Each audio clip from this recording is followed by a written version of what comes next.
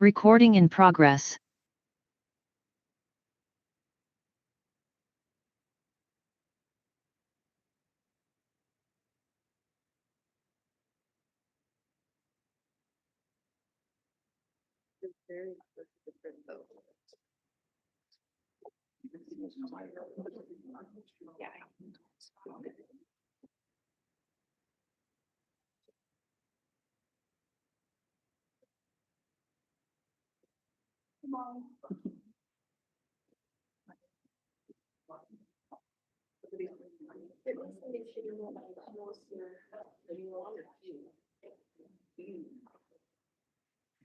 Please rise as you're able for the Pledge of Allegiance.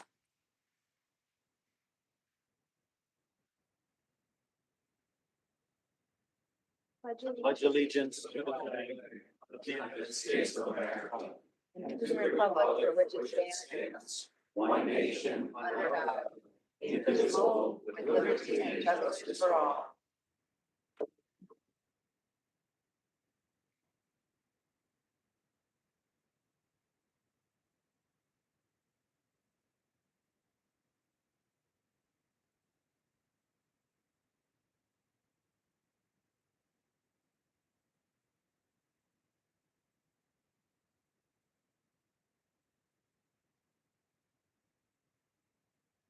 All right, welcome everyone. Great to see everybody here. This is a really full agenda, a lot of really meaningful items tonight, so glad to have an engaged audience with us.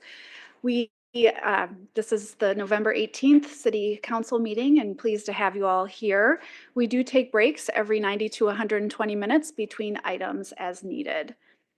All right, we begin every meeting with an open comment period. This is an opportunity for anyone from the public to speak on items that we will not be taking public testimony on later in the agenda during a public hearing. So just note, if you did sign up on this blue form, you are not planning to speak on an issue that is a public hearing later in the meeting. So just want to make sure everybody's aware of that.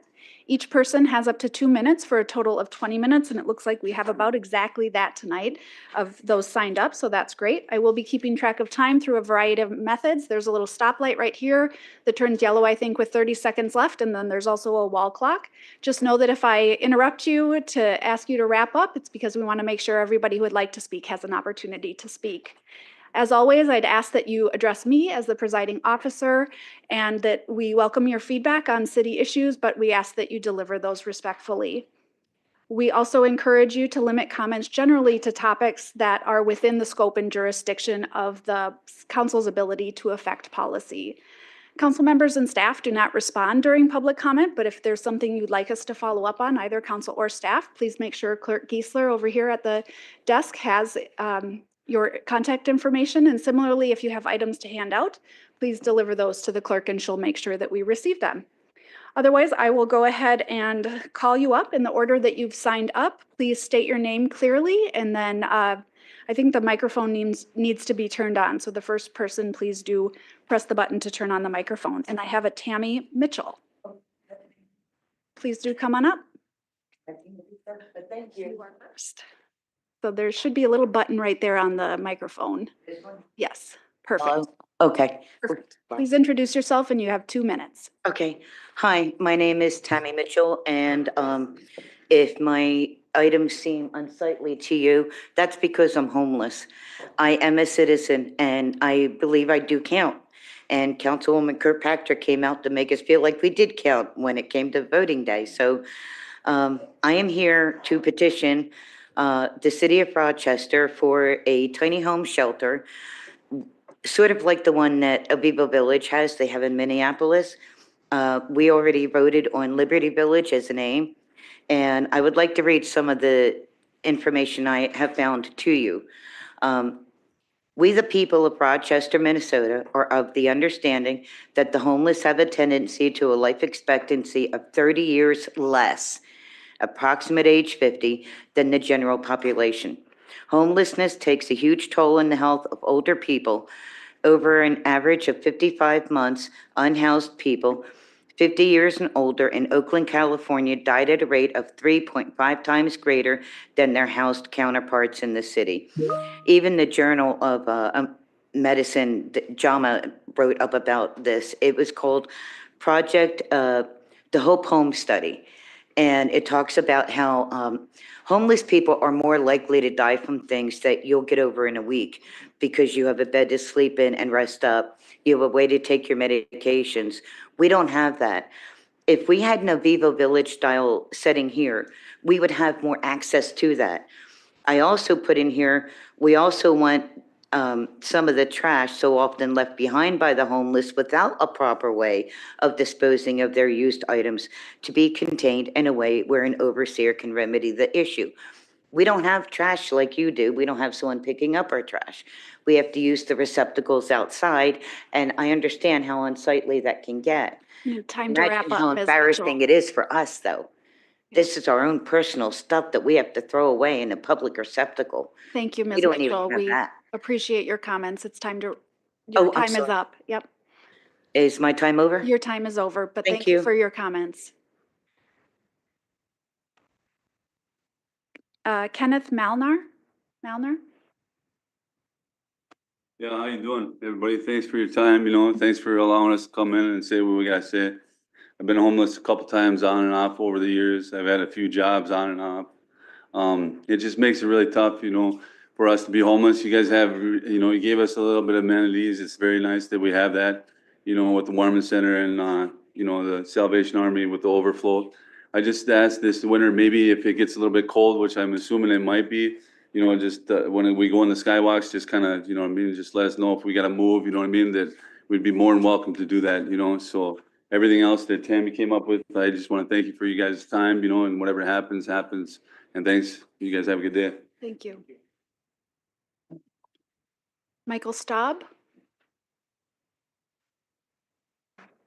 Hello, I'm Michael Staub. I'm homeless. Never in my life did I imagine I would become into this situation, but it happens. I had a job, all that, and I've used drugs, but it brought me into a state where I was depressed, and I got on the streets. But it's difficult living, being homeless. It's you have things, the amenities are good here, the landing, the Salvation Army, but like the people are just like everyone else, they're just they have issues and problems, that they don't really know how to deal with it. And there's stuff like people's things are important to them. And like when they have to move around and they lose it, it's just altogether bad, especially now that it's getting cold. It's not fun staying outside. If you get trespassed from the warming center or something like that, you get like 21 days and there's no other place for people to go. And it's cold out there. I stayed outside for 14 days and I don't want to do it again. It's not fun. And I think if they get these huts, they'll have a place to put their stuff and feel like they, a little better about themselves to be better, and not so feel like you're like not heard or just unappreciated or you don't matter. But yeah, thank you. Thank you for speaking. Paul Gillis Jr.?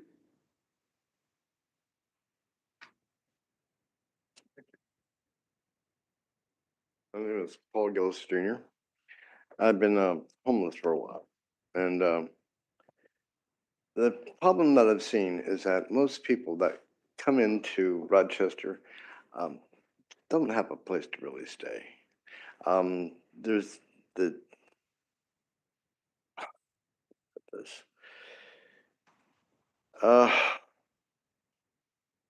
I've seen people come in with radiation treatment for cancer. Back over here at the warming center, and that's where they had to stay. And some of them didn't like to stay there. So they were out on the street. This is really needed, the Aviva centers. Thank you. Thank you. Amy Garrettson.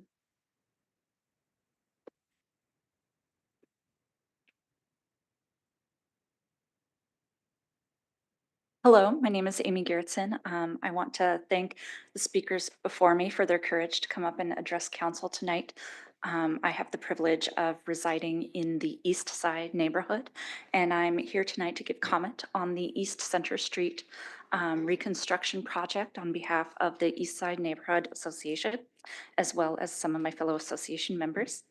Thank you to the current city council for listening, and looking forward to working with incoming city council members who may be here tonight. So we have a vested interest, of course, in the East Side Reconstruction Project because it's the main thoroughfare within our neighborhood. And we would like our voices to be heard in the planning and reconstruction of that thoroughfare. There was a public comment, what do I want to say, open house at the Mayo Civic Center, which several of our members attended. And they were a little dismayed, feeling not quite heard by the staff at the open house. We were also told there would be a second comment session, a second open house in late 2024 or early 2025. Unfortunately, we haven't been informed of that date or when more neighbors might get the opportunity to speak about the reconstruction project. And we really just want to be heard.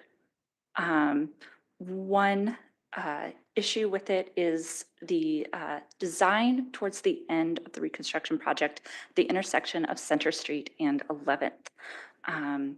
There was talk of perhaps a circle drive, what do I want to call it? A traffic circle or mini roundabout being placed there for numerous reasons. Those that live in our neighborhood feel that that is not the correct course of action. Ms. And, Garrettson, thank you final so- thoughts, yes. Thank you so much for letting me speak on this issue. Thank you. We did receive your email. Christine Lyler. Hi, Christine Laffler, again from the East Side neighborhood, regarding the mini roundabout plan for Center Street and 11th Avenue East. We request that this item be continued to a later date after community development has met with the neighborhood to consider the actual neighborhood needs. According to Mr. Dombrowski on page 641 of today's packet, this roundabout was planned 3 years ago, but there was zero public engagement at that time. The neighborhood was just informed this year. We'd like to know, where's the traffic study for this very busy intersection? When was it done? What time of year? For how many days? I did an informal count this afternoon and discovered between 2:30 and 3 this afternoon, it was about 19 vehicles per minute. If you just count 8 a.m. to 6 p.m., and that was not a busy time of day, that would be over 11,000 vehicles just north of that intersection on 11th. We're wondering if they've contacted the Boys and Girls Club and Families First and Head Start for information on the number of children who need to be able to cross the streets there multiple times per day. The current plan is not designed for the safety of pedestrians. Have RPT, have RPS busing, the fire department, garbage haulers, even funeral homes, any business with oversized vehicles who regularly use that intersection, have any of them been contacted about this? None of them will be able to use a mini roundabout properly and will be required to go bumpy bump right through the middle and or make regular left turns, but then they will have zero traffic control when they do so. 11th Avenue East is a truck route, so this is a consideration. Have they contacted CPKC for information on the number, frequency, and length of trains that regularly go through the uncontrolled level crossing just 400 feet north of this intersection? Final thought, please. We'd like to see some more information before the council votes on this issue. Thank you. Thank you. Mary Jo Majerus. So I'm wrapping this whole thing up because we couldn't get it all into 2 minutes. Mary Jo Majerus, I live in East Side neighborhood, 703 East Center Street, so right on Center Street. The neighborhood prefers option 4 because it saves our beloved tree canopy. Funds saved by eliminating the roundabout can be used to implement option 4. And we'd also like to see a tie-in to the bicycle route, the Mayo Park Drive. Also, option 4 keeps the bike lanes next to the existing curbs and will also reduce cost. And lastly, Oakwood Cemetery is in support of not having a roundabout, and option 4. Thank you. Thank you. Westland.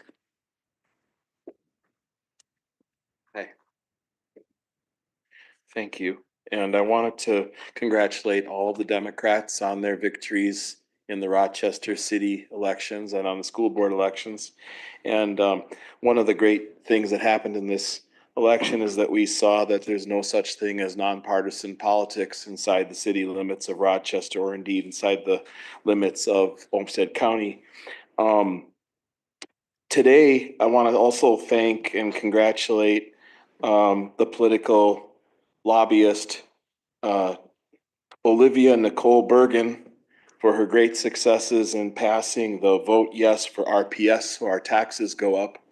And a lobbyist, as defined by the Minnesota State Finance Board, is a person who's paid more than $3,000 a year from all sources for lobbying, a person who spends more than $250 on lobbying, or a person who spends more than 50 hours in any month lobbying. And Olivia Bergen had a really nice website. I congratulate her on doing that. It was to raise our property taxes, and I know the city's about to raise our property taxes again too. And the county is going to raise our taxes by implementing new ways of gauging the property values. So our taxes are going up in two ways. But Olivia Bergen's website was Vote Yes for RPS. It had 285 likes. It had 549 followers. It did a lot of good political action. The tax raises increased, and then now it's suddenly gone. So I guess it packed up and left town. But I think that maybe the federal government can help us understand this. I've been talking about political action groups and nonprofits in Rochester for going on 3 or 4 years. I was impressed that even Joe Powers noticed and a lot of other people noticed. We have dark money in Rochester and we need to audit. Thank you, Mr. Lund. Barry Skolnick.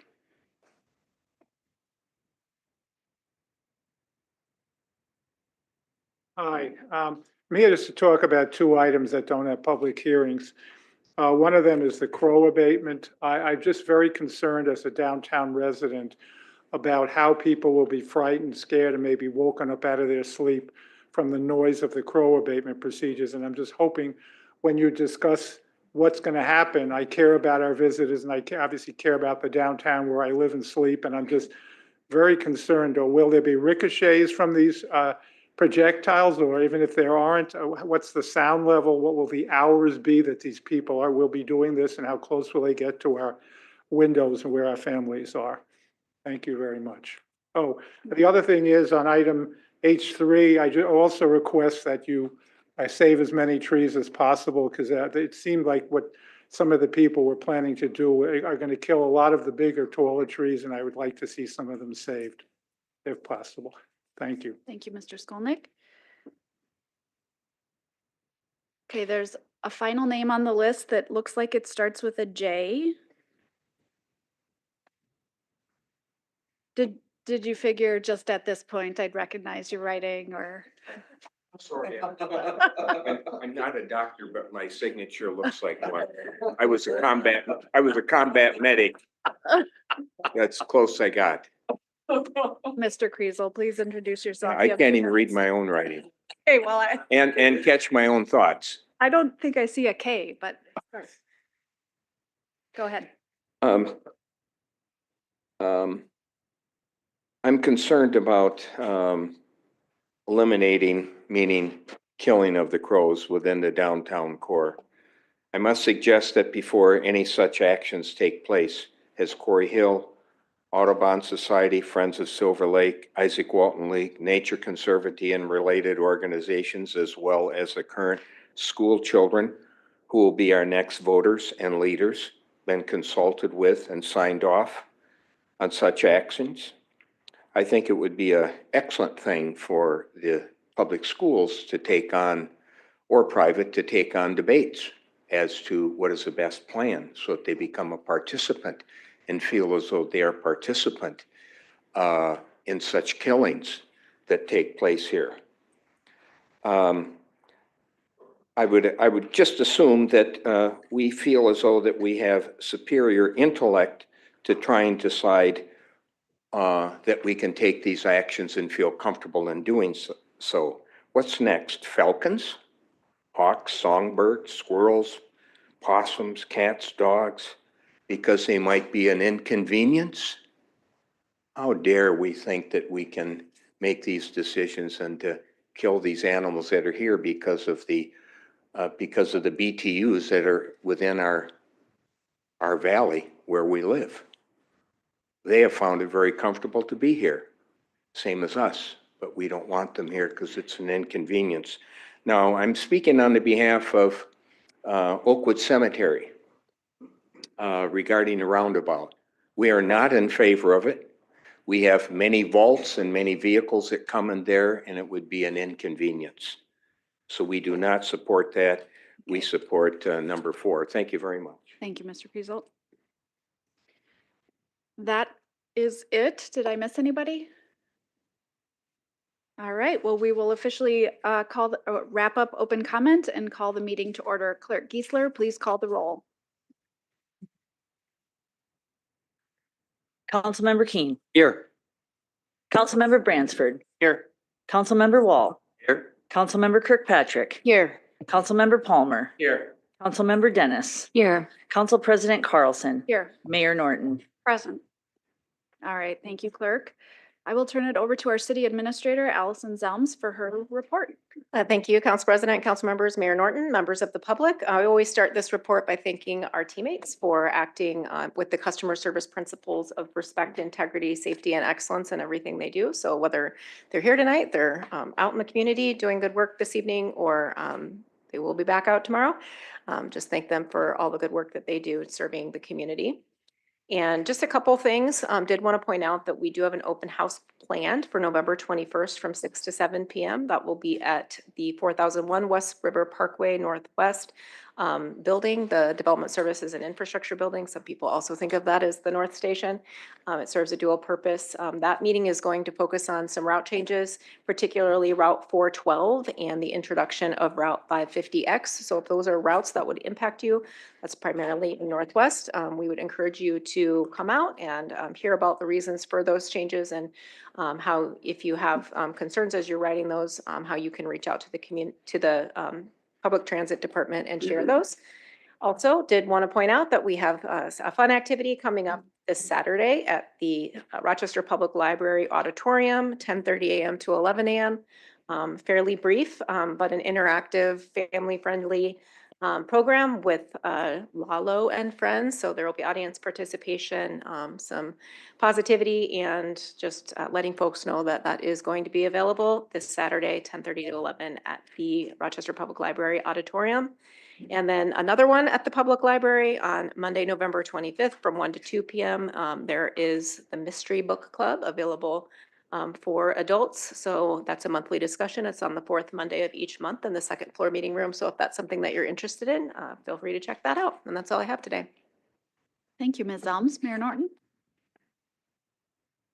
Thank you.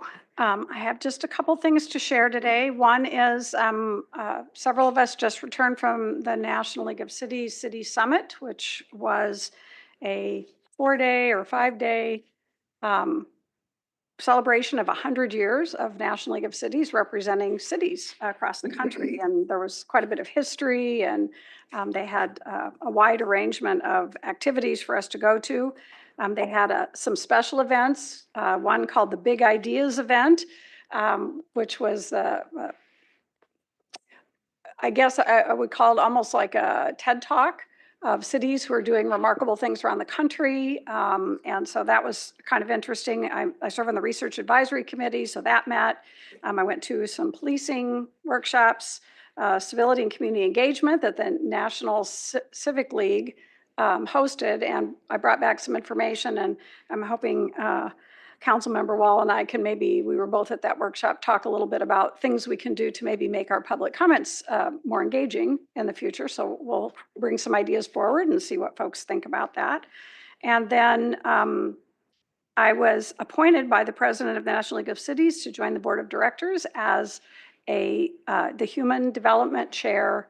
It's a federal advocacy committee, so I'll be chairing federal advocacy for human development. So that's exciting, and I'm really looking forward to what that will mean for our lobbying efforts, because while I'm there, I can certainly work on issues for our city too. So very excited about that. Michonne pulled together some activities that are coming up. The Rescuing Santa from City Hall is a long-held tradition in this community. So from 2 to 5 on Friday, and that's changed off and on what day that is, but it will be Friday, November 29th from 2 to 5. So it's generally a well-attended, family-friendly event. We do have, I mentioned some of these before, and there isn't, I want to change the Citizens Advisory on Transit to say 2 openings. You're filling 3 of those this evening. So I have Board of Appeals, 2 openings. There's some folks in the room here who might be appropriate in the audience today for Board of Appeals, so they might want to think about that. Citizens Advisory on Transit, Heritage Preservation, 2 openings. Library Board, 2 openings. That's really unusual, and it's generally we get a lot of applications for that.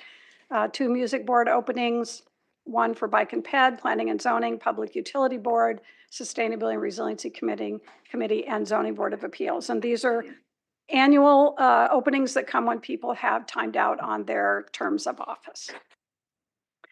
Quickly again, there's the International Relations Committee has planned 2 sister city trips. They're noted here, 1 in September and 1 of August. These are not paid for by city tax dollars. They're independently funded. This started with Mayor Chuck Hazama, who took many delegations around the country to visit different communities, including the one to Germany. And Japan as well, actually. So, and then Mayor Brady as well followed up. So this kind of went to sleep during the pandemic, and we're trying to resurrect it. We have probably 50 to 65 community members participating in the different sister city organizations. If you're interested in international relations or sister cities, let us know. We do have brochures up in the 2nd floor office. You can come pick one up and take a look, or contact my office, and Michonne can send you an electronic copy of those. So we would welcome folks to be considering either of those. The Rochester Visioning, I just wanted to mention, we have finished up our formal input. So it's not to say that it may still be open and someone could slide in their recommendations, but I'm going to receive thousands of ideas, and those will be collated and passed off to our city's consultant, the library's consultant, and then I will share it at State of the City with the board, and as we disaggregate the data and have something that'll be easier to share than it's currently available on an online website, but it's quite comprehensive, and I don't think you guys probably want to see the thousands of comments. So we'll find a way to bring those together. The steering committee will work on that. So just wanted to mention that as well, but a successful long haul to get that all done, to get citizen input on what we want Rochester to be like by 2050. And that's the end of my comments. All right, thank you, Mayor Norton. Move on to approving the order of the agenda. If there aren't any changes, I'd invite a motion to approve. I'll move approval. Any discussion, Councilmember Keen? No, the only thing would be just to comment on the fact that we have a lot of public hearings today, and we should try to be precise and respect the time of both the citizens and the staff for tonight. And I'll make a few comments as we dive in about how we'll proceed with a couple of those items that go together. Okay, any other discussion? All in favor say aye. Aye. Aye. All opposed say nay. Motion carries. All right, moving on to the consent agenda. Councilmember Dennis is pulling item F4. All right, I'd invite a motion to approve in block items F1 through 3 and F5 through 24. So moved. Second. Any discussion, Councilmember Bransford? Any other discussion? I'd just like to quickly thank staff for their really good work on concerns I had around F21. It really showed the best of our team, and I really am grateful for the good work of our staff to make sure we're in good shape moving that contract forward. All right, all in favor say aye. Aye. All opposed say nay. Motion carries. Point of order. Councilmember Keen? Regarding the pulling of agenda item F.4, I want to move to suspend our rules to allow a vote to approve F4 without discussion or debate to protect the confidentiality of the attorney's private personal data consistent with Minnesota Data Practices Act, as well as his existing contract. Second. All right, all in favor say aye. Aye. All opposed say nay. All right, motion carries 6-1. Moving on to public hearings.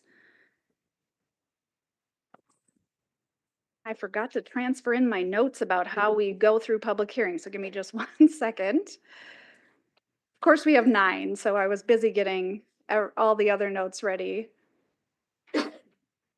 Actually, I don't need them. Okay, so we have a particular process we use for doing public hearings, which I always like to take a minute to walk through.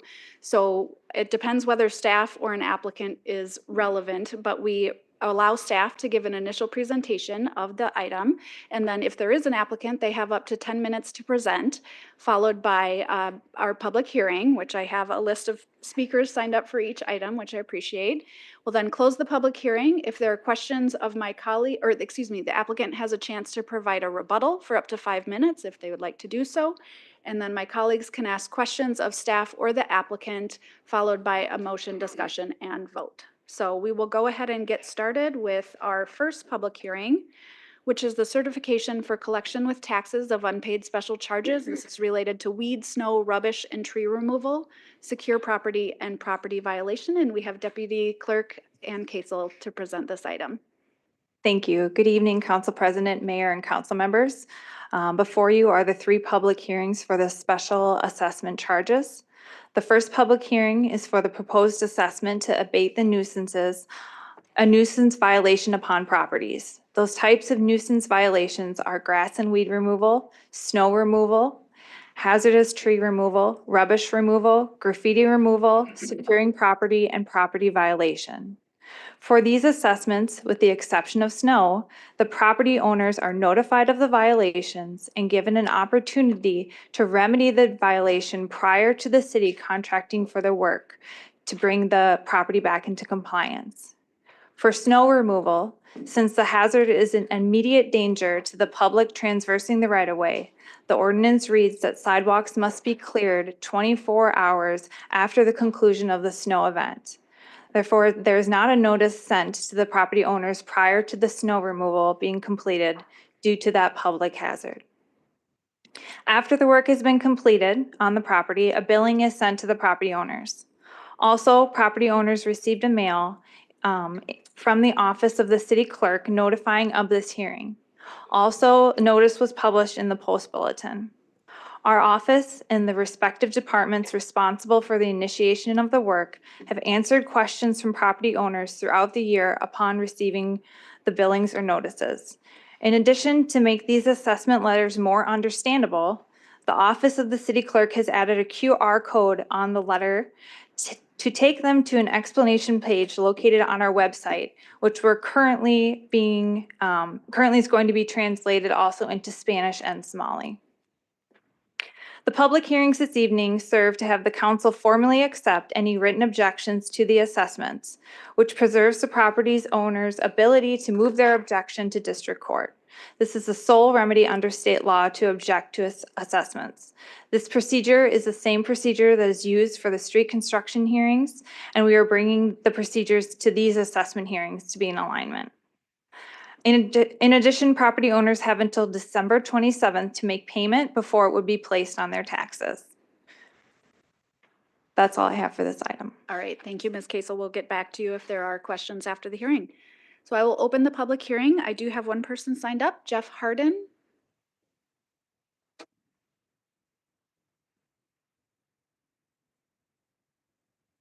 Mr. Harden, please introduce yourself. You have up to 5 minutes to speak. All right, my name is Jeff Harden. After rereading this and hearing what you said, I'm wondering if I shouldn't just go ahead and take the next step and be heard in court so I can better present my claims here, but I can briefly. Excuse me for interrupting you, but it's still important, correct, clerk, that he formally speak tonight to declare his appeal or his I'll go ahead and keep talking Okay. for the 5 minutes and then you guys can All right. decide. So, But it's worth your time. Thank you. this is for, securing a property. When this situation first started, I was told that I could do it myself or hire it done. I, described to the city worker that I had a long history of building houses in Rochester and I still had connections that I could have this done, simply boarding up windows, putting plywood over them. Then after a week or so, it was told that I could not do it because I might not do it to their expectations. I said, fine, let's just do it your way. That way I'm not liable. And then the long evicted tenant continuously took the plywood off the doors and windows, run off with it. And they had to redo it multiple times. Again, I asked, why can't I do it? They wouldn't let me.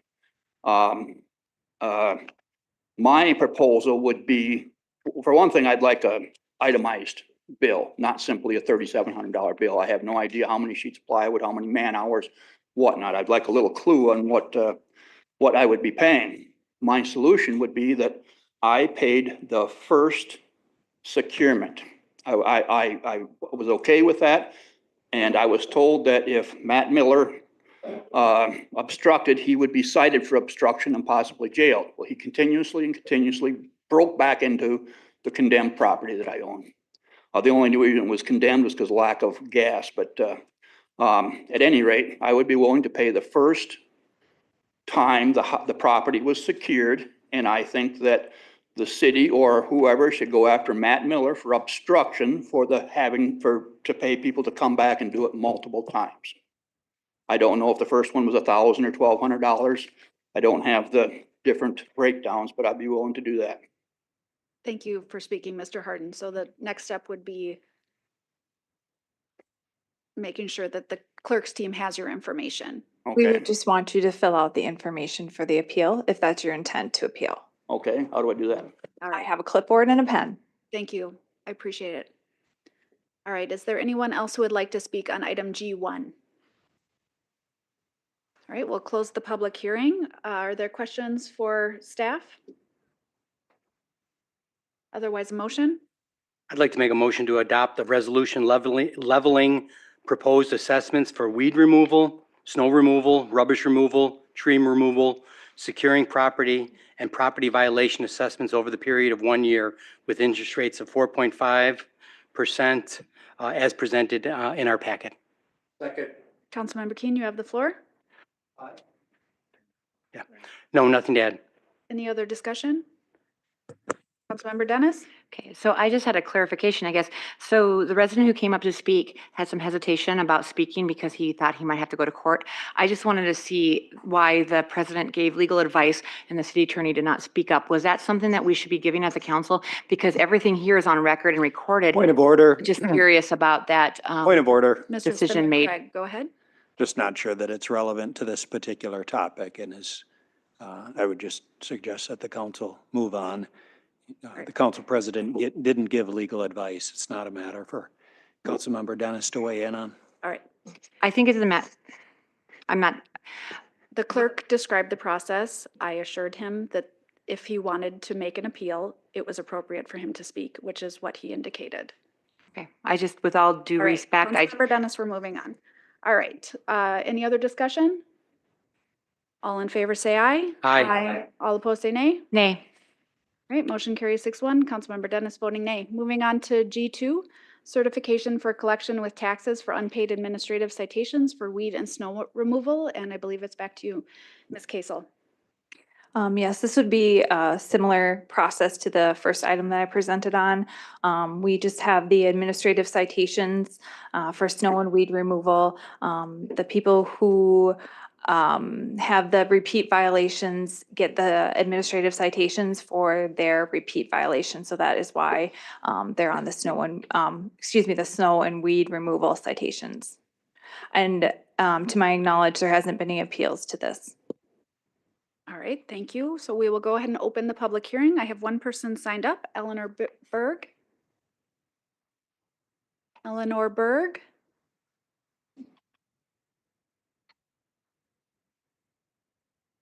Please take your time.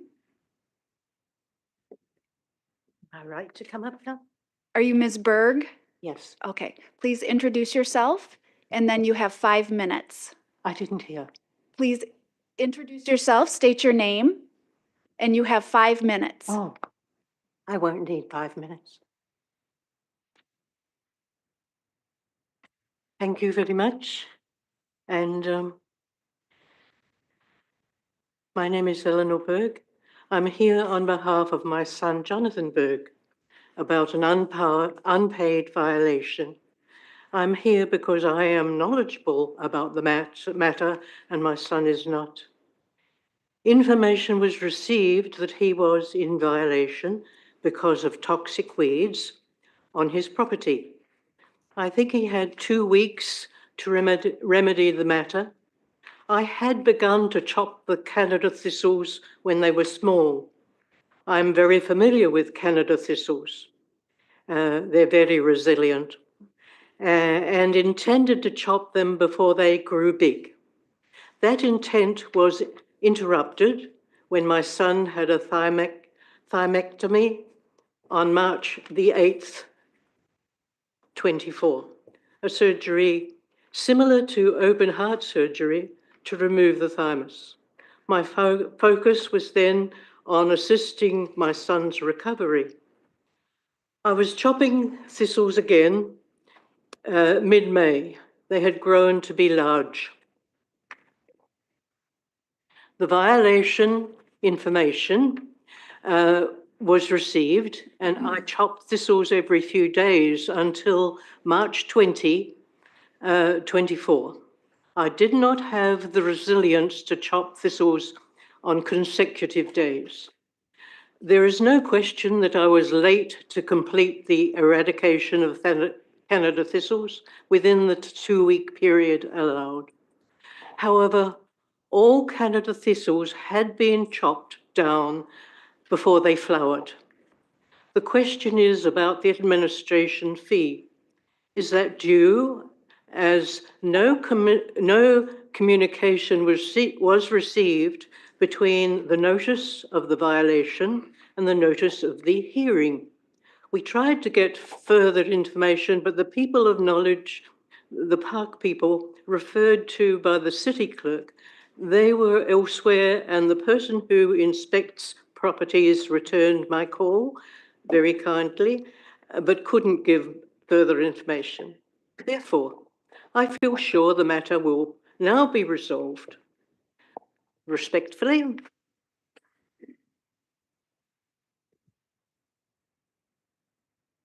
Thank you for your time. We'll ask that your question be answered. Was there anyone else who would like to speak on item G2? Okay, we will close the public hearing, and Ms. Kasel, just wondering if you have a response to whether a bill was sent to the property? That would be more for the park staff. Procedurally, yes, I believe that a bill should have been sent in between the two, the initial notice and then the notice of hearing that we sent out. I don't know if Parks has any comments on that.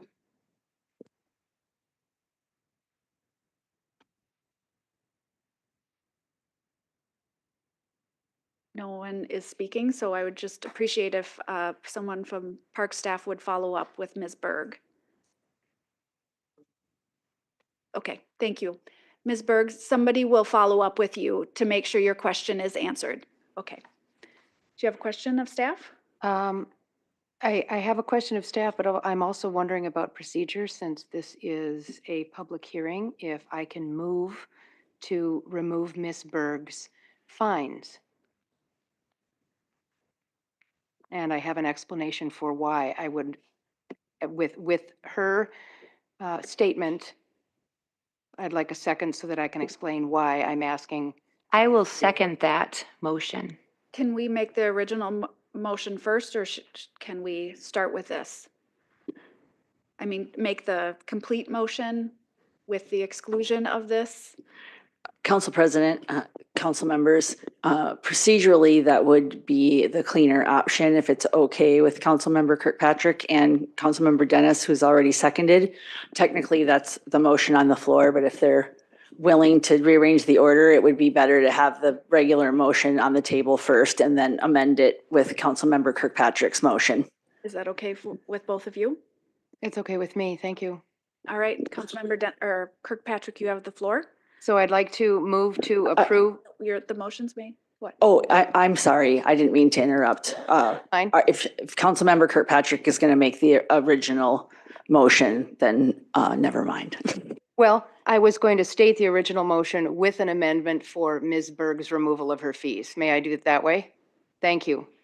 It was sort of implied, but go ahead. Okay, and well, make no, the then motion. okay, well, it was implied. We're going to stick with the original action requested by staff. However, we're going to remove the fees for Ms. Berg. And the reason I make this Need a second. She seconded. I will had a second that from motion. Dennis and Bransford earlier. Okay, thank you. So as a master gardener, I typically teach people all the time that God's gift to the weed world is the Canadian thistle. Ms. Berg spoke very, very accurately about never letting them go to flower so that a seed was formed so that she would be inconveniencing or causing more trouble to adjacent properties. I personally sent an email to park staff this year about another location on 3rd Avenue and 16th Street Northeast, where an entire boulevard worth of Canadian thistle going to seed and blowing into adjacent properties was happening because no one at that property removed their Canadian thistle. Parks Obliged sent a violation to these folks at this property northeast, and they mowed it all down, further contributing to seed distribution, causing adjacent neighbors a lot of extra labor to remove these thistles and or chemical application that's not good for our waterways, especially in the northeast neighborhood that has karst sensitive geology. So for that reason, Ms. Berg, I believe that you are astute in trying to attack these thistles repeatedly. However, that will never work. So I appreciate your attempt, and it was very, very good. And I appreciate that you were caring for your son. And whatever charges Ms. Berg had applied, I would like them removed because there were no fines issued to the other property northeast that went to the attempt and success of cutting their thistle down, yet causing further burden to numerous neighbors adjacent properties. Just to be clear, the fee is $85. Okay, Councilmember Dennis, did you want to say? Thank you. So I know how subjective these fees are. You have to have someone come and report your property, then you have to have staff come and evaluate. And it's all kind of whether or not you have neighbors who put up with your weeds or not. And there's neighbors who put up with people's weeds and there's neighbors who don't. I have experienced firsthand neighbors who thought I had too many toys in my yard. So I quickly helped put the toys in the shed. And I had a situation where staff came and evaluated my yard to make sure that I didn't have too many child toys in my yard. So I know the issues that, we have. Hopefully everyone has good neighbor connections and we are BFFs with the people next door to us. But those who are not, for many different reasons, there are people who report neighbors for violations due to different reasons. And I think that in good faith, Ms. Berg has done a lot of work for her and her son. And I just think that the city should not punish those who are subjected to being reported and violated and doing their best to make sure that the rules are followed. So I am in support of removing the fees for those who do, in their best intentions, good faith to follow the law. Thank you. Any other discussion? I'm just concerned that, again, this is our policy, the way it's set up to how these fines go out. I understand the case in front of us, but we're basically we're voting to basically say, to override the staff on they're executing our policy and then we're overriding them. I guess in an isolated case, I think that makes sense, but I'm just trying to get comfortable with it. I think this is a reasonable isolated case. Go ahead, Ms. Kirkpatrick. Thank you. Yes, and the motion and amendment I made was only for one property, Ms. Berg's, as she came in to make a statement. I haven't heard any testimony from anybody else asking to have their fees removed. Thank you. Nor did she ask for her fees to be removed, just to clarify. So, okay, all in favor of the motion with the exclusion of Ms. Berg's property, say aye. Aye. All opposed, say nay. Motion carries. All right, moving on to item G3, which is similar, the certification for collection with taxes for unpaid utility charges, electric, sewer, water, and stormwater. Ms. Kaisel, back to you. This would be the last public hearing tonight for these types of assessments. RPU sends communications to the account holders for their delinquencies prior to the hearing. Staff would request that the council adopt the assessment rule for the unpaid public utilities. We have received one written appeal tonight from a gentleman who did not wish to stay for the council meeting. The Highlands on 19th Condominium Association, the president of that presented a written appeal, so it will be noted for the record. All right, we will open the public hearing. I do not have anybody signed up for item G3, unless I'm missing anyone. Would anyone like to speak on this item? Okay, we'll close the public hearing. And are there questions for staff? Councilmember Wall? I was looking at the list and just took maybe the top four. I think it was 6,300. I'd have to try and find it again, down to say 3,800. How do people get that far in arrears on utilities?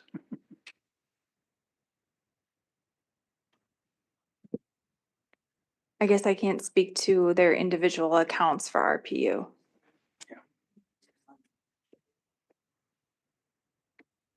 Council President, Ms. Councilmember Ellis, Wall, I thank can you. take a sort of global view of that. And part of that could be any number of reasons why if a property was vacant for a period of time, if there was a renter that moved and maybe the owner of a property was trying to collect from the renter and hadn't been paying the bill. I think there could be any number of reasons why something like that might happen. If it's a commercial building, that might be related to some other legal proceedings that they would be going through. But there could be any number of reasons why someone might be behind on their bill and without having anyone phoning a friend for me on Rochester Public Utilities on the line, it would be hard to go through each one, and I'm not sure how public the data would be on any individual situation. Does that clarify, Mr. Wall, sort of? Mr. Keen? I guess I will add in that, again, during COVID, there were state laws that we couldn't shut off, and it did drive bills up a lot. We tried to clear that up in the fall of 2022 and 2023, but some of those might have been on payment things that are now coming to the point that they have to be added against the property. But I don't have the exact facts, but I know those numbers got way out of hand during COVID. Any other discussion? Or excuse me, any other questions? Otherwise a motion? I'd like to move to adopt a resolution leveling the proposed assessments for unpaid utility charges assessed over a period of 1 year with an interest rate of 4.5%. Second. Councilmember Keen, you have the floor. No, nothing to add. Any other discussion? All in favor say aye. Aye. Opposed say nay. Motion carries. We are moving on to items G4 and G5, which are related to vacation petitions for Mayo Clinic. And we have two items that will be taking a staff presentation as well as the applicant presentation together. We'll then do the public hearing as one public hearing for items G4 and G5. So those of you who signed up for both items will just be called up for that one time. You need separate motions for each item. So we'll start with item G4 for the motion, but I will turn it over to Ms. Irene Woodward, our Community Development Director, to walk us through the staff presentation. Good evening, Council President, Mayor, members of Council. I am going to kind of present the overview of the two applications that are before you. One is a street vacation and one is a vacation of easements. So I'm going to kind of start back with some of the different applications that have been before you so far as it relates to Bold Forward Unbound. The first was back in September with the adoption of the AUAR, and then following with the adoption of the Medical Overlay District. And then back in October 30th was the recommendation from Planning and Zoning related to these street vacation applications. Tonight we're before you for the public hearing, and there will be a future, and that's why it's a little bit lighter, for the development agreement that will be coming forward at a later date. Not necessarily any specific date at this time, but that will be another opportunity to look at some of those different requirements as well. The applicant for these two street vacations is the Mayo Clinic. In additional signers and co-applicants are the Co-Cathedral of St. John's and Calvary Church. So both of those have signed on to the application. We're looking at the vacation of 5 right-of-ways and the vacation of 8 easements. I'm going to kind of go to the overview of the vacation. So these are a couple different areas. The first one is about an 18-foot wide alley between 7th Avenue Northwest and 6th Avenue Northwest. And then there's a 75-foot right-of-way on 3rd Avenue Southwest and 4th Avenue Southwest. And then additionally, the vacation on 4th includes approximately 136 feet of 1st Street Southwest right-of-way. And then there's also a 25-foot right-of-way along 2nd Avenue Southwest, which is currently being utilized as a boulevard and on-street parking. So all of those are highlighted on orange in this map. And in addition, there's a vacation of 8 public easements, and these are all kind of noted on the map in various, and these would also need to be vacated in order to move forward with the additional development. The findings, which are generally kind of general criteria that should be examined, that's how kind of we've set these up and looked at them for the street vacations, really look at how do these things align, being the first that these vacations support Rochester's Planning to Succeed comprehensive plan, enhancing connectivity, promoting redevelopment, advancing sustainable transportation, creates a pedestrian-friendly and transit-accessible downtown, and assists in enhancing streetscape and pedestrian routes. The other item to note, and I won't go through every single word on there, there is information in all of the packet in terms of this information. And the other part to it is that through this vacation, just to be very clear, there will be no issues with required public access. So all the properties would still have access to their properties, which is one of the criteria that is looked at. In addition, this is similar to the last in terms of the findings that we recommend from the easement vacations, and that really is also continuing to support the items listed in the comprehensive plan. And these easements and the street vacations are very similar. The Planning Commission recommended approval for both of those. With these 2 vacations, there was some recommendations for conditions of approval that were identified. These are for the street vacations, and there were 5 items listed, which include finalizing terms of a development agreement based on the Public Works Review Letter of 10/18/2024, which is also in the packet. There will also need to be recorded easements as described in the RPU Water Review dated 10/8/2024, and easements for RPU Electric from October 11, 2024, which are generally consistent for other findings we see and conditions. And then in addition, prior to issuance of a building permit for the redevelopment of the site, a public easement shall be dedicated for a pedestrian passageway on the north-south movements in either the 4th Avenue Southwest or the 3rd Avenue Southwest corridor. And finally, the site development shall comply with all conditions outlined in the traffic study that is required for this development. So all of those would be conditions of approval and would need to be completed before any of the resolutions were recorded to move the vacation forward. There are 3 conditions for the easements, which are very similar in terms of the applicant shall record new easements for RPU water, for electric, and then there's an additional one to dedicate a temporary utility and drainage easement for the public works. All of these would be required in terms of those 3 conditions for the easements in that vacation. So just to summarize, they're kind of both back up there. Before you are 2 motions, and one is adopting a resolution for the vacation of 5 public right-of-ways and the alleys with 5 conditions, and adopting a resolution for the vacation of 8 public easements with 3 conditions. And with that, I will turn it over to the Mayo team. turn it over to the mayor. All right, we will invite our Mayo Clinic representation up. And as you're making your way up here, again, I spoke to Ms. Sexton about this, but you're traditionally have 10 minutes dedicated, but because we're combining the items, if you do need longer than that, that's reasonable in my opinion. But keep it concise. There you go. President Carlson, Mayor Norton, council members. My name is Dr. Katie Arndt. I serve as the Associate Medical Director for Bold Forward Unbound in Rochester. Thank you for the opportunity to be here today.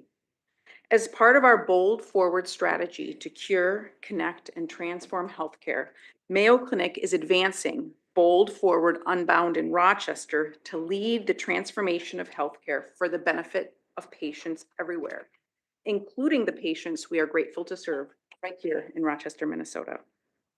To achieve this transformation, we need to reimagine our downtown campus and introduce a combination of innovative care concepts, digital technologies, and new facilities that will allow us to scale transformation in ways never before imagined and do what has never been done in healthcare. Ultimately, the vision is about bringing teams and patients together in new ways specifically designed to advance teamwork, revolutionize the patient experience, create more cures, and improve outcomes. We are creating a connected campus that provides the ideal healing environment for patients and also enhances the staff experience while contributing to the vitality of our shared community spaces. The ability for Mayo Clinic to expand the medical campus in downtown Rochester relies on the use of the land on 3rd and 4th Avenue Southwest between 2nd Street and Center Street. The buildings will be connected to Mayo Gonda and the rest of the downtown campus to enhance the patient and staff experience, including enabling and enhancing the integrated model of care for which Mayo Clinic is known. The new facilities and adjacent changes to Mayo Clinic's campus will be thoughtfully integrated into the broader Rochester downtown area, contributing to a vibrant community where community members, staff, patients, and visitors feel welcome. Good evening. My name is Doug Holt, and I chair the Department of Facilities for Mayo Clinic. The design of the street level surrounding new clinical buildings will use a pedestrian-first approach to space and accessibility.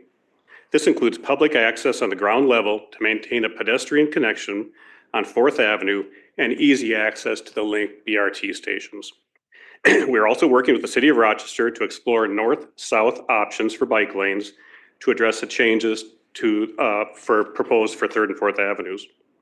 We are collectively working to create an improved experience for cyclists in downtown. This includes new lanes as well as consideration for future lanes. Once Bold Forward Unbound in Rochester is complete, 3 separate drop-off entrances serving vehicles, shuttles, and valet will welcome patients and visitors to Mayo Clinic. With 2 entrances on the north and 1 on the south, this design will help reduce vehicle congestion and pave the way for a pedestrian-centric campus that seamlessly connects public and private spaces. The aim is for everyone, community members, staff, patients, and visitors to Rochester to feel welcome, connected, and inspired by the work taking place inside the buildings. Additionally, we are seeking vacation of a portion of 2nd Avenue to accommodate a new permanent canopy being constructed and vacation of public easements proposed in G5 that will enable redevelopment of those sites. Bold Forward Unbound in Rochester is a commitment to Rochester that we will continue to be a destination for hope and healing for patients from across the country and the globe. We don't do this alone. The citizens and businesses in Rochester are an integral part of the care experience at Mayo Clinic. It is part of that makes Mayo Clinic the special place that it is. We have been working closely with St. John's Co-Cathedral and Calvary Episcopal Church to ensure they continue to provide beautiful spaces of worship and refuge. We are working closely with the City of Rochester to not only meet the requirements of the Unified Development Code and bring solutions forward, but also to enhance the community. This includes the important work led by the City of Rochester to provide safe and convenient routes for the community and active commuters throughout downtown during and after construction. The economic benefits of this investment extend into the community. The project enhances the economic vitality of the region and the state and ensures Mayo Clinic can continue to provide the world's best care to patients. Mayo Clinic appreciates the city staff's collaboration to ensure criteria for street vacation are met, and we agree with the conditions the staff have presented. Thank you for your time. I would now like to turn it over to Reverend Beth Royalty, one of the co-applicants.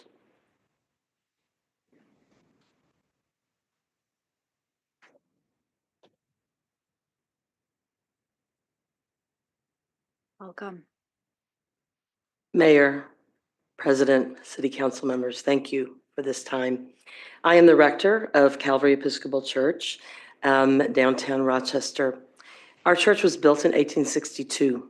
As one of my parishioners has said to me when we first discovered Bold Forward Bound about 2 years ago, but wait a minute, we were here first. But ever since that time, our story and the story of the Mayo Clinic have been wound together inextricably, past, present, and future. We are, my congregation, and I as their leader, are excited, energized, challenged a little bit, but really excited about the future of this project and the opportunity to walk adjacent with our neighbors at the Mayo Clinic is an opportunity of a lifetime for a church as we serve the city and as we serve our neighbors. I was a little bit late to the council meeting tonight because every Monday for 45 years, we have had a healing service in our church. Tonight, our congregation was 1/2 Mayo patients and family and 1/2 my congregants. That's, I think, a good example of how close we are. The team from Calvary, my team, and the team from the Mayo Clinic have been working together for almost 2 years. We have found that our concerns have been met with care, careful planning, logical thinking, and good ideas. All along, we have felt like we are in partnership with the Mayo Clinic on this project, and we anticipate that that will continue as we go forward. We are right there in between 3rd and 4th Avenue, as you know. Our congregation has been welcoming and accepting and really flexible about the work that is happening, and I anticipate we will continue. So we come for you, as you know from your packet, in support of this plan of street vacation. Thank you. Thank you. Father Mann, would you like to speak? Thank you, Council President and Council members, Mayor Norton. I'm Father Jerry Mann, and I'm speaking on behalf of the Co-Cathedral of St. John the Evangelist, also our middle school. We have over 200 students just in the midst of Mayo, really our neighborhood. We've been neighbors for 160 years, and so much has been spoken already that I totally agree with in supporting Calvary and what Mayo is proposing for us, for the city, for our neighborhood. And we share Mayo Clinic's mission to support people in need of hope and healing. So our parish includes Mayo staff and patients and visitors from around the world. The mission of Mayo, long-standing, is not about an image. It's about reaching out and serving others. And it has always been from the beginning of the relationship with Mother Alfred and Dr. Mayo. So it goes beyond any kind of a sense of image, but it is about reaching out, welcoming, serving, being a presence of all of what medicine brings, all of the surprises that happen daily. People visit our church. So as a co-applicant to vacate 3rd Avenue and 4th Avenue from West Center to 2nd Street, we totally support that decision and that moving forward, bold and unbound and forward. And we recognize that the Mayo medical community has a purpose greater than itself. So this is not about some kind of creating something just in their own venue, but it is really a purpose greater than himself. And lastly, I've met with our students just this past week, And I was suggesting to them that this project that we totally support may generate lots of engineers and architects for a future full of hope as they watch what's going on, because Mayo has been so for these 2 years with noise and any complication, any question that we have, they're totally available to support and to walk with us. Thank you. Thank you so much. Is that it for the Mayo team before I move on? All right, thank you. So I will open the public hearing and I will use my list, but if there are others who would like to speak who didn't have a chance to sign up, I will call for that after we have completed the list. We'll start with Eugene Grover.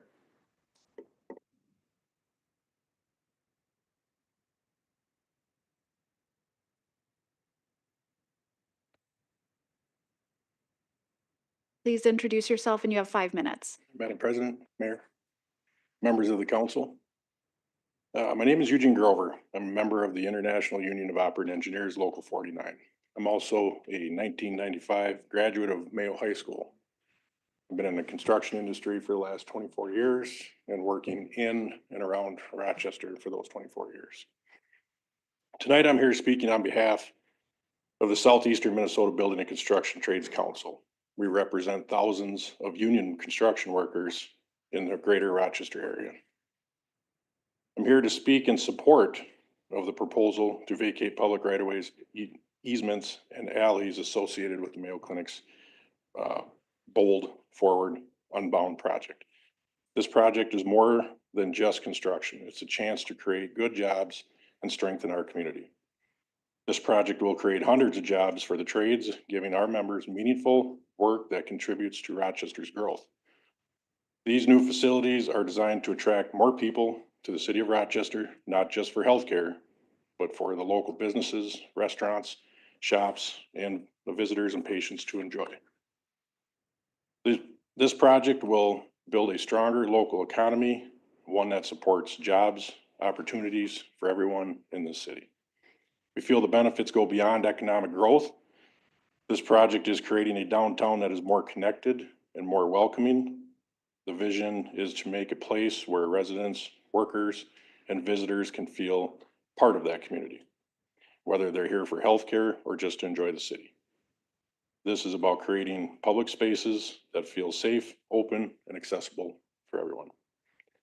In closing, I'd like to say that this project is a once-in-a-generation opportunity to move Rochester forward by adopting the approval of the vacation of public right-of-ways, easements, and alleys associated with this project. You're supporting a vision for a stronger, healthier, more vibrant city, a city known for innovation, growth, opportunity. We feel that this is the right choice for Rochester's future, and we urge you to support it. Thank you for your time. Thank you, Mr. Grover. Barry Skolnick.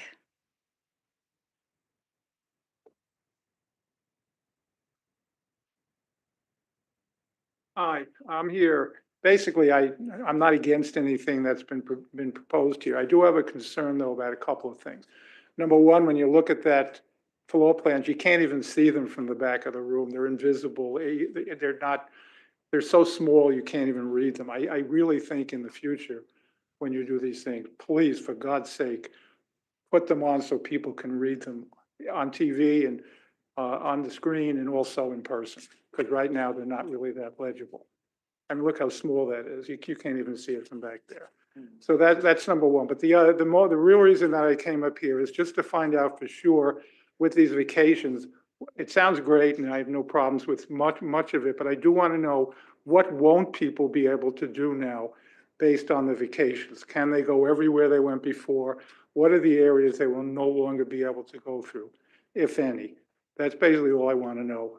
The details about how people who live downtown, such as me, will be affected by this in any way. Like what streets will we not be able to go down anymore? When you look at the chart, it shows arrows, but does that mean that where it doesn't show arrows, people won't be able to go?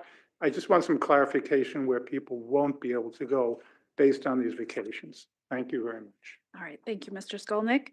Mr. Kriesel, come on back up.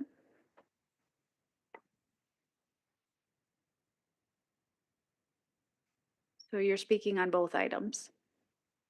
Madam President, members of the council, mayor. Reimagine.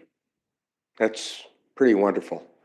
As you've heard me say before about Rochester, Rochester's a phenomenal community and has the ability to dream beyond any envelope. And we're going to see this take place, this transformation in this community for the benefit of everybody. What comes to my mind with this project is the word infrastructure. Infrastructure is defined as the system of public works of a county, state, or region, which includes needed personnel, buildings, equipment required for such activity. Generally pertains to below-ground utilities, however, relates directly to facilities, places, and people that occupy such places. I want to remind everyone the outcome that took place with the first phase of DMC prior to COVID. At that time, we lost a major accounting facility in downtown Rochester, multiple attorneys that moved out of Rochester, dentist's office, many facilities that closed their doors. This was prior to COVID. This was for infrastructure work done for the first phase of DMC. We are now facing phase two.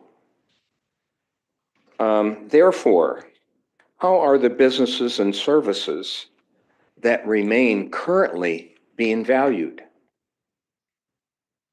Now with a more massive phase to bolder infrastructure projects without grants for the remaining businesses, if valued with such bold moves, what will remain after the next 7 and 10 years of construction? We lost so many with the first phase of infrastructure for DMC. I will ask a simple question to make a point. Currently, what business in downtown Rochester here could be purchased by another entity and make it work?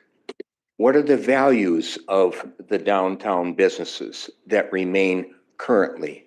I'm going to suggest that it would be very difficult for any business to find a buyer currently. In the next 7 to 10 years, it'll get even worse. I do not see people rallying to be in downtown Rochester because the infrastructure that's going to be taking place is going to disrupt patterns, and without real grants, these businesses will not survive. I was told years ago with DMC, John, you've got to look at the big picture. There's going to be collateral damage, and the businesses that will remain are the ones that will be the important ones for this bold move forward. That's an insult to people that have tried to make it work in downtown Rochester.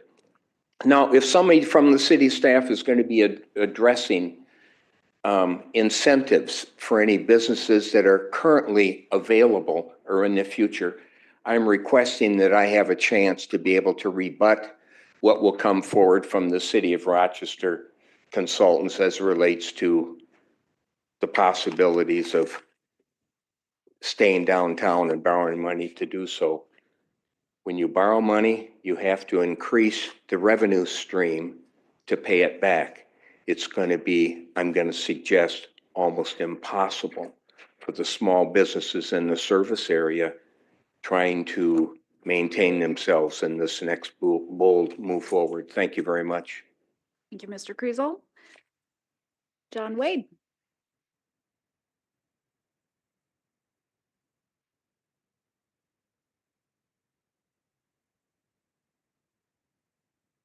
Good evening, Council President Carlson, Mayor, members, Administrator Zelms. It's a pleasure to be here. My name is John Wade. I'm President of Rochester Area Economic Development.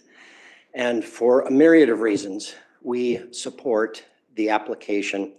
But moreover, I think it's important to really look at not only the plan of development, but how it really was developed. You could never have a better applicant who has more interest in ensuring access to their own enterprise than this one. Because unlike so many other businesses, all of their employees staff, most importantly, perhaps patients, have to have access to that medical miracle we call Mayo Clinic. So they have the greatest interest in making sure that that accessibility is for all. And then as I read through the work and the community development folks and Irene Woodward, you've got such a great staff working hand in glove with Mayo Clinic to make sure that this development not only meets the short-term needs of the community, but is perhaps more importantly to me, is to continue to sustain a 2 or 3% growth rate for the city for the foreseeable future.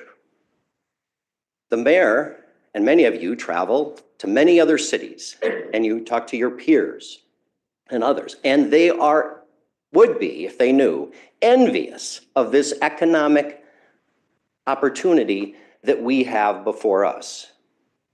Now, that doesn't mean this is going to be easy, but I've also looked at the business flows from during the construction of this project. Most of that flow will continue to the east. Where are most of our businesses? To the east. The project primarily is being built to the west and to the north. It's not to say there are not businesses there also, but we will continue to see and indeed shift much of the existing visit to the clinic to the east side and the south side of downtown. So while it is never easy being in business, we do believe overall that our economy, broadly speaking, will have great benefit from this project, and indeed businesses downtown and throughout the region will continue to benefit for many, many years to come. We are incredibly, I don't want to take Father Mann or the Reverend's, any Reverend's point, but we are blessed to have this opportunity and to have your oversight as the City of Rochester and your professional staff, which has worked hand in glove to ensure that this project happens for we, residents, for the visitors, and I would argue, most importantly, for the patients. Thank you very much for your time. Thank you, Mr. Wade. Ryan Parsons?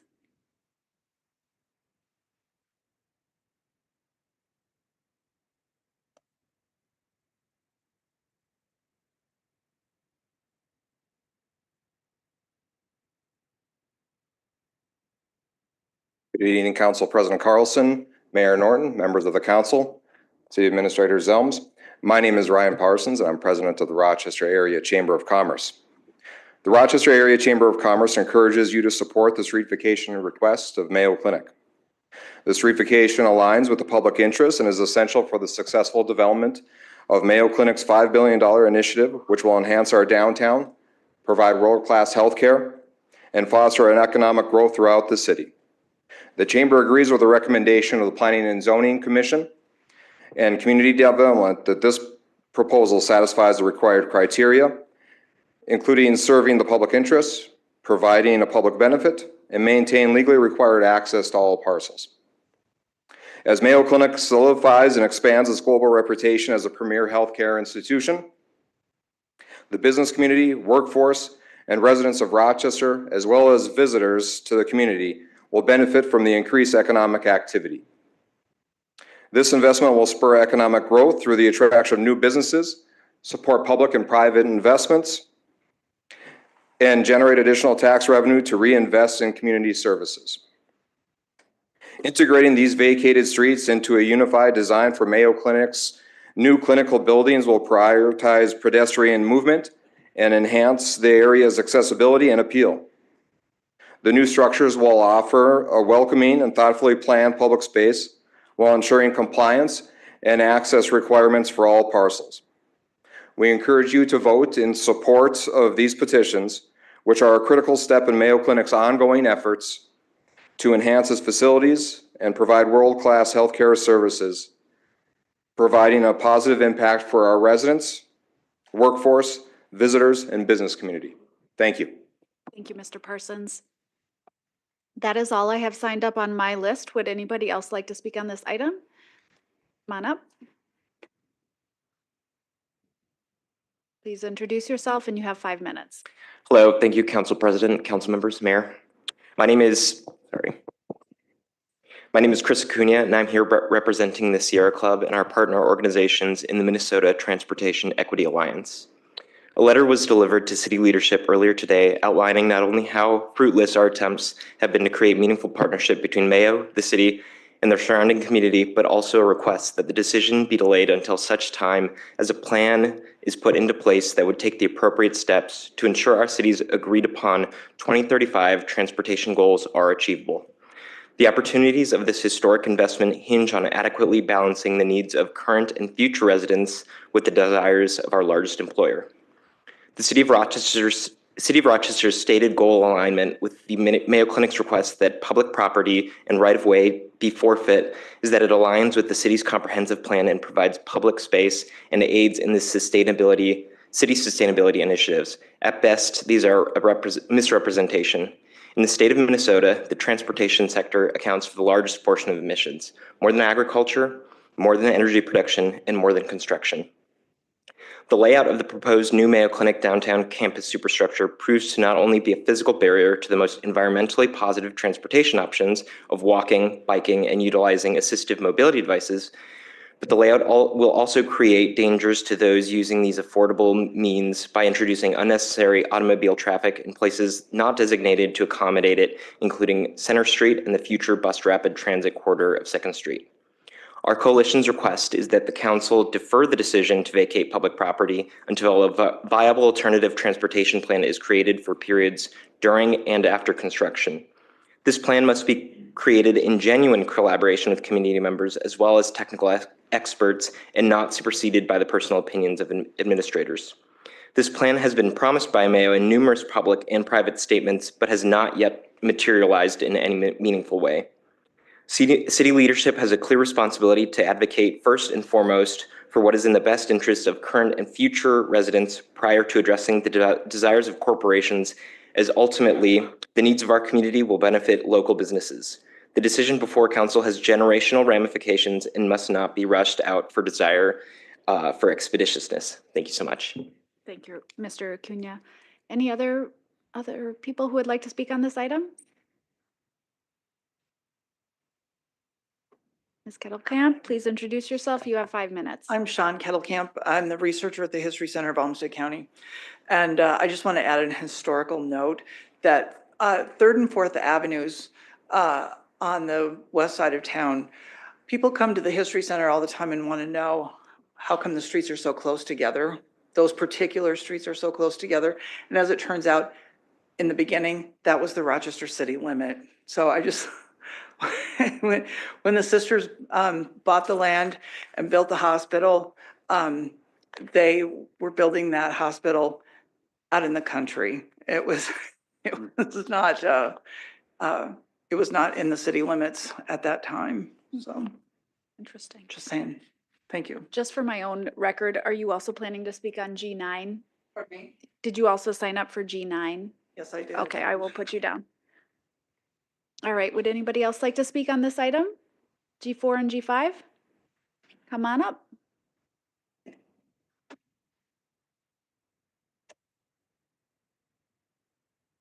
Please introduce yourself. You have 5 minutes.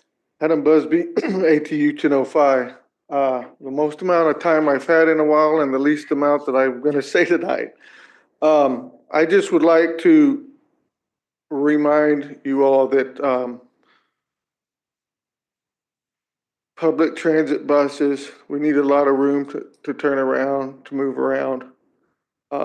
It's not just about going straight up and down 2nd Street. I stand willing and ready to discuss things with partners to get our input. Those of us who actually do the job have yet to be contacted. But anyway, we just need to be very mindful of if it actually is helping our transit route. Thank you, and y'all have a good night. Thank you, Mr. Busby. Mr. Wojcik, did I see your hand? Come on up.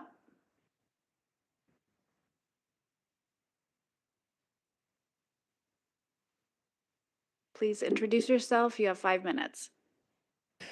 Michael Wojak, citizen here of Rochester. Life is so much better on this side of the dais, I assure you. I woke up yesterday in Taos, New Mexico, 1,144 miles away after having read the council packet the night before, and I decided I'd make a beeline to express some of the concerns. I first of all want to echo what a lot of other folks are saying. This is an exciting opportunity for the community. I think everyone I've spoken with is excited for this project to go forward. I think that we look forward to the benefits that this can bring to our city. But I do have some hesitations that I wish to express. On behalf of myself, my organization, the Bicycle Alliance of Minnesota, the Transportation Equity Alliance, of which we are a partner for, and I also serve on the legislatively appointed Advisory Council on Traffic Safety. Our coalition does support Mayo Unbound and would likely support the vacation of public streets if we had seen, if we see solutions to some of the problems that we've repeatedly raised over the last 18 months, but just have not seen meaningful action or actually any proposal to weigh in on. It's important to know that all of the work that we're talking about doing for Unbound can proceed without a vacation tonight by simply using revocable permits, which we have used in the past. And that still allows the council to maintain their legislative control over the vacation process. Not going through all the points because we spent hundreds of hours putting together a list of concerns and why we were concerned about a number of issues. And I think it's important to realize that we never received responses to most of those concerns that we brought up, and they're still out there. A few things that we'd like to highlight is the Mayo traffic study that was done identified that 2nd Avenue would be a good alternative route for cycling infrastructure, and but it was taken off the table, and it's not part of the packet that you were included on. One of the very few other options for north-south connections for cyclists would be on 1st Avenue, where the city is currently reconstructing streets without any consideration of how that infrastructure would look. So that's currently being taken off the table by the actions that are already being undertaken by the city. Bottom line is, we are concerned there is no north-south connection in this plan or any other plan. We think that that would be a good thing to have in place before we do the vacation. We note that there is a lack of control in the actual materials in your council packet over who is going to control access through the potential easement. It's very important that you as the council establish that it is a public irrevocable access, that the city determines when and how people can move through there, or else we're at risk taking away that access at any point a private entity would like to do so. The cost of the replacement connections are something that could be factored in right now. If we don't have an agreement to replace these important connections that are being taken away, it may ultimately fall to city taxpayers or DMC taxpayers to fund the infrastructure. We can address that before we do the vacations. The city does not explicitly retain the option in the materials that you have in your packet to to close future problematic turning items on 2nd Street, which may interfere with the operations of transit. That's why one of our partners is the transit operators, as we see potential for concern. All you need to do as a council is just make sure there's a legal agreement that Mayo understands the city can close down any problematic turning motions that interfere with the operations of transit. It's not currently in your materials, but it's something that's fairly easy to do. These issues have been known for years. Through some of the data requests that we did, we know that a lot of these issues were raised as much as 18 months ago by city staff, and we're still sitting here tonight without a single proposal to look at. And so while we feel this is good and the work should continue, we simply asked for some due diligence in making sure that we actually have viable solutions before we move forward. Lastly, I'd like to point out 4 years ago, the majority of the council was headed out of office, and we had the authority and the right to hire a city administrator, but it was very important to us that we work with the incoming council members, some of you, to be part of that decision. I believe tonight, looking at the calendar, is the last night that you could start the vacation process and completely eliminate the involvement of the next council, and that would be, I think, a disappointment overall. We do appreciate very, very much that other Mayo employees who have been involved in this process have rightfully recused themselves in discussions and votings on this matter, and we would ask that that continues. We are excited, like everyone else, for the possibility of this project going forward. We think it's good for the community. We share all the potential benefits. What we're simply saying is, before we do this legislative step of vacating the roadways, let's get those plans in place. Thank you very much for your time. Thank you, Mr. Wojcik. Would anyone else like to speak? All right, I'll close the public hearing and invite the Mayo team back up for a response.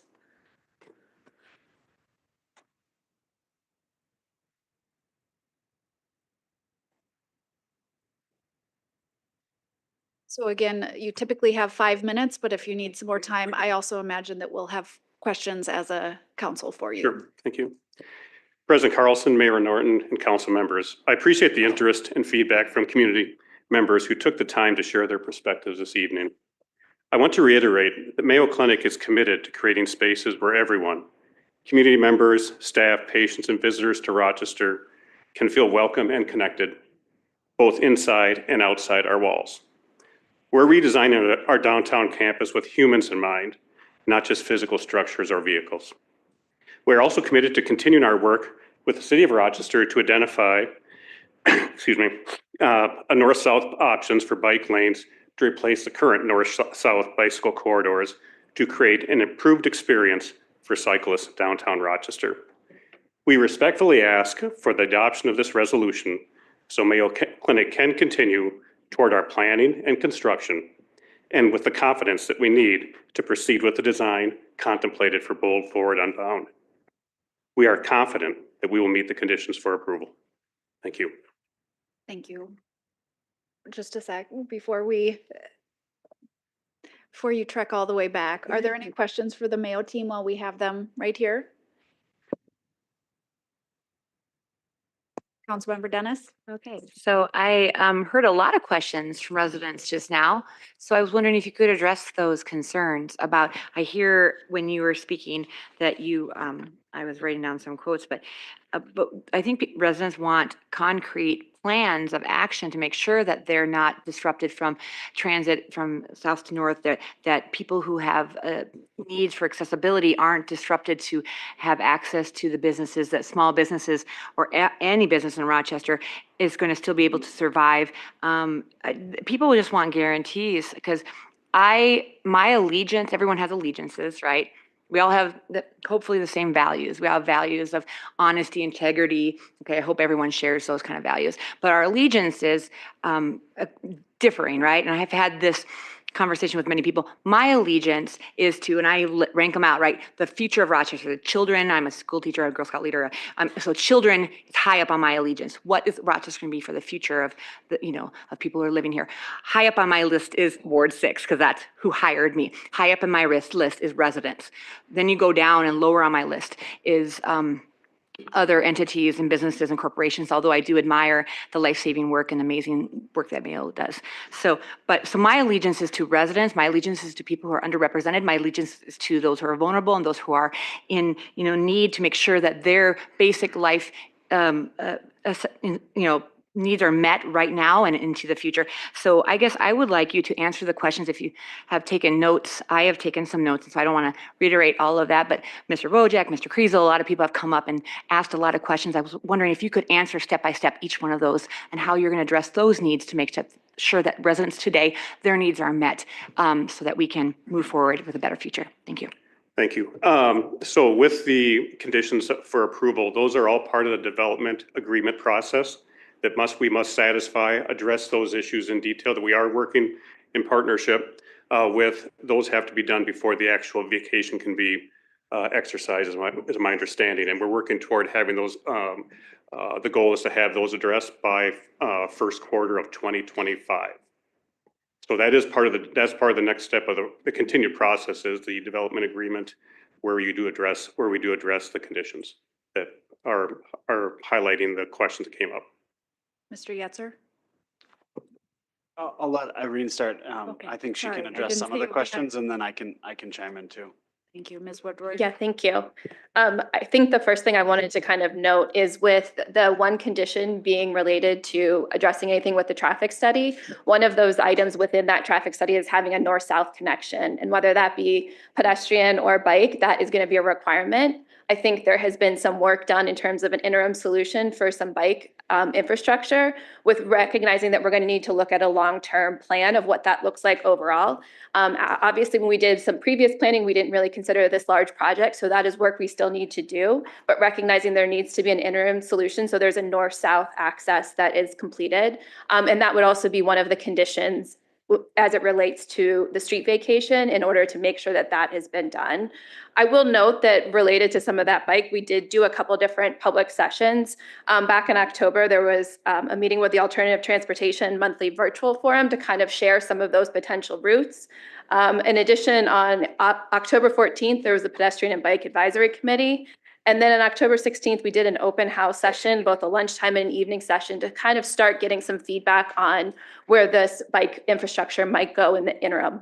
So that has been being worked on and will need to be finalized before any of that resolution can be finalized for the street vacation, as it is one of the conditions. I would also note that there was some questions about the easement for pedestrian connection. I think that easement would take place and would be, if anything were to change with that easement, there would need to be a public hearing back before City Council to make any adjustments to that pedestrian easement, which is also one of the conditions on the street vacations. I think there was also some discussion about businesses, and I would just say in general, as we look at we look at a business forward strategy of what does that look like in terms of any construction downtown, and how can we mitigate some of those impacts. And so obviously that's something we're going to be looking at going forward, as well as our Public Works team, who looks at all of the different routes that are being proposed or what needs to be adjusted for construction to make sure that it's signed properly, so people can be able to continue to get downtown and get around, since that is very important to us. We want to make sure that that continues. And I just wanted to make sure I didn't miss anything else. Ms. Woodward, I would have one more question. So I don't know, I'm a little unfamiliar with the details on revocable permits, as was just brought up by the last resident. What would that entail to have council implement that kind of measure to ensure that things are being met, that we can pull back if, requirements aren't being fulfilled, that residents' needs, businesses' needs aren't being met. Can you just elaborate a little bit more on what revocable permits would entail and how we can incorporate that, if we need to, into this motion? Thank you. So I just note that what is before you is the street vacation application and not a revocable permit. So part of what we're looking at is those conditions as it relates to a street vacation, and being able to give the applicant the opportunity to continue to plan and move their project forward. So before you is not a revocable permit at this time. Can the council, and like I said, I haven't spoken to any of the residents who have come forward before. So in the future, residents, anyone who has, it'd be advised if you want to call up each individual council member and kind of explain a little more, that might be beneficial before the council meeting. But this situation at hand, I feel like some of these points that were brought up are very valid. I got an email from a resident who really wants to ensure that the plan has been, laid out. I've heard just now that people haven't got feedback from questions that have been answered. Have been asked, have not been answered. So I'm just concerned that some of this platitudes, and I admire people to think positively, and I support the unions for sure. And Member Dennis, point of order. Do you have a question? We don't need to hear I feels. What's your question? Okay, for the record, we're not supposed to hear I feels on the city council. Okay. Okay, well, We are supposed to ask questions right now while we have staff here to respond. Okay, I'm so sorry. Let me slow down and think of how to word this more appropriately for this dais.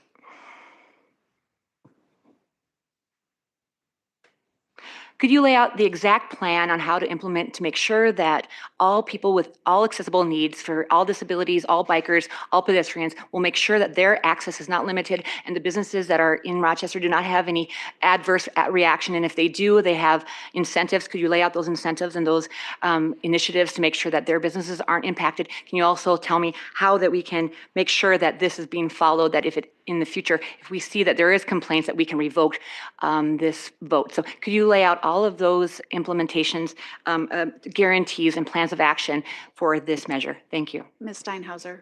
Thank you, Council President Carlson, members of the council, Mayor Norton. So I want to be very clear that there has been engagement. We see this as a very much an iterative process. Following receiving the letter a few months ago, we directly engaged with local bike groups. That was not only one-on-one engagement. We were at the Bike Ped Committee in August. We were at the Bike Ped Committee in October. We had a number of open house sessions that were specifically targeted for the biking community. Our thought process here is that while we are still understanding what the construction staging is going to look like, not only for the work of Unbound project, but work that we, the city, know that we will need to do, infrastructure improvements that we will need to undertake as well. We wanted to have a path both for interim routing as well as a longer-term solution. Understanding a long-term solution is not something that could be designed overnight. It requires a lot more engagement. We have a lot more engagement planned. We have not ruled out First Avenue. We've also considered Broadway, but they have big implications in terms of businesses impacted, scheduling and costs. And so we want to be very judicious and cautious in this. It doesn't mean that we don't intend to get to a solution. The solution would be reflected in a development agreement that would come before you. That would be something that you have the opportunity to vote on and to provide additional requirements if so. We anticipate that that development agreement will come back by Q2 of next year. It will have it will likely have some cost associated with it as we think about this work that we're doing. We're really operating from a philosophy. One of our guiding principles that we've been talking internally is how do we create disruption once, right? Disruption once and not have to come back a couple of years later after the project is done and have there be disruption to the community that has been experiencing construction for a couple of years. So really good conversations going on, more community conversations to come as we understand what people's preferences are of how they'd like to circulate, how that lines up with our active transportation plan, how that lines up with the data and the other analytics that we need to do, additional traffic analysis, bringing forward, here's some solutions that we're thinking about, how people react to those solutions. And we believe all of that can happen while still continuing with this street vacation, because again, a development agreement will come back to you and you will vote on the terms of that development agreement, and these conditions will be incorporated into it. And I think. Can I just add one thing to that? I want to address the revocable permit really quickly. We've heard that comment as well. I just want to note that generally speaking, we don't use revocable permits for something that we don't intend to revoke. Right, like a common thing for a revocable permit would be like a sign that hangs over the right of way.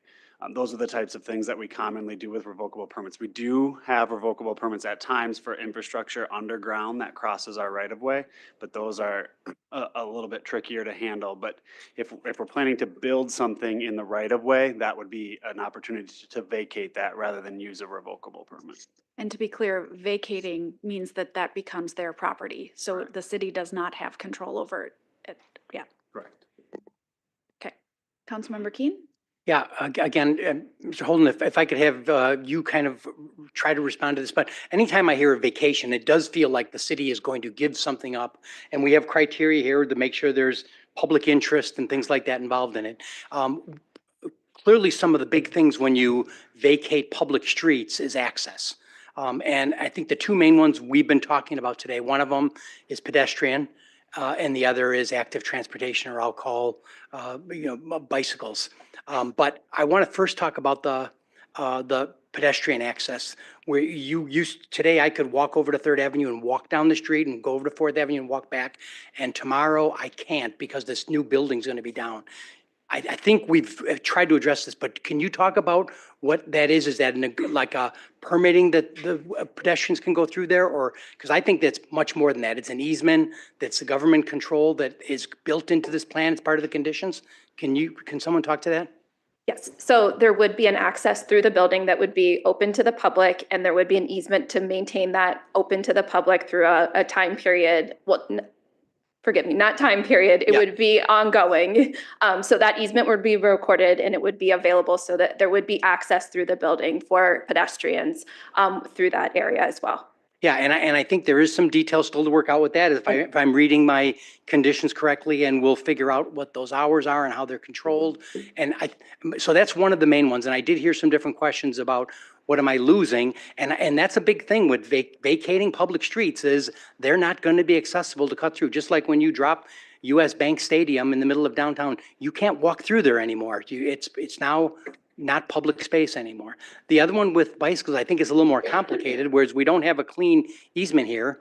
And I'm going to portray that I think it's because the city doesn't know what we want to have built yet, because we've got work to do. Yes, so the pedestrian access will be one of the conditions that will need to be finalized, and all of those details will be worked out and recorded as an easement that would need to be done prior to the vacation resolution being filed and completed. So that is one of the conditions that would need to be completed. In addition, for any of the bicycle infrastructure, that any of those changes, there is a requirement, once again, in that traffic study, that there be a north-south connection. And so as we are starting to look at what those solutions look like going forward, that would have to be finalized before the street vacation could also be recorded as well and be finalized in that resolution. So that is one of the items that's listed in, as Ms. Steinheiser said, would also be part of probably the development agreement in terms of what does that look like. Okay.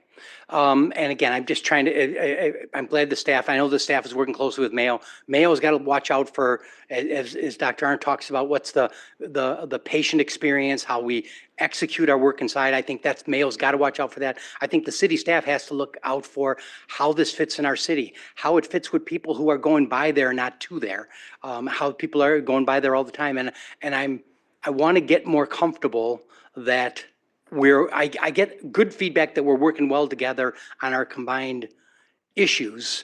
But I guess we probably have less definition right now. Keen, do you have a Yeah, question? we have less definition on how we're doing bicycles. And I guess, do you feel we're working towards a closed plan for early 2025? Or is this a longer project because it's difficult to figure out where we're going to do, how we're going to do this? I think there's probably going to be a two-phased approach. There's going to be that interim solution and with further study that's going to be required as we're starting to really understand what the impacts look like. So the first is making sure that there maintains a north-south connection and being able to have that infrastructure in place. And that is a requirement of one of the conditions as it relates to the traffic study. But I think we also recognize that there needs to be a larger look at how does this project fall in line with our greater plans and what does that really look like? And I think that's going to take a little bit more time and effort to pull together.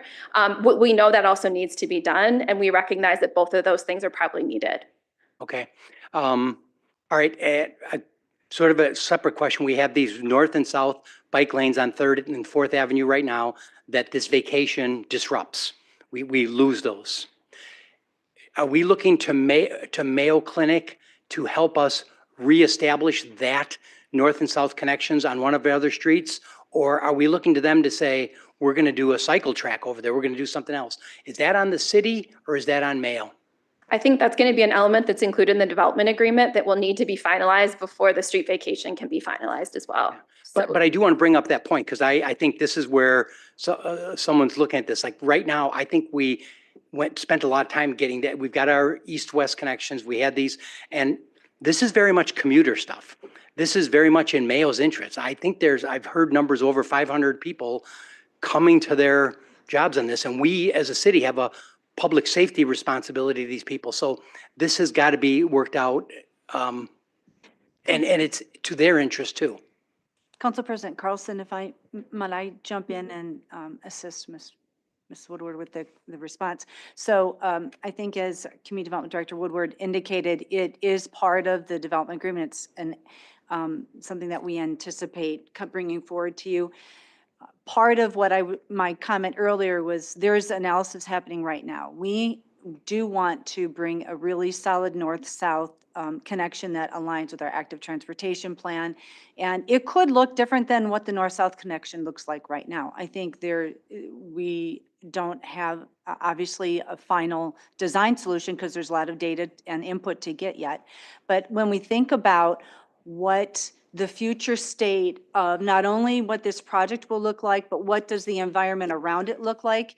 And how do we rise to the occasion in terms of what should the design look like? What do streets look like? What becomes a primary pedestrian connection? What should that experience look like at street level? Same thing goes for the biking, right? Is it a separated cycle track? Is it a painted striped lane? We don't know those answers yet, but we are actively in those conversations, and the recommendations that we do bring forward, that will be reflected from a cost perspective. That gets reflected in a development agreement that comes before you. So I would say all of those are at play right now because we are trying to understand what is the best solution for bike connectivity given the landscape that we have and the real estate that we have to work with in terms of whether it's First Avenue or Broadway or some other street.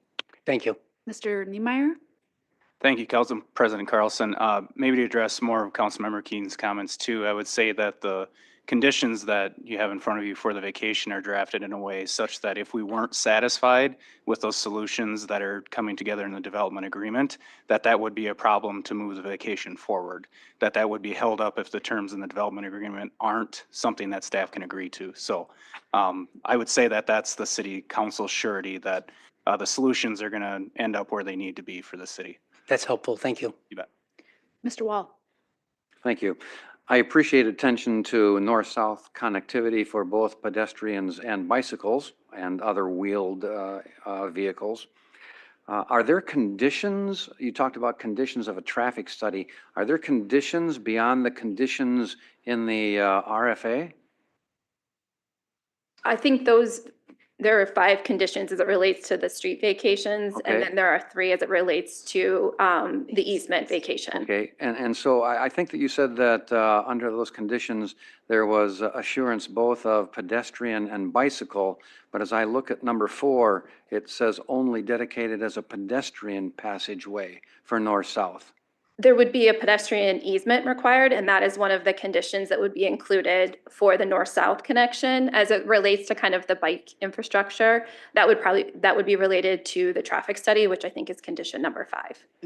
If I may, those are the bike lane or the bike lane conversation is also incorporated in condition number 1. The memo that from Public Works also addresses the north-south bike lane infrastructure. I'm sorry, I'm talking about Mark Baker from Public Works has a memo that's being referred to in the condition. Page 372 of your packet. Thank you. Councilmember Bransford? Just out of curiosity, is it unusual for a vacation petition to be asked for at this point in the development? No, we often get it when it's still, I would say, somewhat conceptual in some of those in what projects are. And part of that is looking for, as the applicant is moving forward with their design and building out of their project, they want to kind of have an understanding of what those conditions are and be able to make those decisions and design as to move it forward. So it is not abnormal for there still to be some questions that need to be answered. Any other questions? Councilmember Kirkpatrick? Ms. Woodward, you had, I think, misspoke when you said not time limiting. I did misspoke. That's Right. why I wanted to clarify that Yep. I did not, those details as it relates to the pedestrian easement have not been finalized. Right. And but- once it was recorded, it would be ongoing. Right, but Hours. The details of the hours we're still working through, and that's one of those items. You know, we've been looking at how does it correspond potentially with like our BRT and what does that look like? So those are things that we are having conversations about and will be included in that easement. But ultimately, what we are realizing is that the easement will change that north-south access on Third Avenue, you said, significantly because it will be access limited by hours. It would be through the building during those, I would say generally when most pedestrians are looking to make those access, and it would be through the building. Okay, thank you. Great, let's take a break until 8:05 before we have a motion, just so we can catch our breath, and we'll reconvene at 8:05.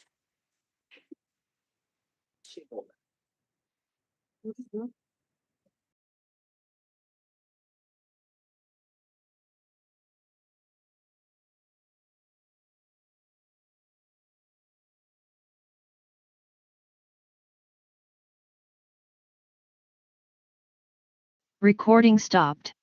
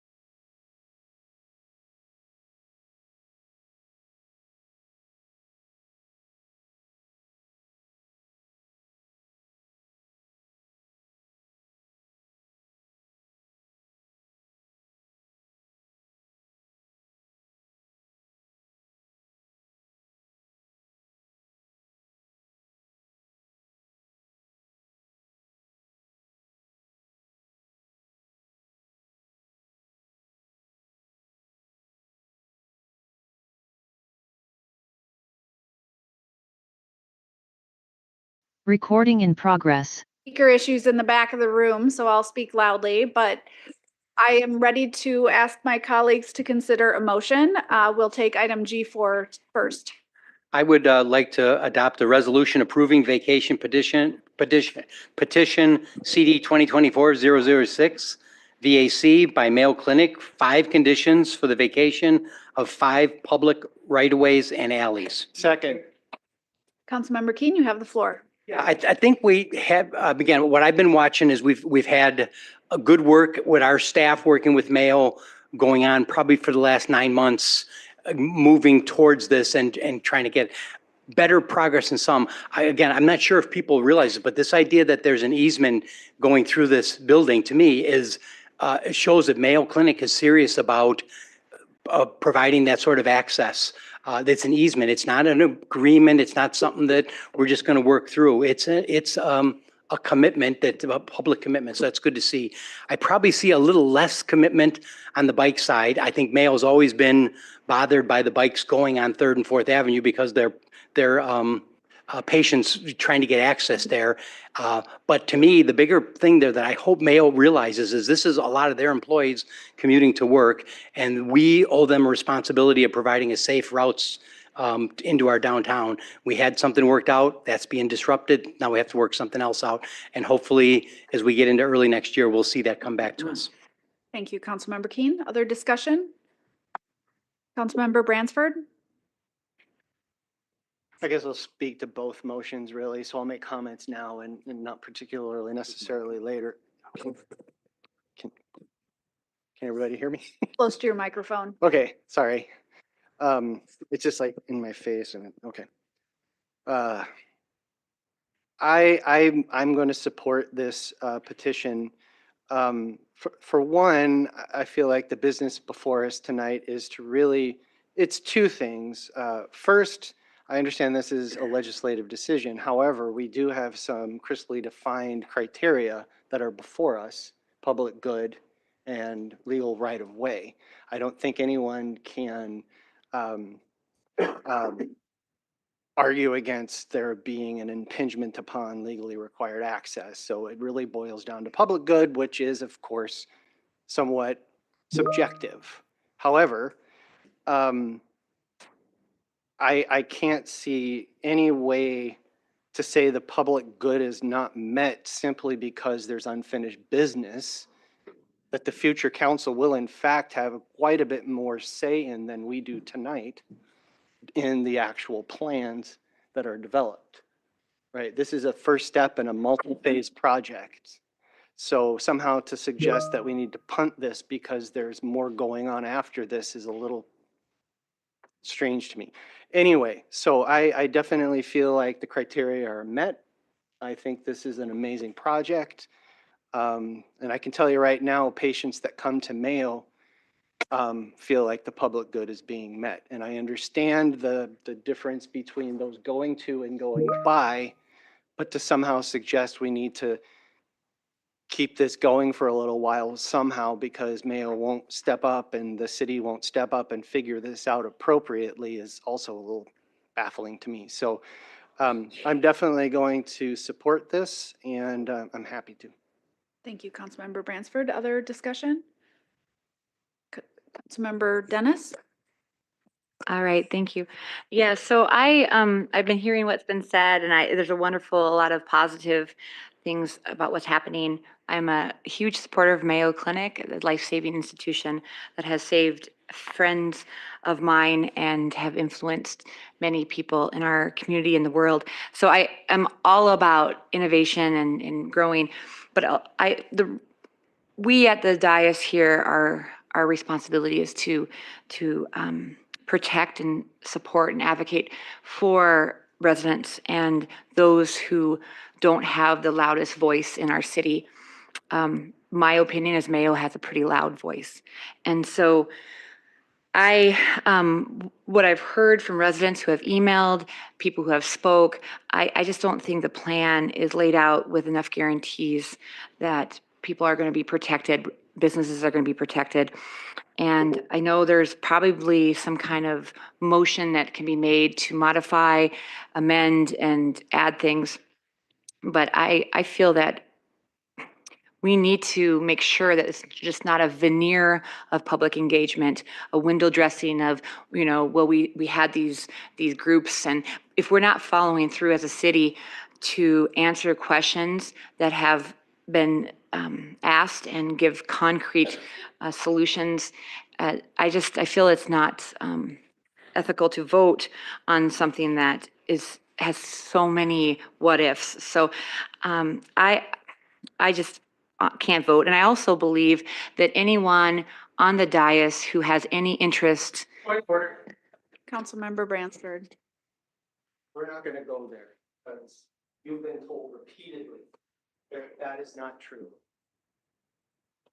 Okay, please move on from that. I don't previous appreciate. comment. I don't care what you. Oh, Councilmember Bransford. I don't appreciate being Councilman scolded. Dennis, move on.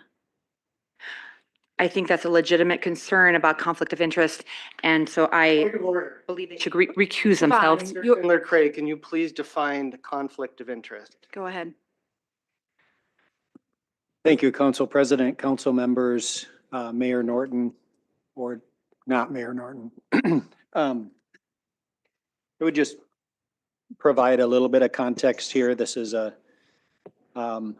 suggestion that has been brought up previously in various forms, sometimes in a veiled way, sometimes very directly.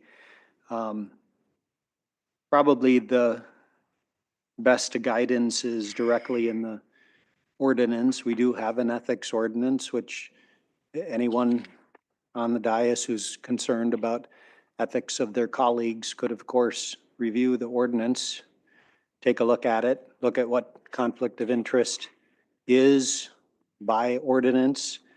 The closest we get is 216-5B, paren 6, which references situations where someone possesses an interest in legislation to the extent that their private interest takes precedence over public interest and duty. This body has never taken the position that somebody being employed at Mayo precludes them from any involvement on legislation related to Mayo, nor for that matter has this body taken the position that somebody whose spouse works at Mayo or friend works at Mayo or ex-spouse works at Mayo is precluded from doing their duty. As I've told this body before, it is a judgment call to some extent for each of you to make. If you believe that your personal interest somehow has overtaken your duty, your oath to your office, then yes, I would encourage you to recuse yourself. There's been no suggestion using Councilmember Bransford as an example that somehow his employment is directly or indirectly influenced by this particular legislative decision. And I would remind this body that, of course, any of you who believes a colleague or a city employee has some ethical issue, you have a duty to report it. Take it to the ethics committee and they can take a look at it, study it, look at the ordinance and give an answer. It's just not appropriate for it to be thrown around in a cavalier way from the dais. So I would encourage you to move on from that suggestion.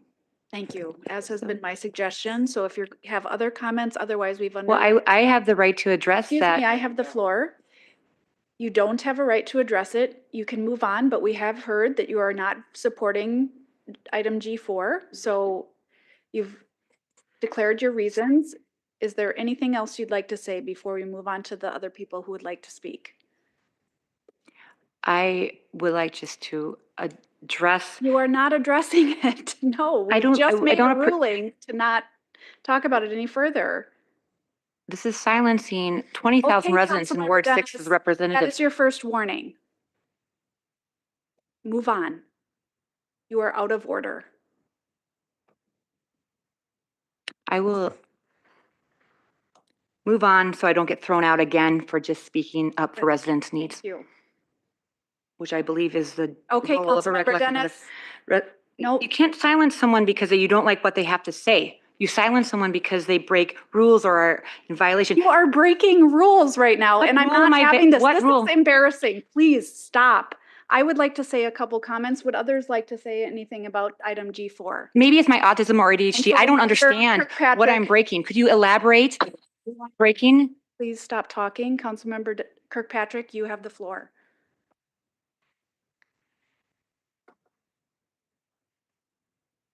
A few years ago, when I took office, when we all took office, we had a government liaison that we would work with and meet with frequently. And this section of downtown is in Ward 4.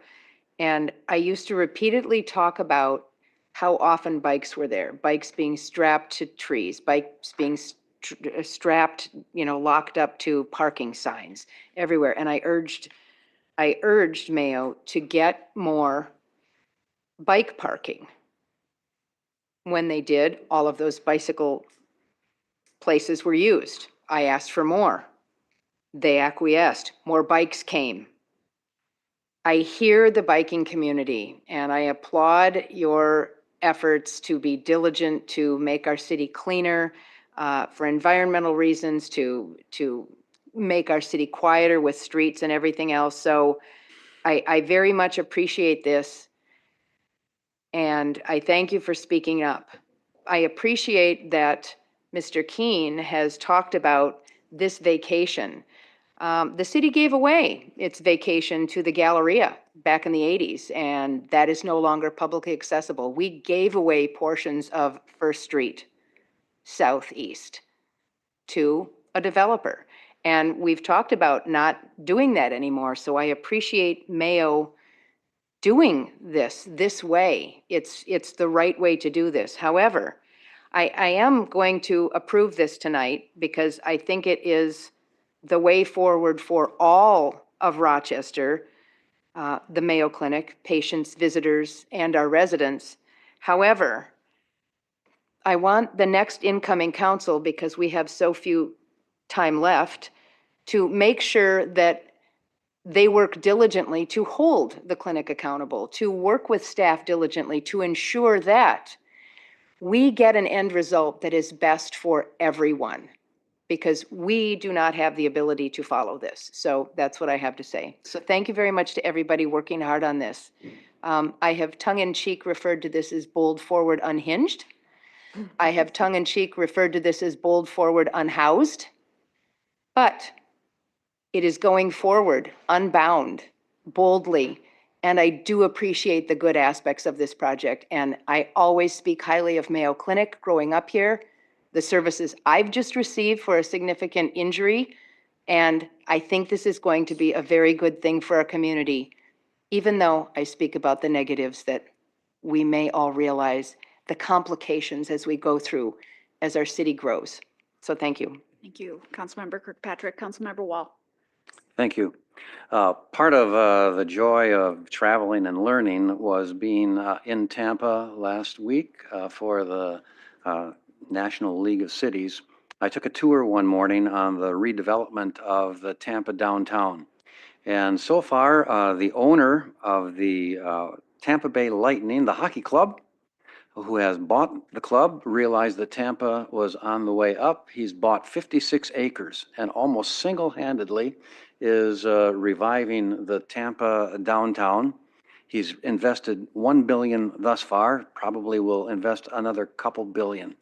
To see what he has done, one single vision to change what was a dying area was absolutely invigorating. So I think, boy, he's invested $1 billion so far. And we're looking at a $5 billion around that investment and what that can do for revitalizing a downtown that could certainly use a shot in the arm. I am just very excited about being able to support this with the caveat that Mayo will fulfill its promises to the community. Thank you, Councilmember Wall. I think my colleagues have all asked some really good questions, had some really great comments about the benefits of such an incredible investment in our community, as well as some of the concerns we have. I really appreciate that Mayo Clinic has stood up at the podium and stated on record that they continue their commitment to figuring out solutions for alternative forms of transportation. I worked at the Minnesota Department of Health when we started encouraging communities to adopt complete streets policies. This is something that's really important, I know, to this council, and certainly I hope for the next council to consider as they make decisions regarding the development agreement, which will have these final details. Mr. Wojcik brought up the idea of a revocable permit, and I appreciate the sentiment in thinking about how does the city maintain control. However, if I were a business owner, I don't think I'd put a $5 billion building over revocable permits. So I just don't think that's a feasible idea in this incredible opportunity. I appreciate that staff have met weekly or more with Mayo leadership, with frontline staff from both institutions to work through the incredible details. They've been doing this for months and months, over a year, and just the level of commitment within our team from the city, and thanks to Ms. Steinhauser for her leadership, as well as others on our team, is just incredible. And I having grown up in this community, having parents who worked at Mayo, I just can't even conceive that this level of partnership has ever been done. So thank you for that. Holding you to these good words about how these incredible investments fit into the fabric of our community. And thank you to the future council who will make sure to be holding Mayo to those statements. Any other discussion? All right, all in favor say aye. Aye. Say nay. Nay. Motion carries 6-1 with Councilmember Dennis voting nay. And then is there a motion on G5? Make a motion. Petition CD 2024-008. I think your microphone is off. So I'll move approving vacation petition CD 2024-008, Mayo Clinic with 3 conditions for the vacation of 8 public easements. Councilmember Keen? No, I think we've discussed the whole thing enough, so thank you. Right. All in favor say aye. Aye. Opposed say nay. Nay. Motion carries 6-1 with Councilmember Dennis voting nay. All right, thank you to the team that was here presenting those items. We will move on to item G6. Actually, we're going to move on to items G6 and 7. Who did we decide is presenting? Mr. McGee. Okay, so we are actually needing a motion on item G7 first, correct? That's correct. Okay, so you'll walk us through what the difference is between the two and why G7, which is the comprehensive plan amendment, needs to happen first. Sure, absolutely. Okay, but we will take the public hearing together as well. Right. Thank you, President Carlson, members of the council. Good evening. My name is Desmond McGill. I'm with the Community Development Department, and I'm bringing you these applications tonight. The first one is a comprehensive plan amendment, CD 2024-003 CPA, and a rezoning application, CD 2024-002 ZC, both by City View Flats. This consists of a comprehensive plan amendment, as noted, on a 10-acre site, changing the land use designation on that property from low-density residential to medium-density residential.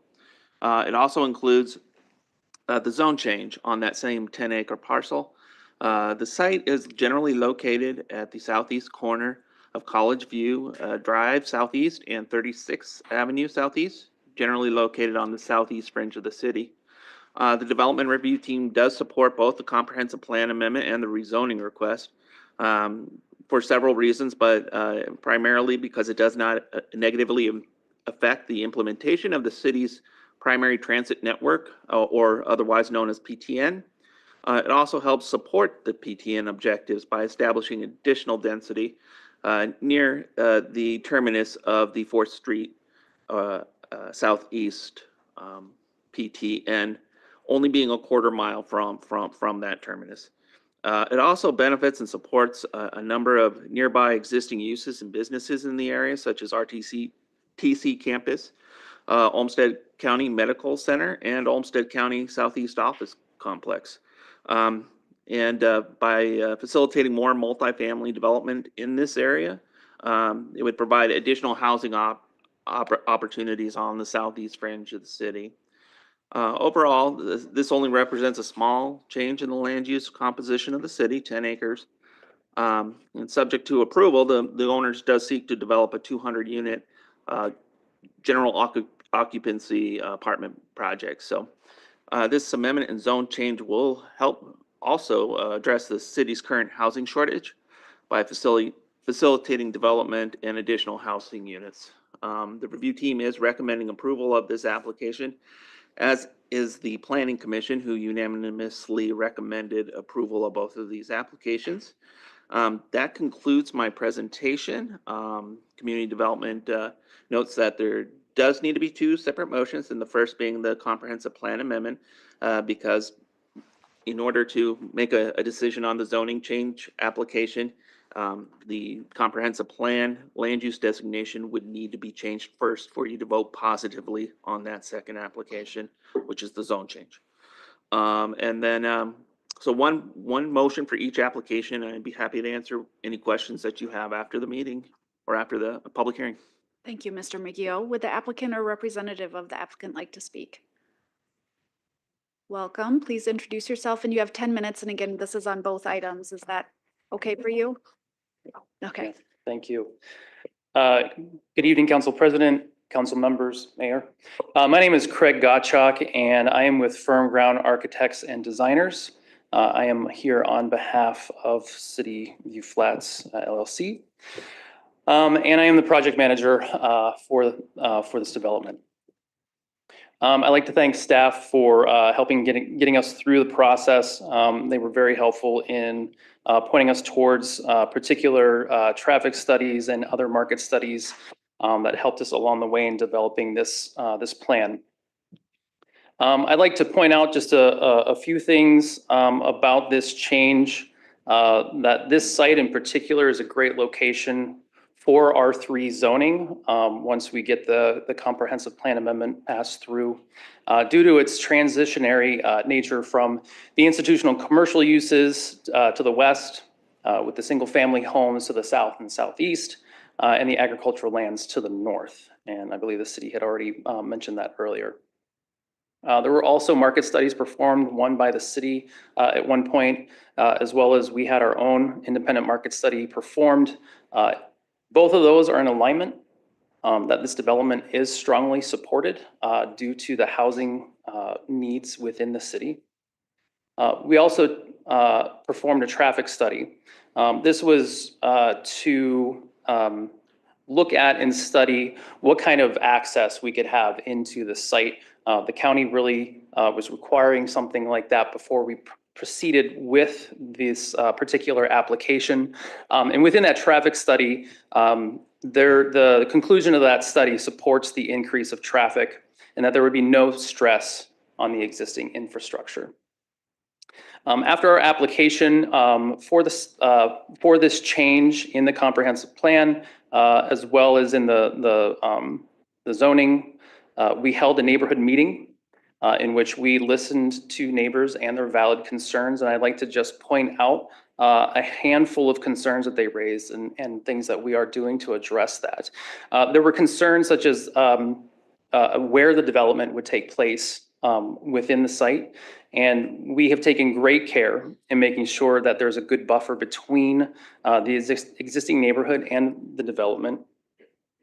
This site in particular has some geographical uniqueness to it, some topographical uniqueness to it, in which it sits on a flat plain, and then there is a large hillside that slopes down to the adjacent neighborhood to the south and the southeast.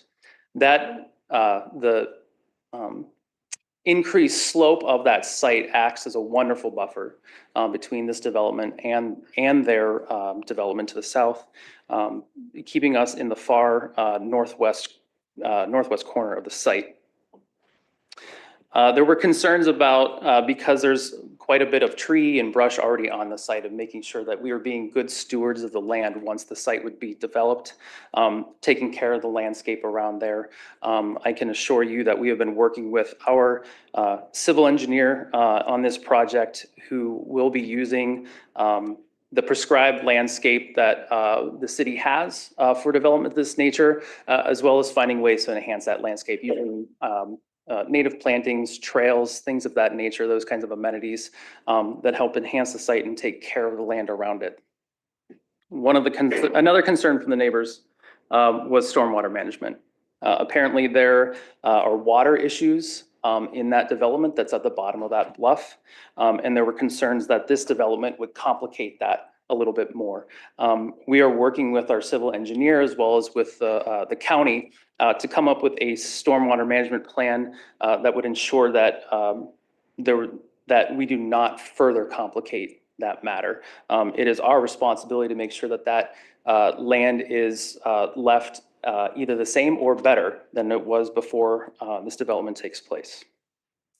There was a concern of the kind of development that this would be from a multifamily perspective. Is it going to be a nice building? What will it look like? We haven't really worked through the full conceptual plans of that, but we can assure the neighborhood and the council here that it will be a high-end market rate multifamily development with higher end finishes and abundant amenities, and making sure that the residents coming in will have a high quality of living while they're here.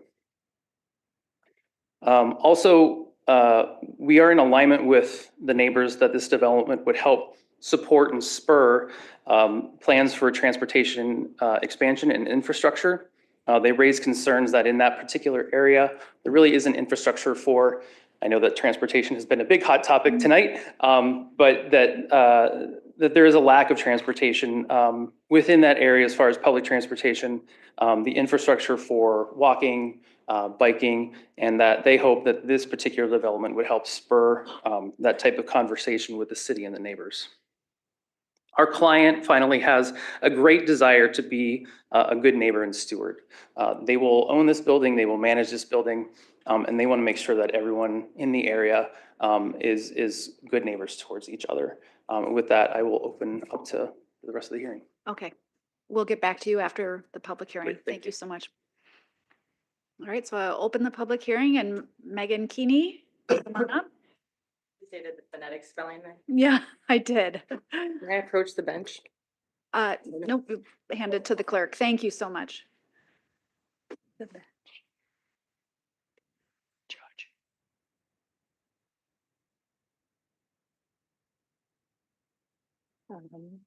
Good evening, patient individuals.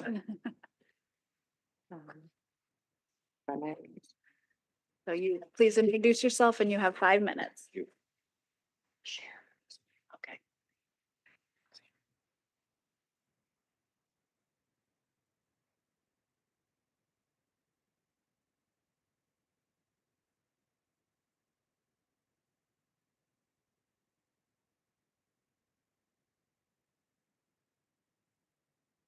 Good evening. My name is Megan Keeney, and I am representing the Stonebridge, Sunnydale, and Stonebrook neighborhoods, which are part of Rochester Neighborhood Association. We are approximately 250 homes, over 1,000 residents. Home values are between 400 and 800K. Currently, we are cut off from downtown, from Mayo, from any shopping, from any schools. We can see Mayo from our homes. We're 1.5 miles away. So a lot of the discussions tonight have been almost sad for us to hear because we can't get there. There is kind of no infrastructure. For 20 years, there have been gravel sides of the road. 20 years ago in the general development plan originally, which included this part of the plat, there were plans for bike paths and sidewalks. 4 years ago, I had discussions with development, and because of the flooding issues, I said, we have to wait for development that we don't want in order to get what we were promised. And development and planning said, yes, that's true. I'm very confident and hopeful for this developer who is being very conscious and considerate about the land that those things will finally happen. I have personally watched people in wheelchairs, children on small bikes, people pushing strollers try to cross Highway 14 with no help. You also, some of you may know about fall ball. More than half of the year, 36 is just a cut through for people getting to those games with no shoulder whatsoever, no safe way. So there's been no investment for 20 years. And because of that, a lot of our residents are angry. They're not here because they're angry. They've said to me, I refuse to pay taxes because we're not getting anything for it. So you can understand with 250 homes at that value, they feel like they're just giving you their money and they're not getting anything in return. So to echo that again, I'm really hoping that this development will, I know it's with the county too, that's always then used, well, that's county and that's not us. I'm hoping that we can have some collaboration, that somebody can call the county and say, let's work together for a solution, because this new development will create 1,000 more trips per day on that road. It is a blind corridor. The residents are concerned about safety. And again, we are isolated and cut off, and that I've kind of created a map that you can see in front of you. So that is one of the primary concerns. We have a high turnover rate with residents, with new people, in part because of that. Because they come here, they may be new Mayo employees, but their kids were stuck doing loops during COVID. They can't get anywhere, so they decide to move to the other sides of town. I'm submitting, for the record, images from your own transportation plan, from your sustainability plan, from other plans that show the need for infrastructure and the commitment to infrastructure, but it hasn't been done for 20 years on this side of town, as well as data that shows how many people do come from that region as well. Regarding the flooding, I've previously submitted images. I'm also submitting images from 1991 and 2002 to show where there's been development, or where there's not been farming, and why. I don't need to repeat things that were said. I really do trust and hope that they will build accordingly. I will ask that this body ask for a complete plan before approving, because you can't tell from just seeing the square. We've worked with Public Works extensively to try to mitigate the water issues, but there's only so much we can do. We've been told that over 60% of the homes have been built too low into the floodplain. There's nothing that you can do about that. There's a domino effect. Councilmember Kirkpatrick is an expert in this area and probably can elaborate more. This summer, one of our homes that's not even in the floodplain, the power went out and their first floor was ruined by 8 inches of water. So we're really hoping that more development will not cause a further domino effect of this. Again, my asks for this body are to, one, have some sort of plan for new development so there is not a forced reliance on fossil fuel vehicles to get anywhere. We have many nail workers who there's limited parking downtown, so they don't live here. You can't get to school, you can't get to a shopping, you can get nowhere. So I'm really asking that there be some sort of infrastructure plan before approving more development like this. As Councilmember Palmer knows, there's even another development right across from Quarry Hill, and there's no way to safely get anywhere. And I'm also asking again that you have some sort of visual plan before putting development that could cause possibly a liability to homes and damages with water. So, thank you for your time. Would anyone else like to speak on this item? Please come on up.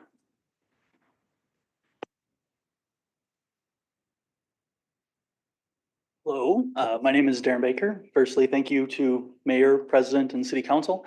As one of the homeowners in this green circled area, my property will immediately be adjacent to the development. And I went to the meeting that was part of the neighborhood gathering with Craig. And ultimately, there was a really good conversation related to what their plans were. It seemed to make a lot of sense. I want to echo Ms. Keeney's statements about our concerns. My property has a very steep slope in the backyard that I myself am uphill of much of the flooding issues, so I do not have problems in my basement. And I am a little bit concerned, but yet I feel that at least there's cognizant thinking that this could be a potential issue with a very large development. A number of years ago, there was something in front of council about redistricting or rezoning a different parcel of land that was in this area that has had zero action being built on it. If people remember that, there was a whole conversation about changing the residential property and so forth. that felt like it was very uncontrolled in terms of what the developer and the design ultimately was. I feel very differently with what is happening with this. But I want to just reemphasize also the fact that I purchased that property partly because it was a beautiful space of land that immediately I can just look over to the west and I see Mayo Clinic, and I can actually probably even see my office that is in Mayo Clinic, but I've been a Mayo Clinic person for 23 years. And so the idea about not having an easy access point, I have no problem with parking. But if I was one of my people that works in my laboratory, they have issues with getting there. And so the idea about having corridors, I understand the north-south issues. I think we have east-west issues too. So I think that, you know, depending on how you want to look at it, the idea of how we exist in this island without really having good access points, plus also the issues that come around in any time that there is softball, you can go through that property. And if you've had kids, you know how complicated it is and how many, how much congestion there is in that area with no sidewalks, with nothing for us to get anywhere. So I just want to kind of also look at this as a bit of an opportunity. I think Craig kind of also alluded to this as well, about utilizing this development as a chance for maybe wronging or righting some of the wrongs in terms of how we've been really isolated in the past. And with that, I will conclude. Thank you very much for listening. Thank you. Appreciate it. Any other comments? All right, we'll close the public hearing and invite Mr. Gottschalk back up to respond to any of the comments or questions. You have up to 5 minutes. Just real quick, with regards to, again, the water situation there. We have been working with our civil engineer to be very careful about where water goes from the building. It's a 200-unit development. There's probably going to be 2 buildings, flat roof, in which we will direct the stormwater into ponding that will retain, or we'll have an underground system if that's deemed necessary as well. They are a strategic partner of ours. We've worked on many projects together, especially in the multifamily realm. They know exactly what they need to do. We will work shoulder to shoulder with the city to make sure that we are meeting all the ordinances that are necessary in order to have this development take place. So we absolutely have heard the neighbors, the neighborhood. We know that is a huge concern of theirs. I used to live in a home that had a sump pump in it and could potentially flood. I know what that anxiety feels like. And so as we work through the process of coming out of conceptual plan and more onto pen to paper about what this project will look like, that will absolutely be something that we address and feel confident moving forward with. Thank you. All right, thank you. Actually, could you stay up because we may have some questions? Just a point of clarification, and I'll ask Mr. McGeough to confirm this, that when we're looking at a land use plan amendment, we are not talking about the layout of the buildings or anything related to the actual buildings themselves. This is simply about changing the land to a higher density. That's correct, President Carlson. It is just, thank you. It is just a change of the actual land use maps. So that would occur in the site development review process, where we would look at locating, you know, things such as sidewalks and the architecture of the building and landscaping of that site. So. All right, thank you for that clarification. Councilmember Palmer? Got quite a few questions. I don't know if it's for you or not, but is your entrance coming off of 36th Avenue? Yes, that's correct. And you have the whole site is the brown area that's on our map, correctly? Yeah, that is the full 22 acres of the site, and we are only asking for a change of 10 acres within that site, which is in the northwest corner. Staff had presented during Planning Commission a slide that had a graphic of that particular site and the 10 acres that we were under consideration for the rezoning. Okay, and so there's a stubby road that comes off of Red Lane Drive that dead ends into this property. Are you planning on using that road? We are not. So will you abandon the road? That road does not, that road only comes up to touch the property. It is my understanding that that's not. But so you're not going to use it? No. Okay. Nope. So we've had a lot of problems on 36th Avenue with speeding. We've had a lot of problems that there's no sidewalks on both sides of 36th Avenue. So I'm assuming that you're going to be putting sidewalk on the 36th Avenue on the property that you own, That's correct. but nowhere else. We will develop on the side that we are required to develop on and that the city is asking for us to develop on. Yes. Okay. And I have sympathy for the Ridgeline Drive with the hill above them, that they're worried that water's going to be coming down, because I believe that's a sandstone hill. So your plans are to stay to the northwest corner of this property? That's correct. Okay. And based on the site plan that we have been working with our civil engineer, there's plenty of room for multiple ponds, multiple retention to keep all the water up on that site and not have it come down the hill. Okay. A question for staff. This subdivision here has been kind of like an orphan subdivision. In this parcel, was this parcel part of the original plan? Yes, Councilmember Palmer, that is correct. It was part of the original GDP. Is that GDP gone now, or do we still have that GDP? It's expired. However, since they're just working with the one piece, we don't need a new GDP at this time. So help me out with, because my memory doesn't serve me right on the GDP. What were the conditions that weren't done when this subdivision was done? Educational development, are you referring to the subdivision along Ridgeline Drive and Bridgeview Drive southeast? Correct. If it's all one GDP, there's some conditions, and just because they didn't develop it doesn't mean that the conditions went away. Sure, I would say that the conditions are associated with the preliminary plat as they come forward. And with the GDP expiring, those conditions don't apply to this property, and we go through a new GDP process if applicable. So do we know what the original GDP plans were or conditions? That's what I'm asking. Do we have the original ones that I could see? I don't have the conditions on me right now from 2004. Nope. Can we get them for the next meeting that we have on this project? I'd be willing to pull those up, yes. Thank you. You good? Councilmember Wall?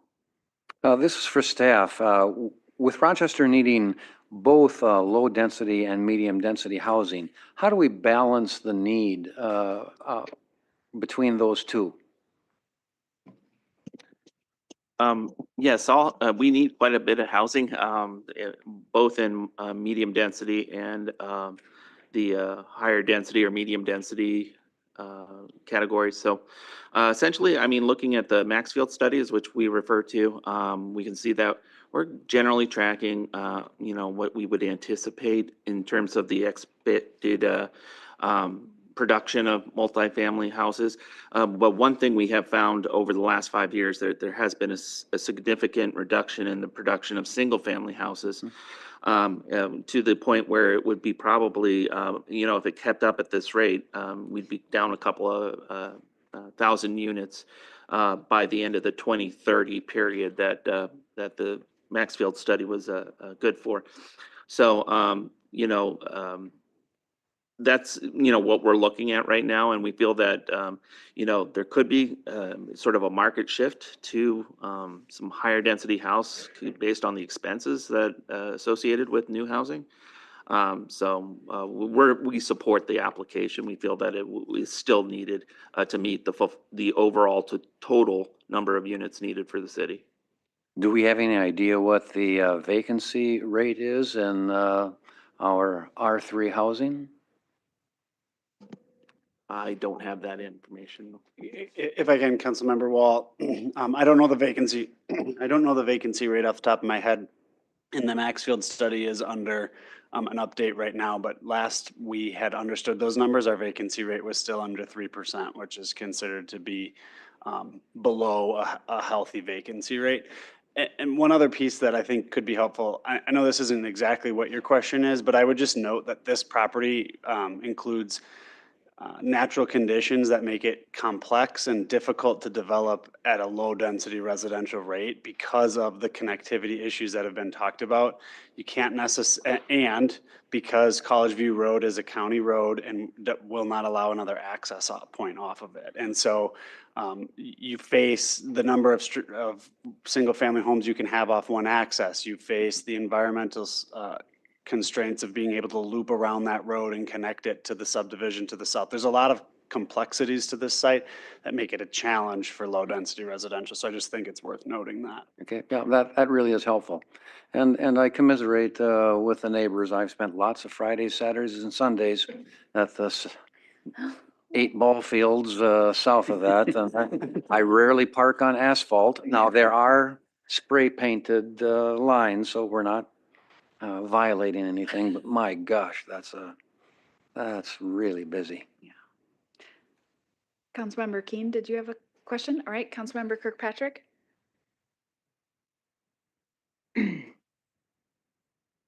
Mr. Luckstein, can we have staff? Yes, I'm going to ask a question of Mr. Luckstein. Oh, he can't wait. Yeah, I'm sure he's very excited. Can he get to a microphone?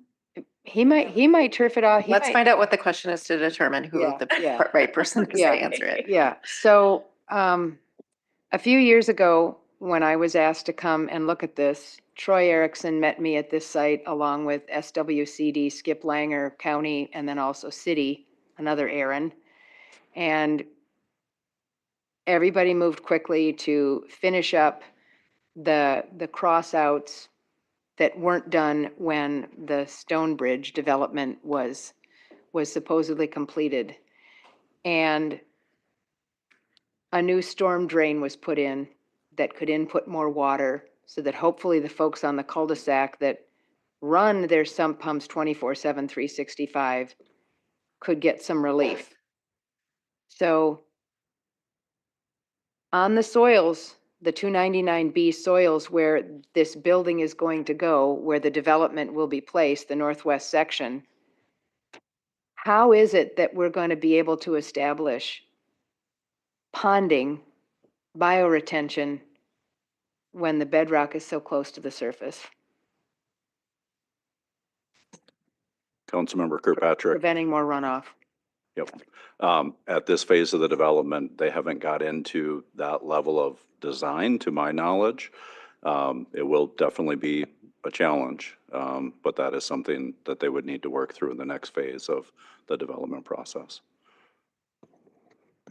I can address a little bit of that too.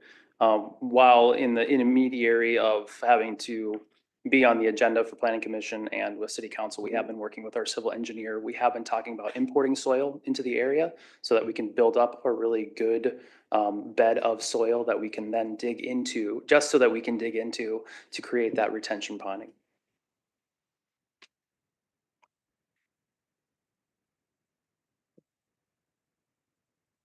I don't have any more questions. Okay. Councilmember Bransford. Just out of curiosity, this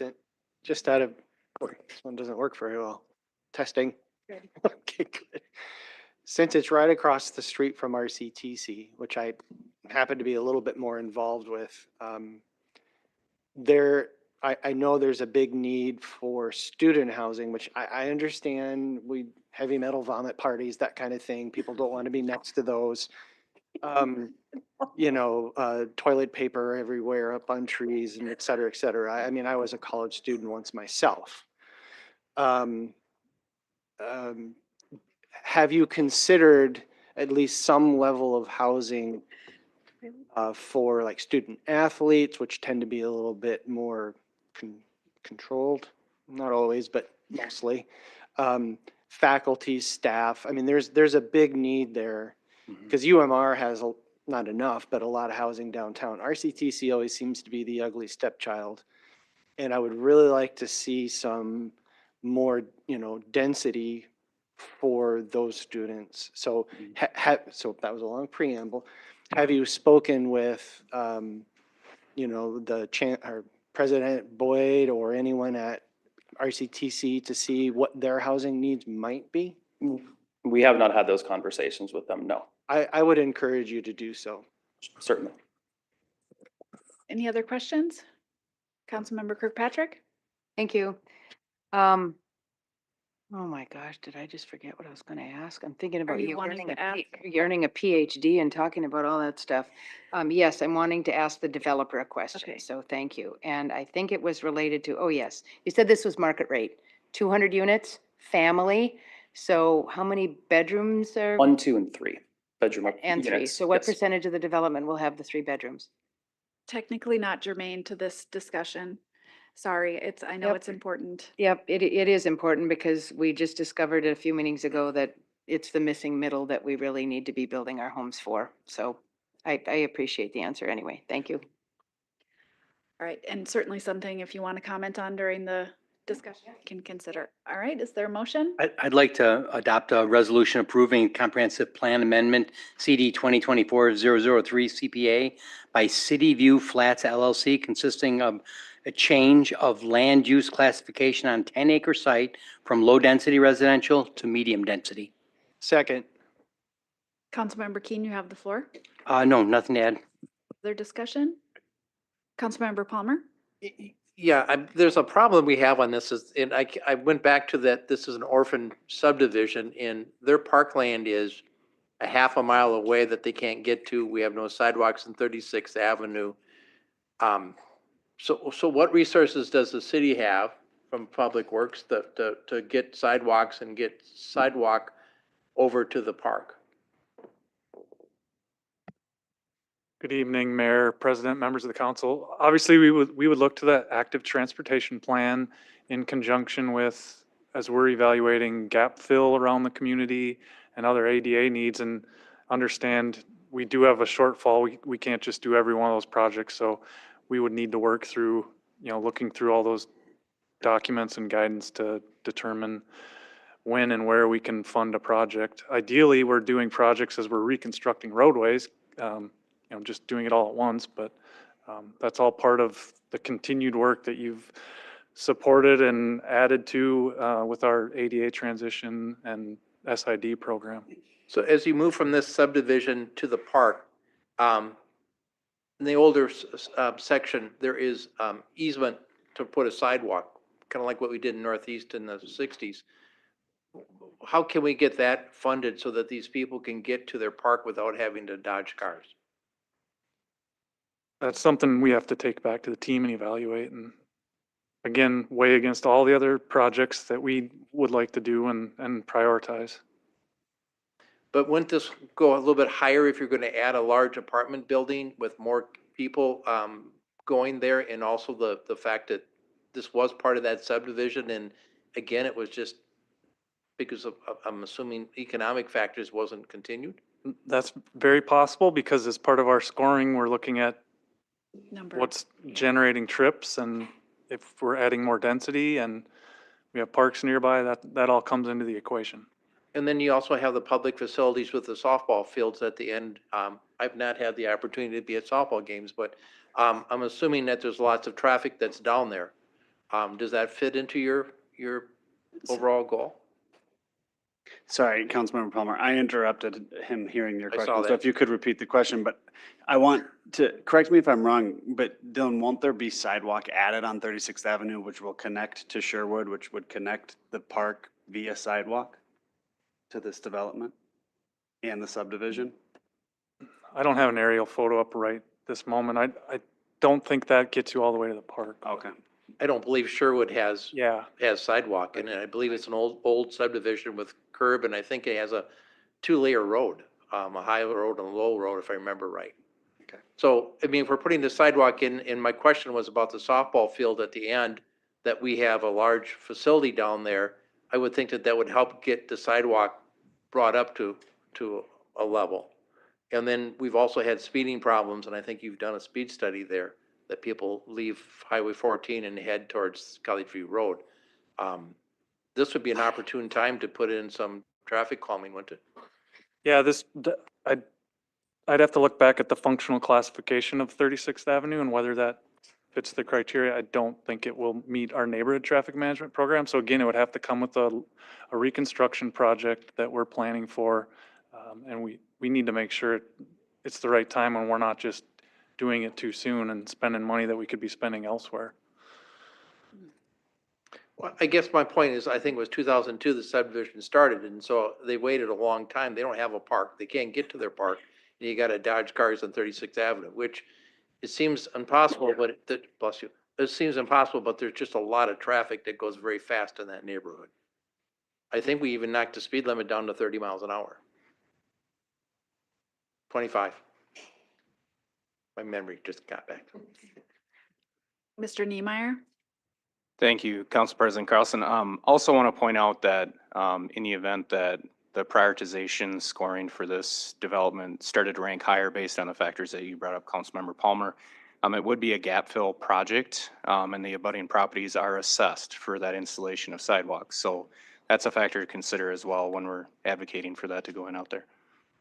So when you do that, the western part of 36th Avenue, they have no sidewalk, they have no property that fronts that. So I'm assuming the assessment would be eaten by the whole city. They're all backyards. There's no front yard that goes onto 36th Avenue. Don't we just assess the front yard?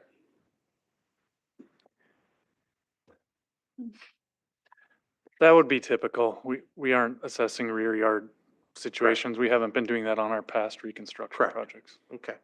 So we would have to come up with more than just the property owners fronting the 100% of the project.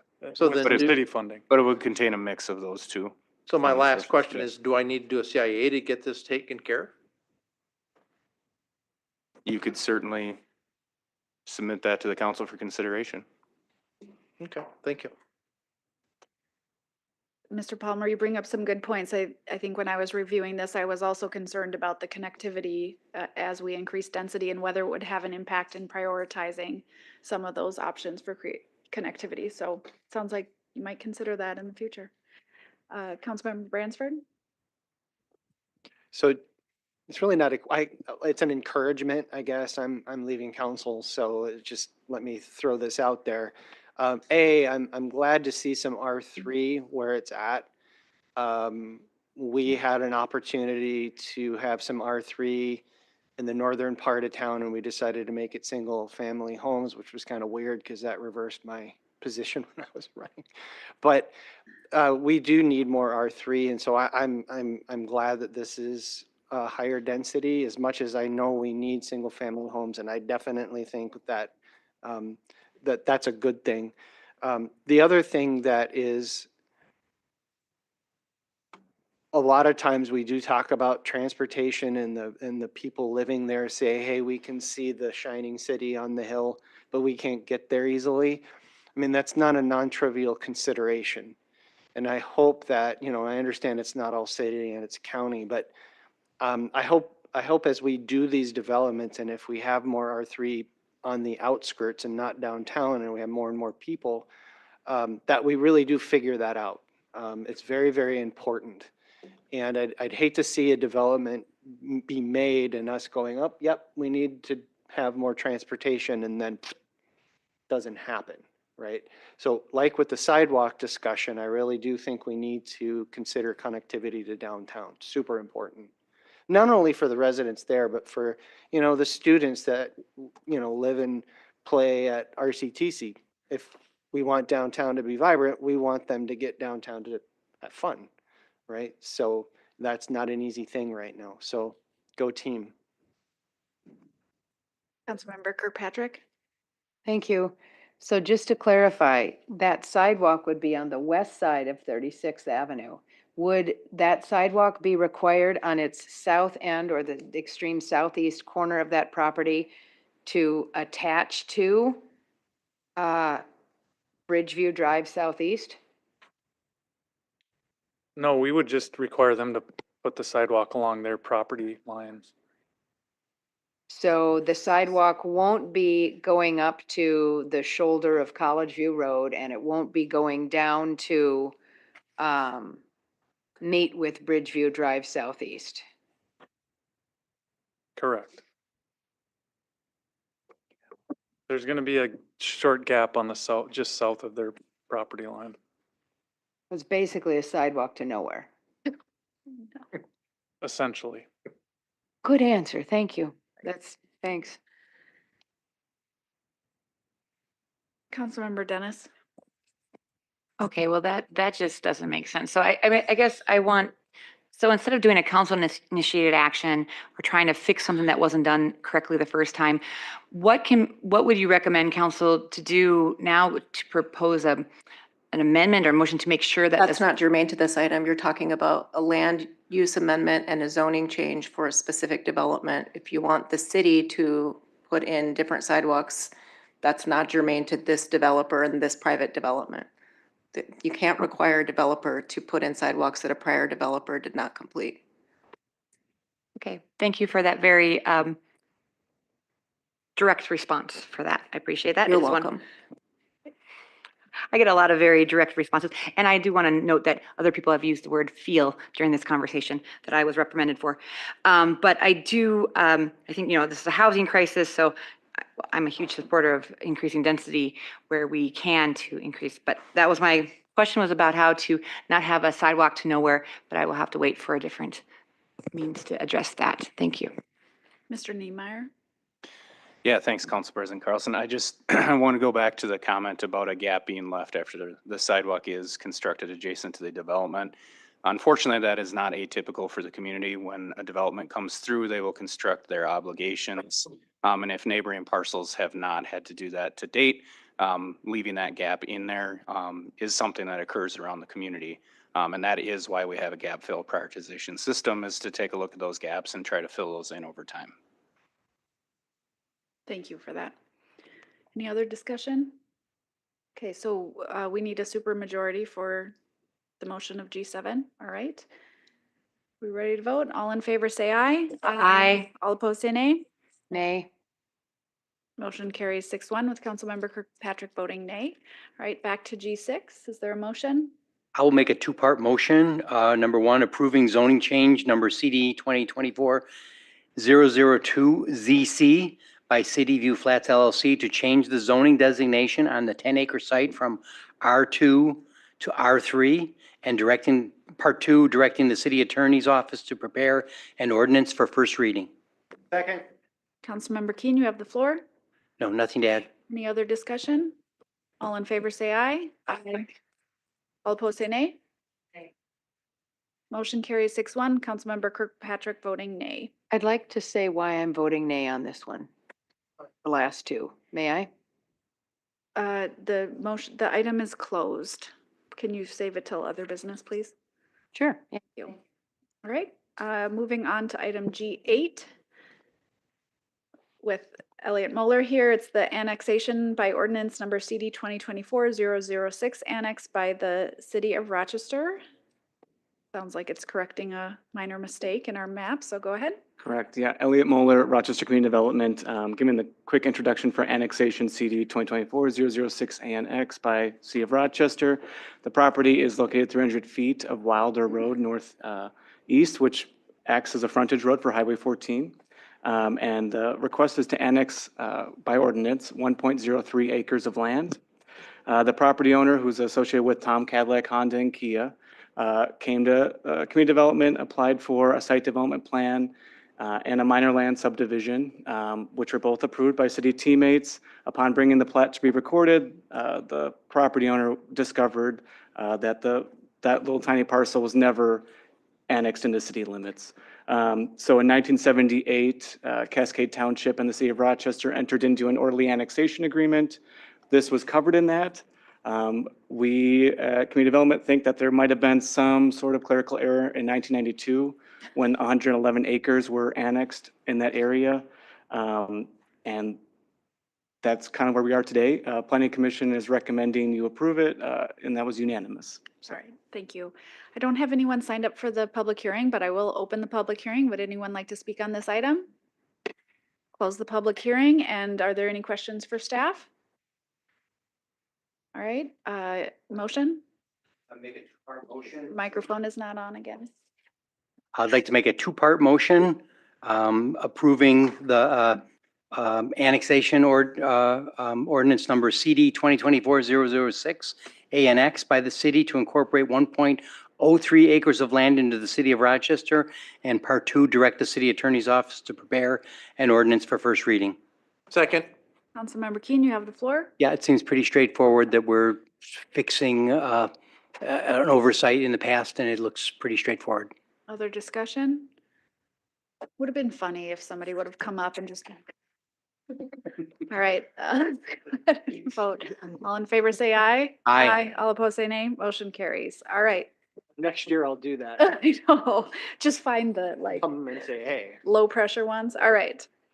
Speaking of low pressure, we're moving on to a fairly significant agenda item. Mr. Caples is making his way up here. It's the text amendment number CD 2024-002 TA by the City of Rochester, amending various areas of the Unified Development Code. And I think we have a whole team approach here.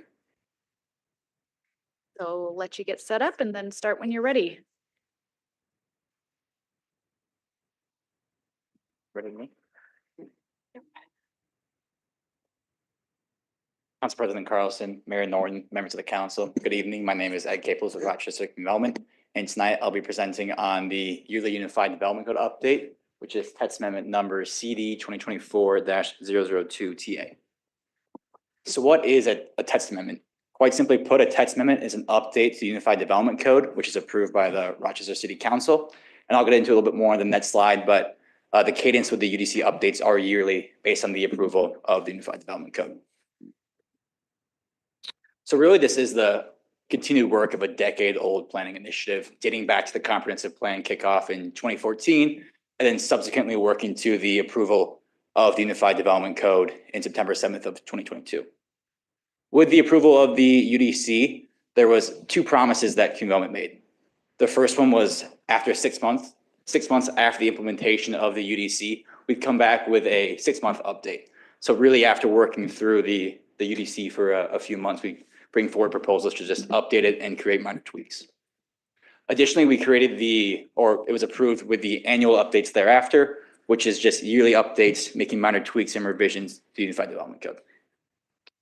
In June 14 of 2023, there was a 6-month update, which really had three key themes to it. Updating the UDC, reintroductions of old items that were left out from the LDM, as well as a handful of new items and concepts to consider. So just a summary of the text amendment before you. They're very minor changes which promote consistency, clarity, and best practices throughout the UDC. This really starts back in the study section on 0916, as well as the HPC review, the Planning Commission review, and now before the City Council for adoption and your approval. So the first theme associated with the Unified Development Code update is consistency. I walked through this slide previously at the study session, so I really won't get into too much detail, but I'll just provide an example of what that really looks like. So in the Unified Development Code, which was a key approval of its adoption, was neighborhood protection standards. A neighborhood protection standard has a regulated lot, so think anything over 4 units, as well as commercial and industrial users, and then a protected lot, so think 4 units or less of residential. When a regulated lot and a protected lot share a lot line, there's what's known as a neighborhood protection standard. Along their common lot, there's really a handful of considerations that go into it, but 2 main key ones are building setback as well as buffer yards. So if you see on the building setbacks on the screen on the left, currently it stands as a 20-foot setback. So they cannot put their building within 20 feet of that shared lot line. If you look on the table to the right, it's also required for them to have a level 4 buffer yard. And if you see on option 1, the minimum width is 25 feet. So really, this theme of the update is provide consistency across the document.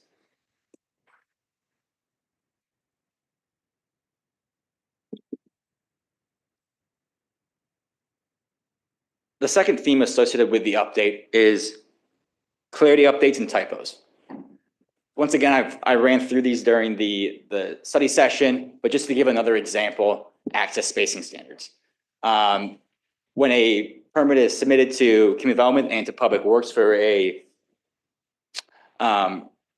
access, we review the access spacing standards within the Unified Development Code. And really what this is doing is updating it to its current utilization and really being crystal clear of the spacing requirements associated with driveways, but also the intersection of streets.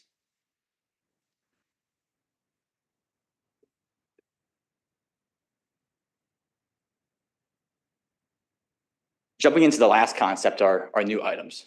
And once again, ran through these at the study session with an update or the creation of the air transportation definition, tweaks to the lot line readjustments, reevaluation of parking reductions, urban energized fence locations, as well as permitting additional uses within the MXT and MXD, but really just to jump into a handful of them that came up through the conversation of the study session. The first one as it relates to lot line readjustments in R1 or R2 zoning districts. Currently, you can only do a lot line readjustments in those two zoning districts. A lot line readjustment is where you're creating as it relates to R1 or R2, creating an additional lot. We propose to remove the language of zoning district requirements and make that permissible regardless of zoning designation. The second conversation that came up during the study session was as it relates to barbed and energized fences. Essentially making that clarification that barbed wire and energized fences are not permitted in residential or mixed-use zoning districts. And then finally, as we continue to create a user-friendly and engaging and active downtown, creating additional uses within the MXT, which is the transportation zoning district, as well as the MXD, which is the downtown, and making indoor entertainment or recreation, as well as outdoor entertainment or recreation permissible in these areas.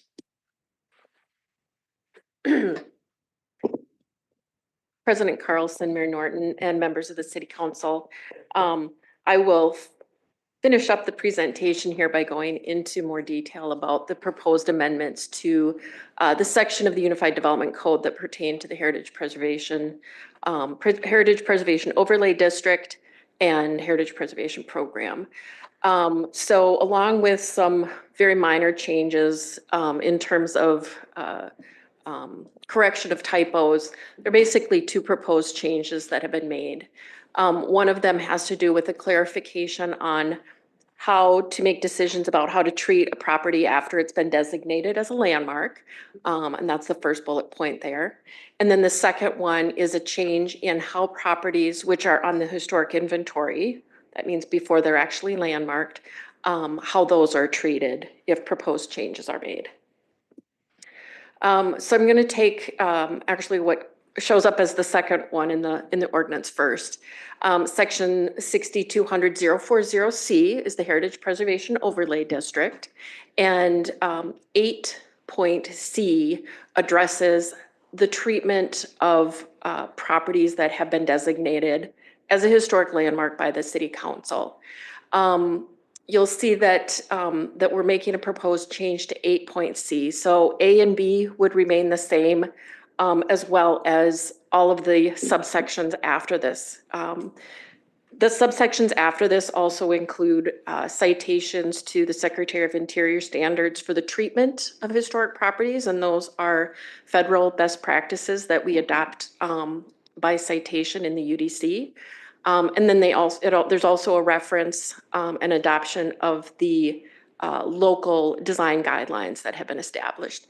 This proposed alteration really is a clarification.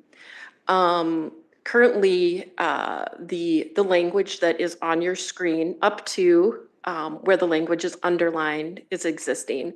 We're suggesting that the additional language which is underlined be added to this subsection. Again, we have additional subsections after this that allow for alterations of properties that have been landmarked, that have been designated by the City Council as historic landmarks. And this just clarifies that, yes, indeed, we can review and we can consider changes proposed to those landmark properties, even when there's a proposed alteration to character defining features of that. We rely again on the Secretary of Interior standards and on adopted design guidelines to make those decisions. The second change that's proposed, and I apologize, I had some animations in there. The second change that is proposed as changes to, and actually the deletion of subsection, again, same section of the code, the Heritage Preservation Overlay, which is 6200040C, subsection 4E, as well as the additional subsections noted on the screen.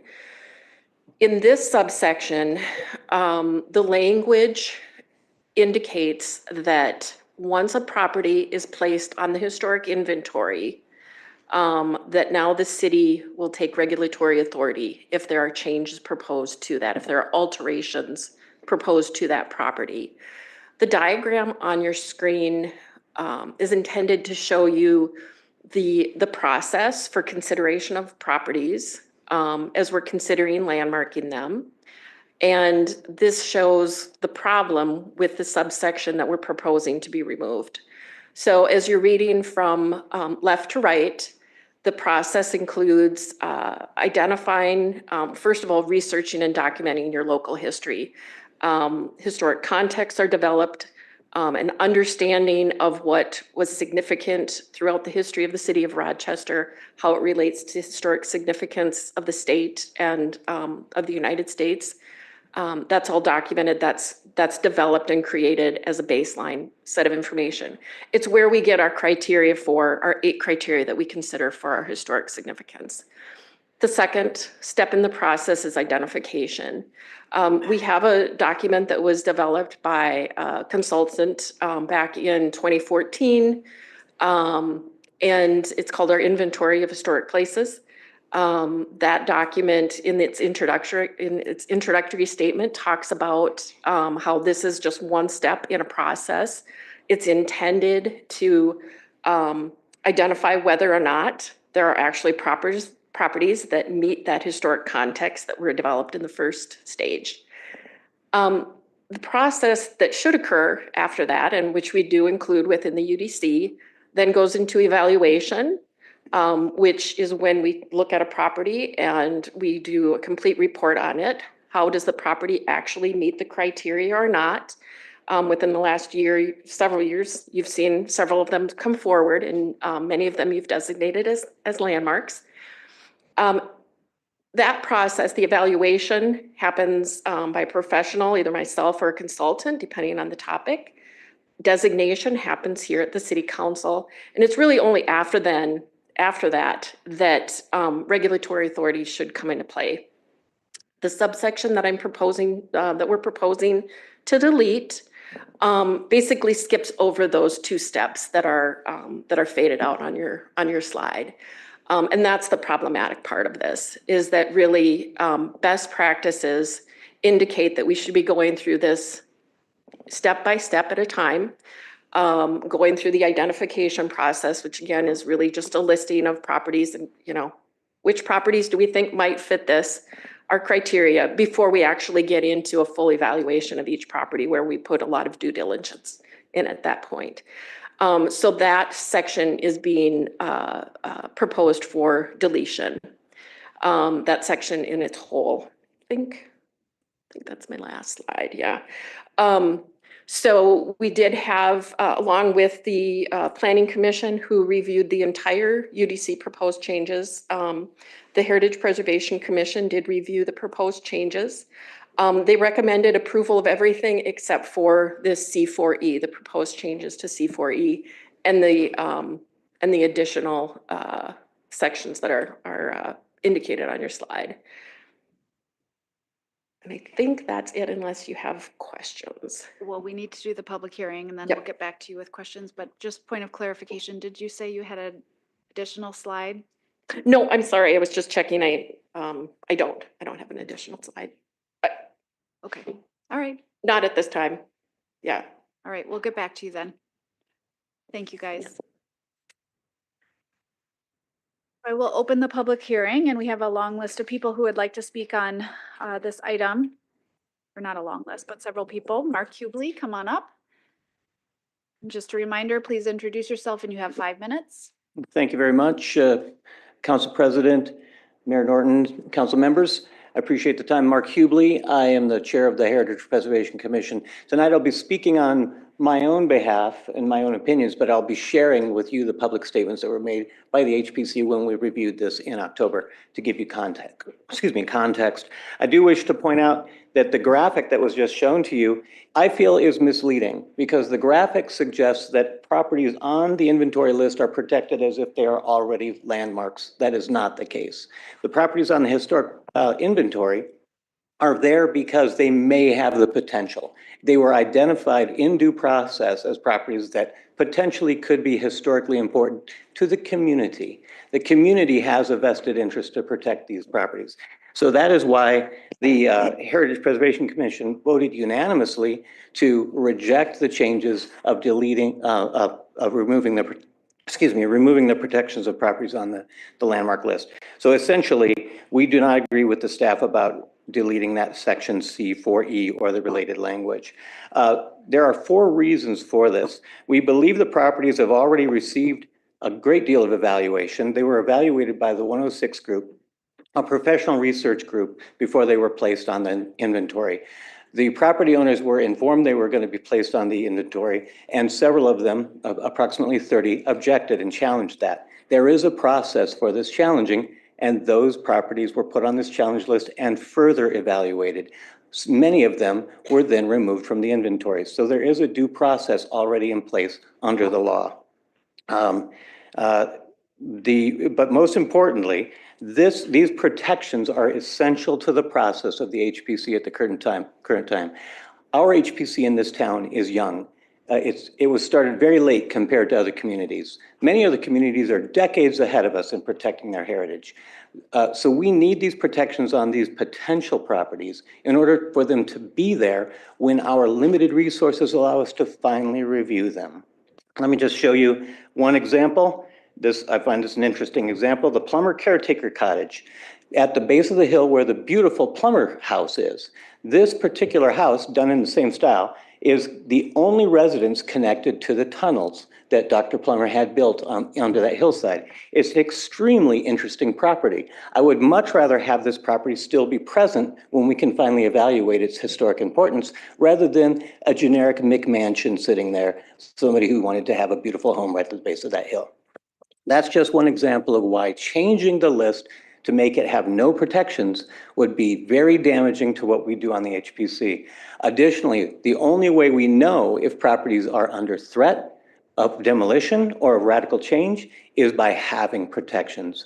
We would never know that changes were intended for this property until after we finally took a look at if this property still existed when we were able to evaluate it. So we need that heads up, and we simply want to act in our duty to give you advice as to whether or not you should protect it. Of course, we don't protect it, you do. So that's all we want to do. We want to be able to do our mission. We want our process to continue the way it is. And I do want to encourage you to take a look at Commissioner Schabel. Commissioner Schabel, who is an attorney, also has a very profound point of view on our commission, and she sent you this email today. Excuse me, which I think was sent to you today, but it has good opinion in it in my point of view.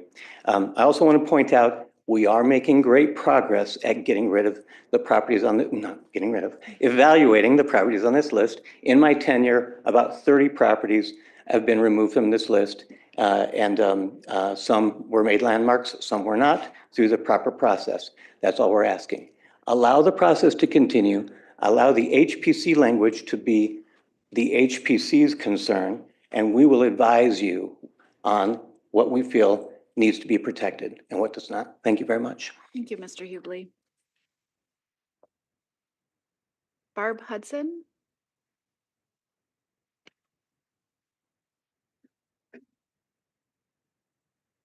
Hi, my name is Barb Hudson. I come to you as a citizen of Rochester, lived here over 40 years, I consider it home. And I'm also coming to you as a former member of the Heritage Preservation Commission and a former member of the CUDE, which was a Community and Urban Design and Environment. So I've had a lot of experience with properties in town, homeowners owning these properties, and how the general public feels about the historic fabric of our community. So this discussion tonight is front page news in the Post Bulletin today. I don't know if you noticed that. So it's a big deal. It's a big deal for the citizens of Rochester. It's also a big deal on our local social media sites, if you've looked at those. Rochester citizens want to have a voice in the decisions about saving the historic fabric of our community. We have seen this in action with the properties on the potential list, such as Silver Lake Park. We were notified that they wanted to make some changes at Silver Lake Park, the HPC was, and we were able to get public involvement in that.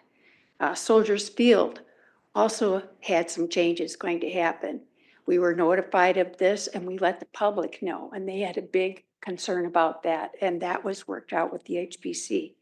Lourdes was also another one that was going to be demolished, but as you know, they came in front of you and they made a lot of noise about what they thought about history and saving our heritage here. So it's only because they were on the potential list that the Rochester citizens had a voice in this. And your discussions and decisions tonight will tell us whether we'll be able to continue to have a voice regarding our properties. What I'd also like to say is if it's not broke, don't fix it. Because this potential list, and I don't know if you've ever seen the potential list, but I have a copy of it here. It's 3 pages worth of potential properties. And I know that you weren't given this list to know what you were essentially voting on tonight.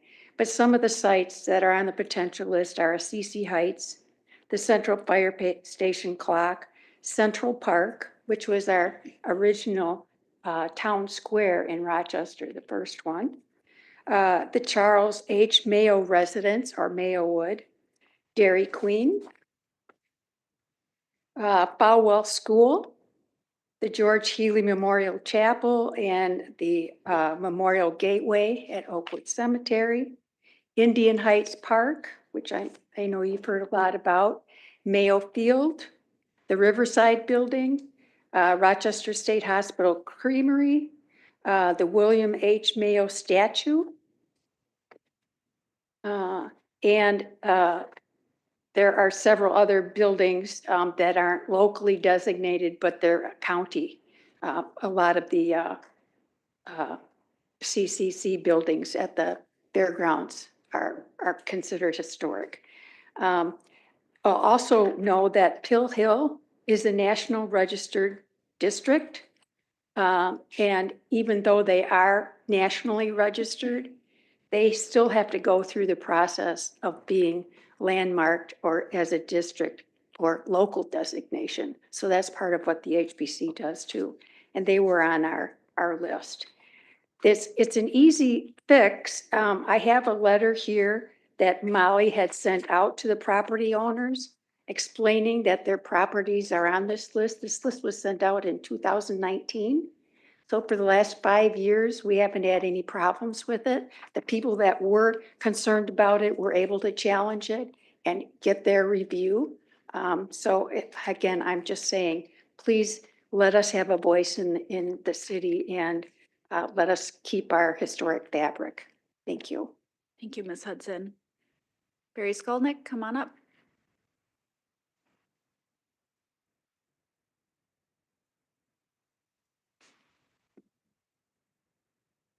Hi, everyone. I was on the HPC for 8 years, and I was term limited off a couple of years ago.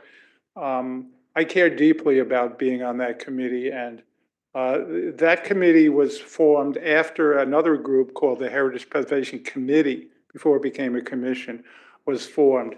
They worked to hire someone named Will Stark.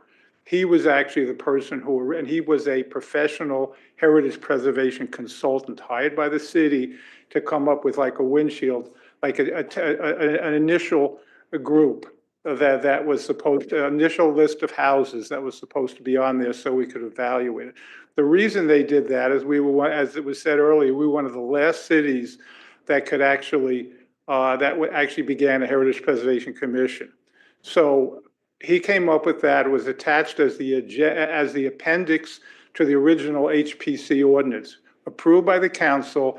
It's gone about 10 years or so, undergoing 3 different administrations, many legal people, many staff who have looked at this. No one's told us, don't do it anymore.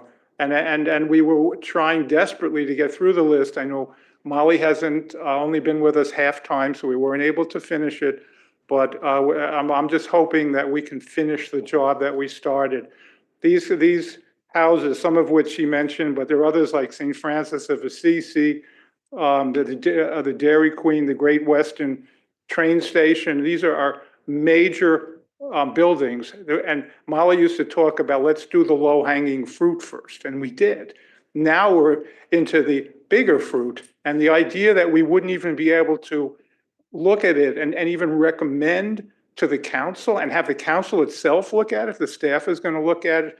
I just believe in something like that that's affecting our entire skyline, that the transparency that we need and to sort of show the neighborhood what we're doing, give a recommendation. Yeah, we can be defeated, or we can have you look at it, but at least let's go through the process, the democratic process of reviewing it to get all the necessary feedback and to feedback to you so you can make a final judgment. I mean, if we're going to change Central Park or any of these major places, the Kale or any of these places, let's do it with the council involved and the HPC involved. Again, we've gone through this for many years. We've agreed to remove certain buildings like the Unitarian Church and the Log Cabin Inn. We've removed them. We've never had any complaints. I mean, Trapi owners asked us. Sometimes we went along with them. Sometimes we did. It's been a very respectful process. I don't think we've had any complaints in all these years. So why now? Why change something that worked now? There's no reason. There's just no reason. It's doing fine. Everybody liked it. Why change it now? Why make things a little more closed? Let's leave it open. Let's just make it a happy city where everybody works together, and rather just having a select few. That's all I'm saying. So please give us a chance to finish the list that's been started by so many generations of people on that committee. Thank you very much. Thank you, Mr. Skolnick. Mr. Kriesel.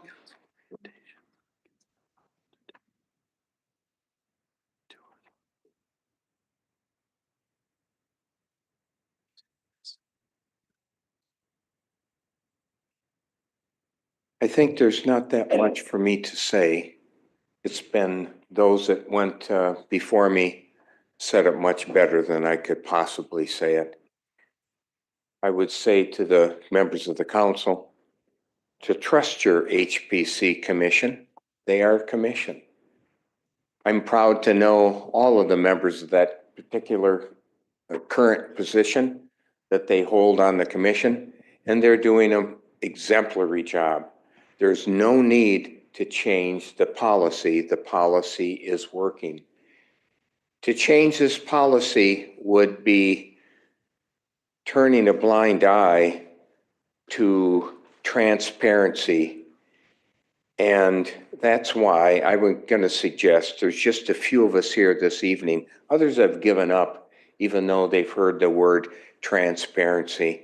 It's less than transparent. If you adopt a different policy, the current policy is working. Don't change it. Thank you very much. Thank you, Mr. Kriesel. Mr. Zastro.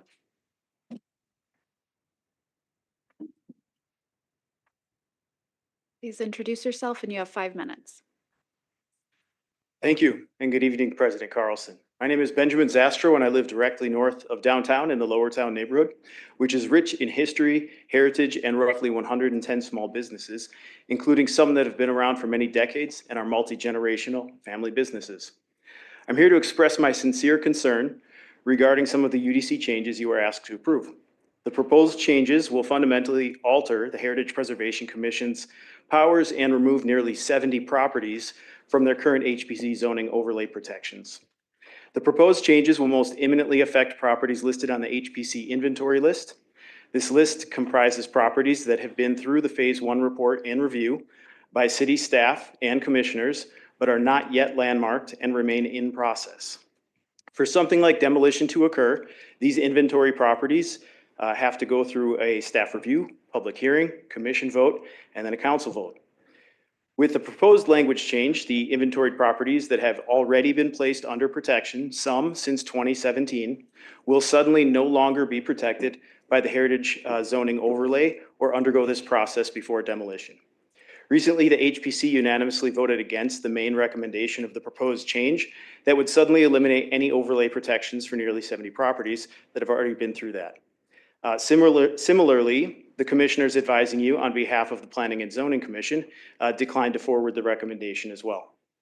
I would encourage you to consider the topical expertise of the many commissioners serving you on the HPC and Planning and Zoning who were appointed and approved by you Also keep in mind the message that these changes could send to our many family-owned businesses throughout the community and how they would decide whether or not to stay invested in our community.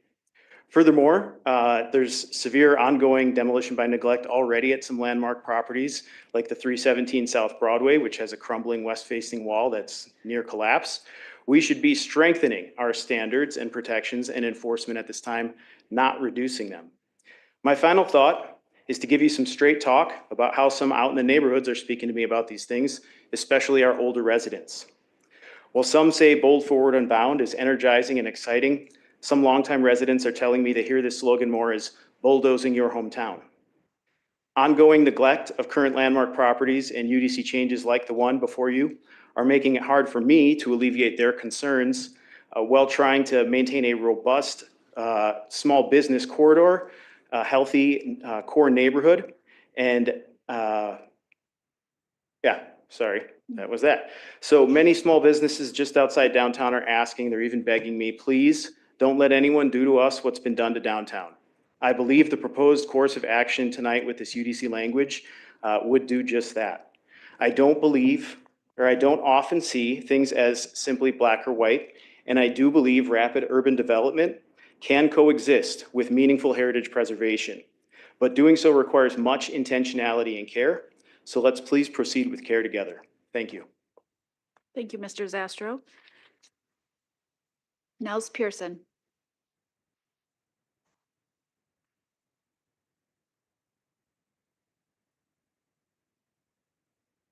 Good evening.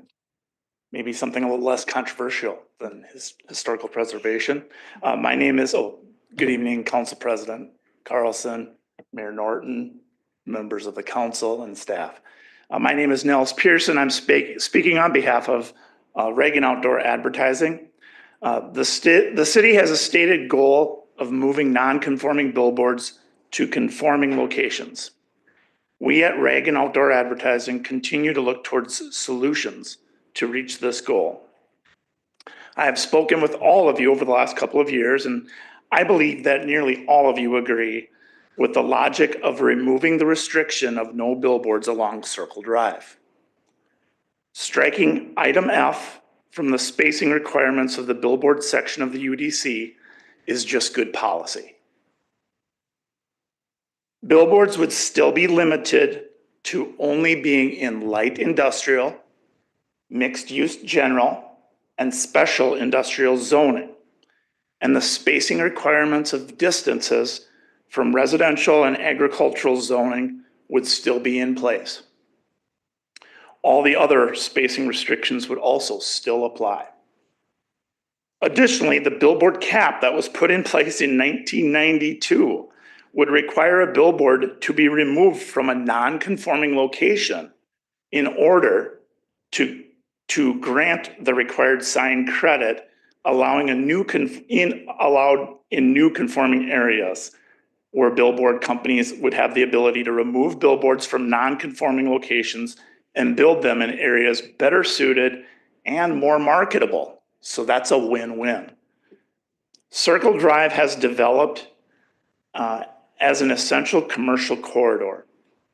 The zoning along the parts of Circle Drive clearly indicate that billboards are a good fit for the light industrial, mixed use general, and special industrial locations of Circle Drive.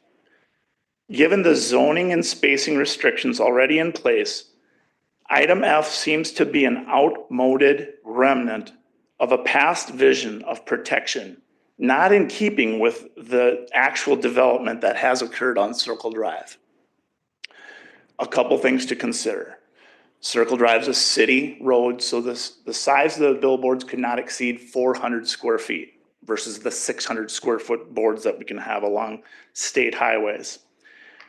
Additionally, everything on East Circle Drive would be forbidden because there is no zoning on the entire stretch of East Circle Drive that even allows it. So we have a clause is a specialty pullout for item F in spacing that absolutely has no implication because the zoning already restricts it. So again, I thank you for your consideration respectfully. Thank you, Mr. Pearson.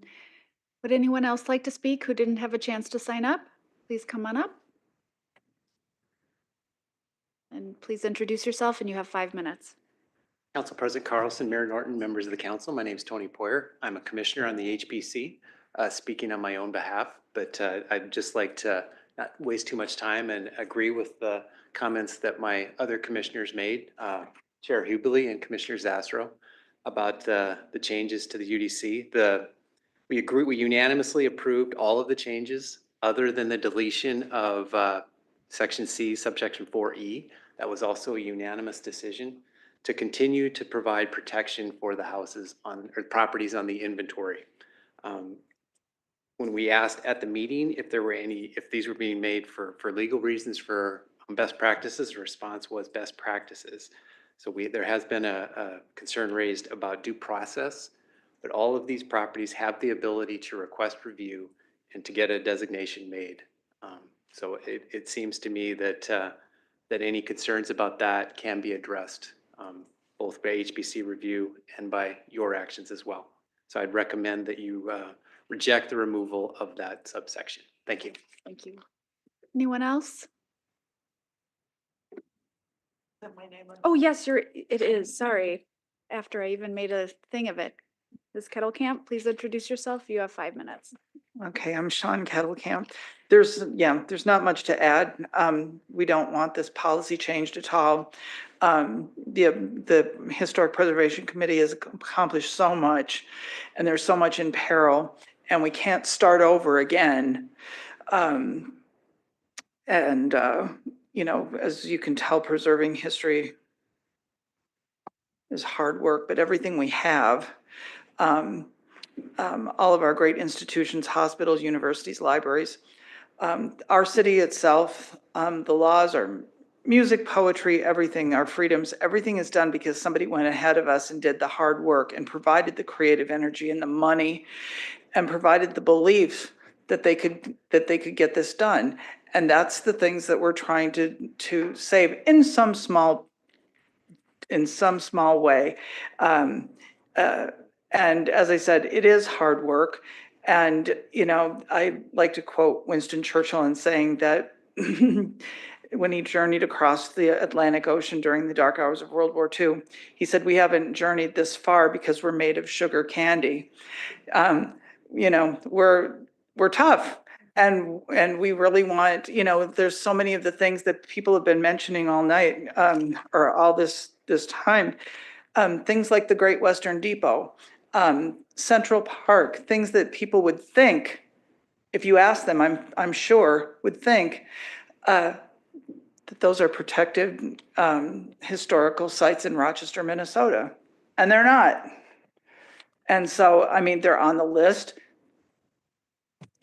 Everything goes slowly, and it seems to go slower than usual in Rochester, Minnesota. But we do not want this policy changed at all. It's been working beautifully, just the way it is.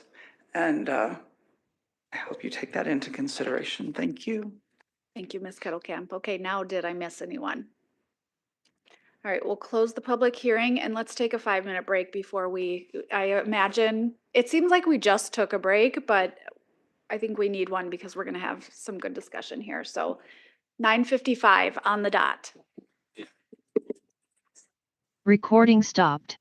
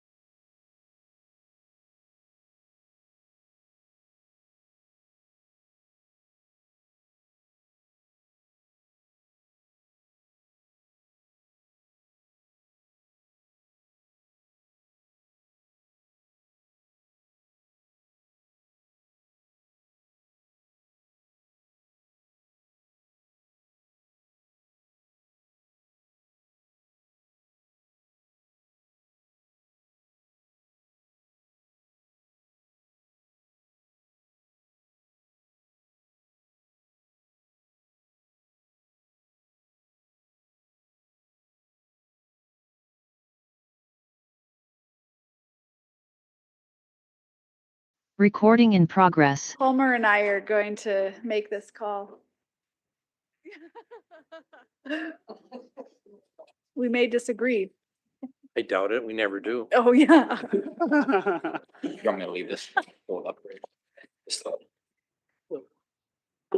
Yeah, actually. Get up and back. Okay. Okay. Does that mean big deal? Whoopie-doo. Oh, it means wrap it up, move along. All right, welcome back, everyone. Thanks for that quick breather before we dive into this discussion. First of all, to the staff, is there any clarification you would like to provide before we dive into our own questions? Yeah, at Capos Development, just want to make a quick comment on the billboard comment that came before during the public hearing. I would just note that there is a lawsuit in regards to billboards right now, so I want to speak carefully on it. I would just note that, just adding some context behind it of the West Circle Drive and the prohibition of billboards in that area was a strategic decision by the city council, which has been continuously reaffirmed by past city councils. I would also just note that the area has not developed to the light industrial zoning district, which is its current designation, but has more of a commercial feel to it. So I'll just leave the comments at that.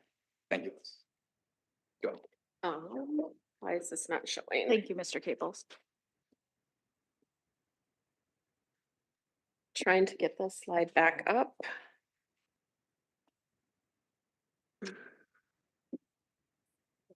Oh, trying to get our slide back up that we're, yeah.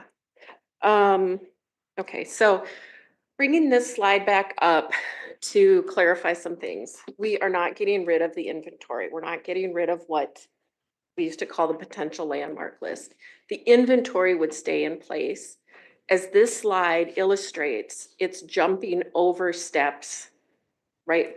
Taking those properties on that inventory and regulating those, right? So the inventory would stay in place. We would continue to work through that inventory as we have diligently been doing for the past several years. And so that would stay in place. The properties that are currently on that would stay in place, right? We just wouldn't regulate them before we actually go through the due diligence of evaluation and designation. So that's, I think, the first thing. And I think one of the speakers seemed to indicate that we weren't going to be looking at them anymore, which we are. We're going to be considering them eventually for landmark designation. The other thing that I think is important is I think that these two lists have been conflated really from even before my time here, which has become really confusing to folks. We've had some speakers mention properties indicating that they were on the inventory, but they're landmarks. They've been designated as landmarks. There were a few properties that were mentioned. So I think a lot of people are really confused about what this is and what this means. So I think that's just important to understand this. This process, as outlined in this slide, is based on Secretary of Interior standards for heritage preservation planning. When I started, the ordinance was pretty confusing and there was no process. There was no you couldn't map it. Basically, I tried for several months, we couldn't map it. So ultimately, when the UDC was adopted, this was put in place. Some of the old language remained, and that's what we're trying to clear up. Okay, so you say there's confusion about the list. Can you help us understand exactly what is on the inventory? And then my biggest concern is, does the inventory provide any level of protection, or would a property owner who's on the list be able to propose an alteration or demolition without an evaluation? Sure. Could potentially Sure, yeah. prevent it? I think that understanding what's on the list, so there's 69 properties that are on the list, that remain on the list, on the inventory, or what used to be called the potential landmark list. That was created in 2014 by the 106 group. And again, in their introductory on the inventory, they say the purpose of this survey, right? So it's a survey of going out. Some of it's as simple as drive-by windshield survey. they developed phase one reports, which are typically 3 to 6 pages, photos, maps, and very limited information. Those phase one reports indicate this property may meet the criteria, and then it cites the criteria. But there's nothing that says, here's how it meets the criteria. Here's the history behind this building, unless they found that out, but it's very limited. That's compared to the evaluations that you've seen that are, multiple pages where we actually go through each of the criteria and talk about how the property does or does not meet that. In terms of what is on the list, 25 of the properties now of that 69 are residential units. So these are people's homes. And again, we're not getting rid of that. We'll continue to go through. The intention is certainly to continue to work with those property owners. Other than the fact that, again, this is a best practice based on what the federal government does, and they put these documents together for state and local governments to be able to adopt, right? That's where we get our best practice. It's important to note that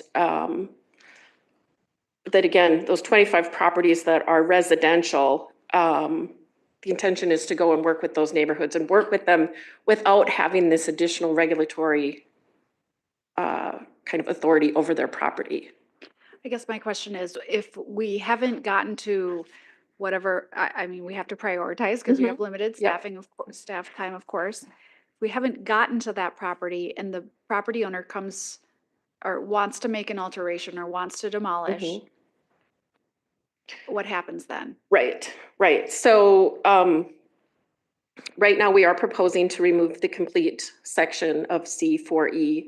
I know that there were some requests by Councilman Keene who did ask if there was any an alternative, and I've got a slide if you want to talk about that. Can we wait? Yep. Okay.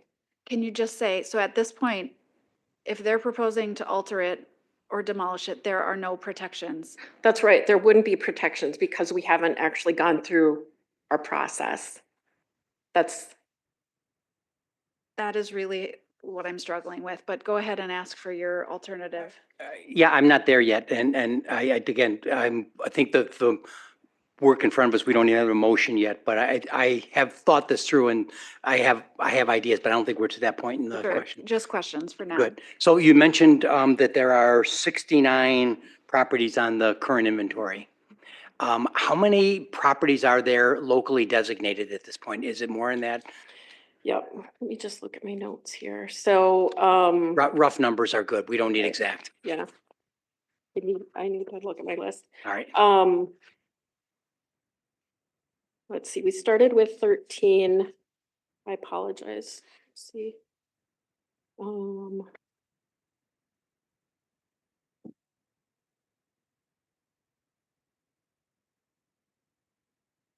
I think that range of 13 to 20 is probably where we're at right now. Yeah, no, actually, yeah, there's actually more when we adopted the. But that's parks and landmarks, and those are those ones we've done in the last year. The reason I'm just trying to get this thing, because part of this is it's about a 3-to-1 numbering on the inventory versus how many have been designated within the city. I think that's about the numbers I have in my head. Let's see, I actually have the list right here. All right.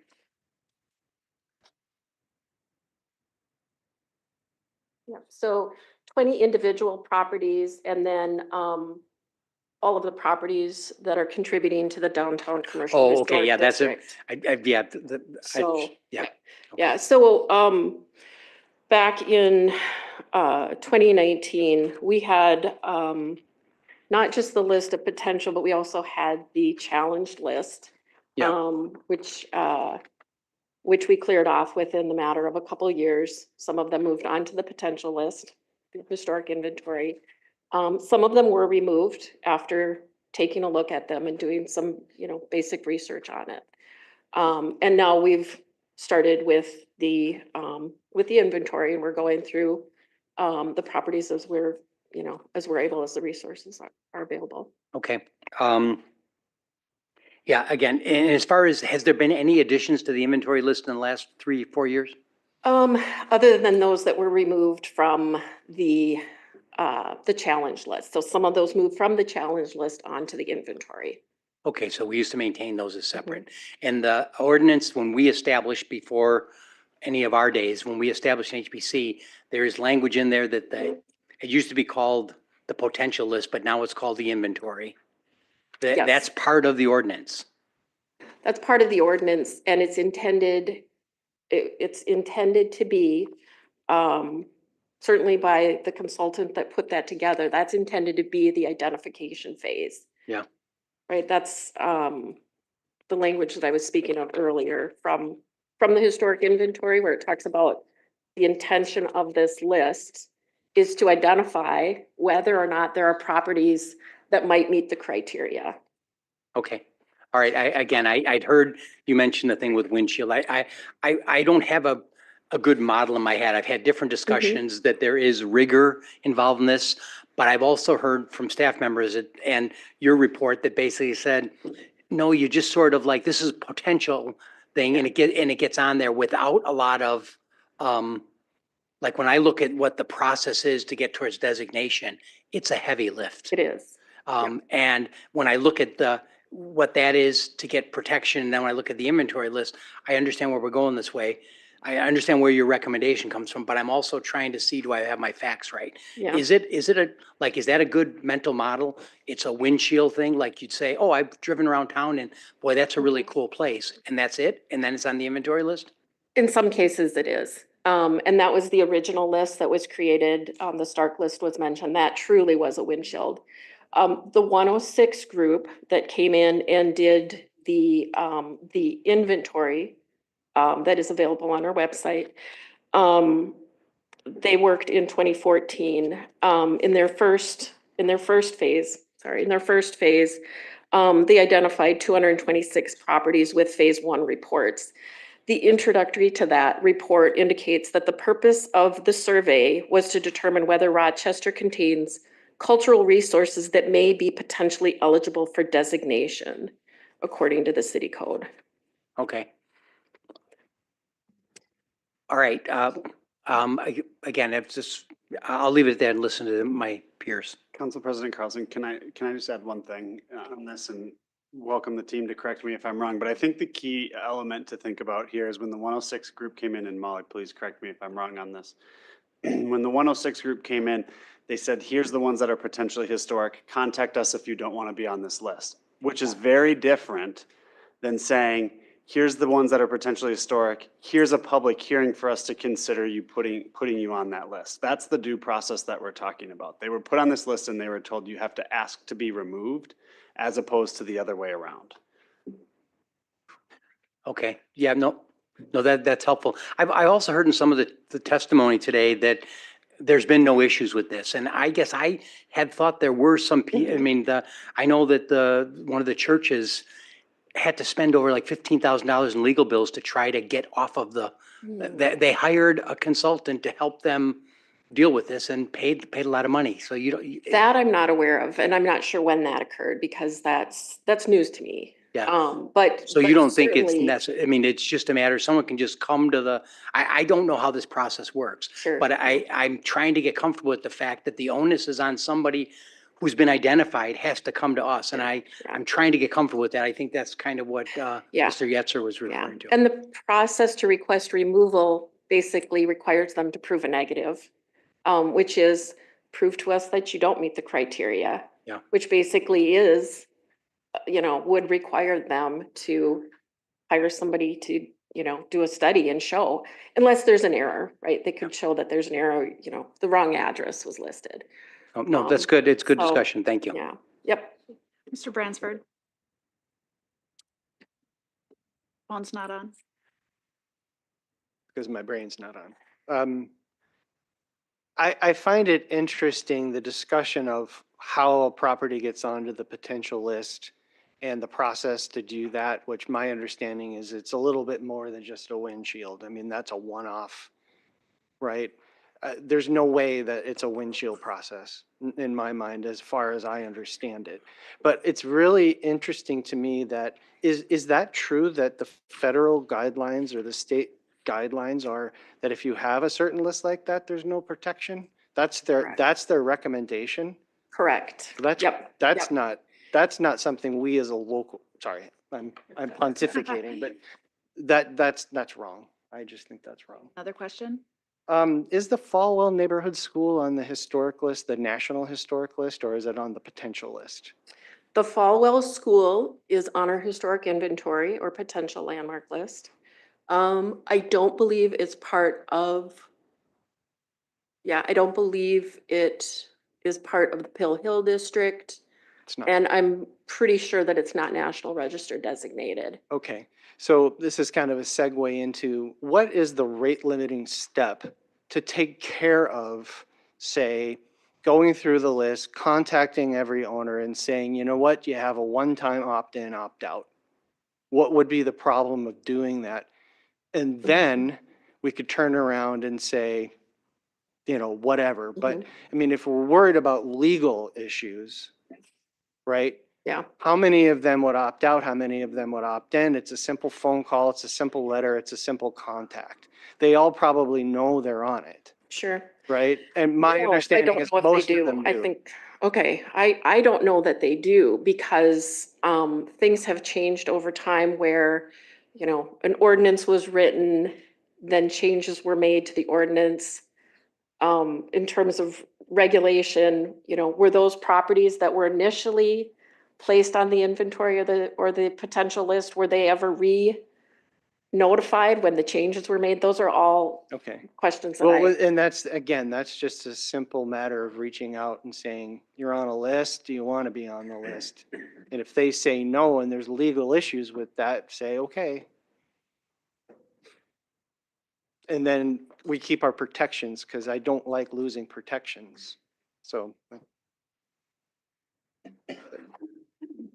Probably be more discussion about something like that. Councilmember Wall?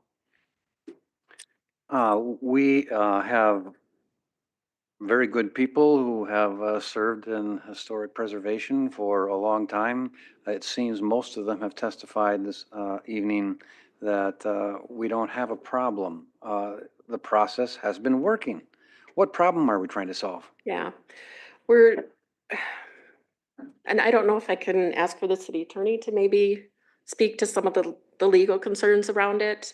Again, it's taking a property that has not been gone through a due diligence process of meeting our criteria and hasn't gone through hearings. Have we faced that problem? Have we been? Has that been a challenge for us? Initially, we had a lot of property owners who were expressing concern. In 2014? In the files, there's a lot of communication indicating that there were people that had concerns. Some time ago. So the process has been working.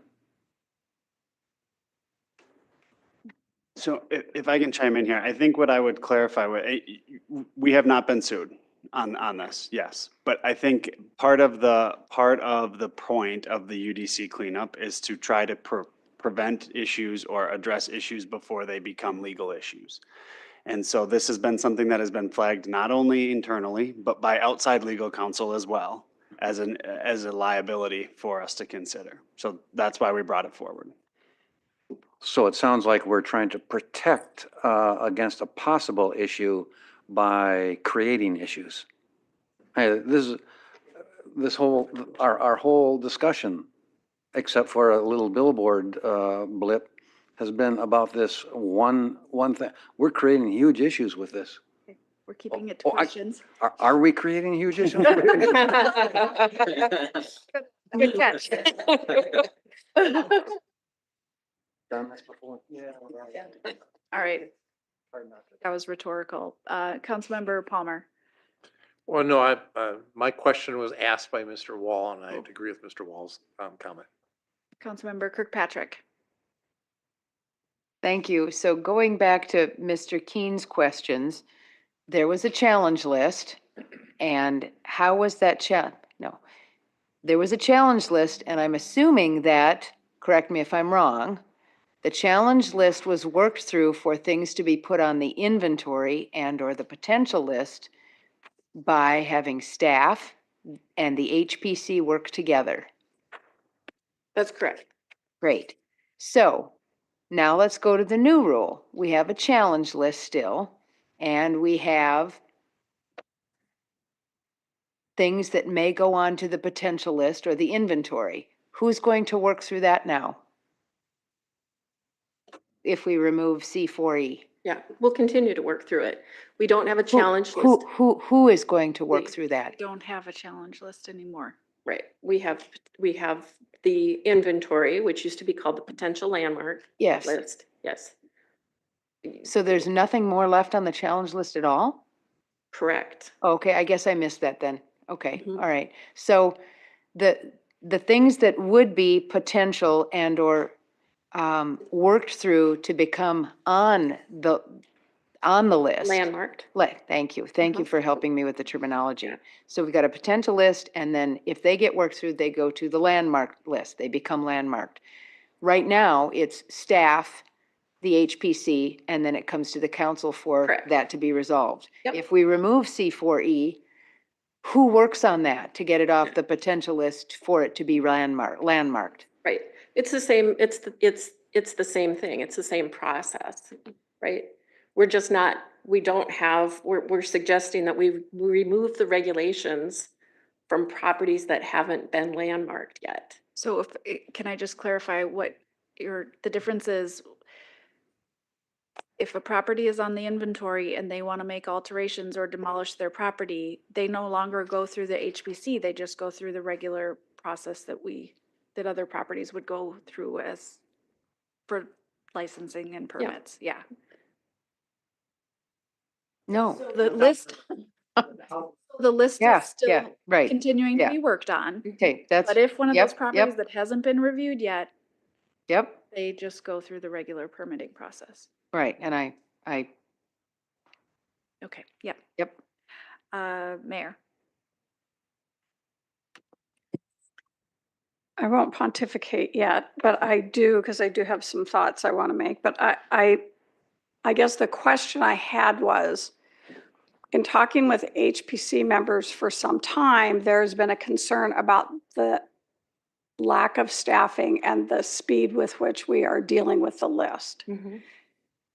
Is another solution actually spending the money to either hire a consultant, have more staff, and working through that list quickly? Will that get us to the place where the attorneys won't worry either? I think, yeah. Mayor, thank you for the question. I would say generally just to understand the cost for each, if we did an outside consultant, generally each property costs about $10,000 to $15,000 to complete. Sometimes they're a little bit less, but that's generally what that would be. And there's about 70 properties on that list. So what we have been doing and will continue to do is there's some work that's done with staff, and Molly kind of helps guide that. And then when grant and other funding becomes available, we apply for that and also try to look for different studies to be able to move those other projects along as well. I appreciate that.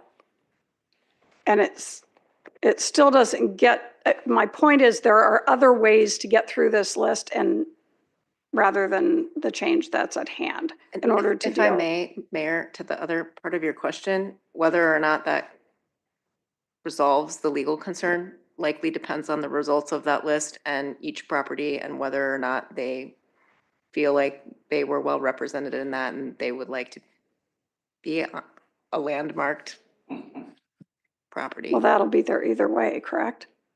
I would say, depending on your due process, and if you aren't able to be removed from something that you were only ever potentially or inventoried on, I'm not an attorney, but in my land use experience, you still have exposure.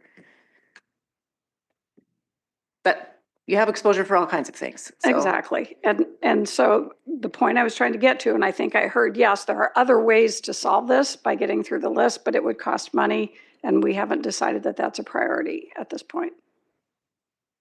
Okay. To spend money, correct? A significant amount of money. Yeah, like a % levy increase. All right, Councilmember Dennis.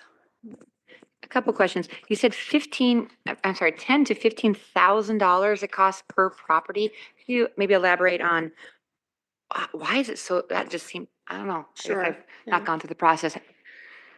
Yeah, so so what a consultant is doing is they're doing the full research.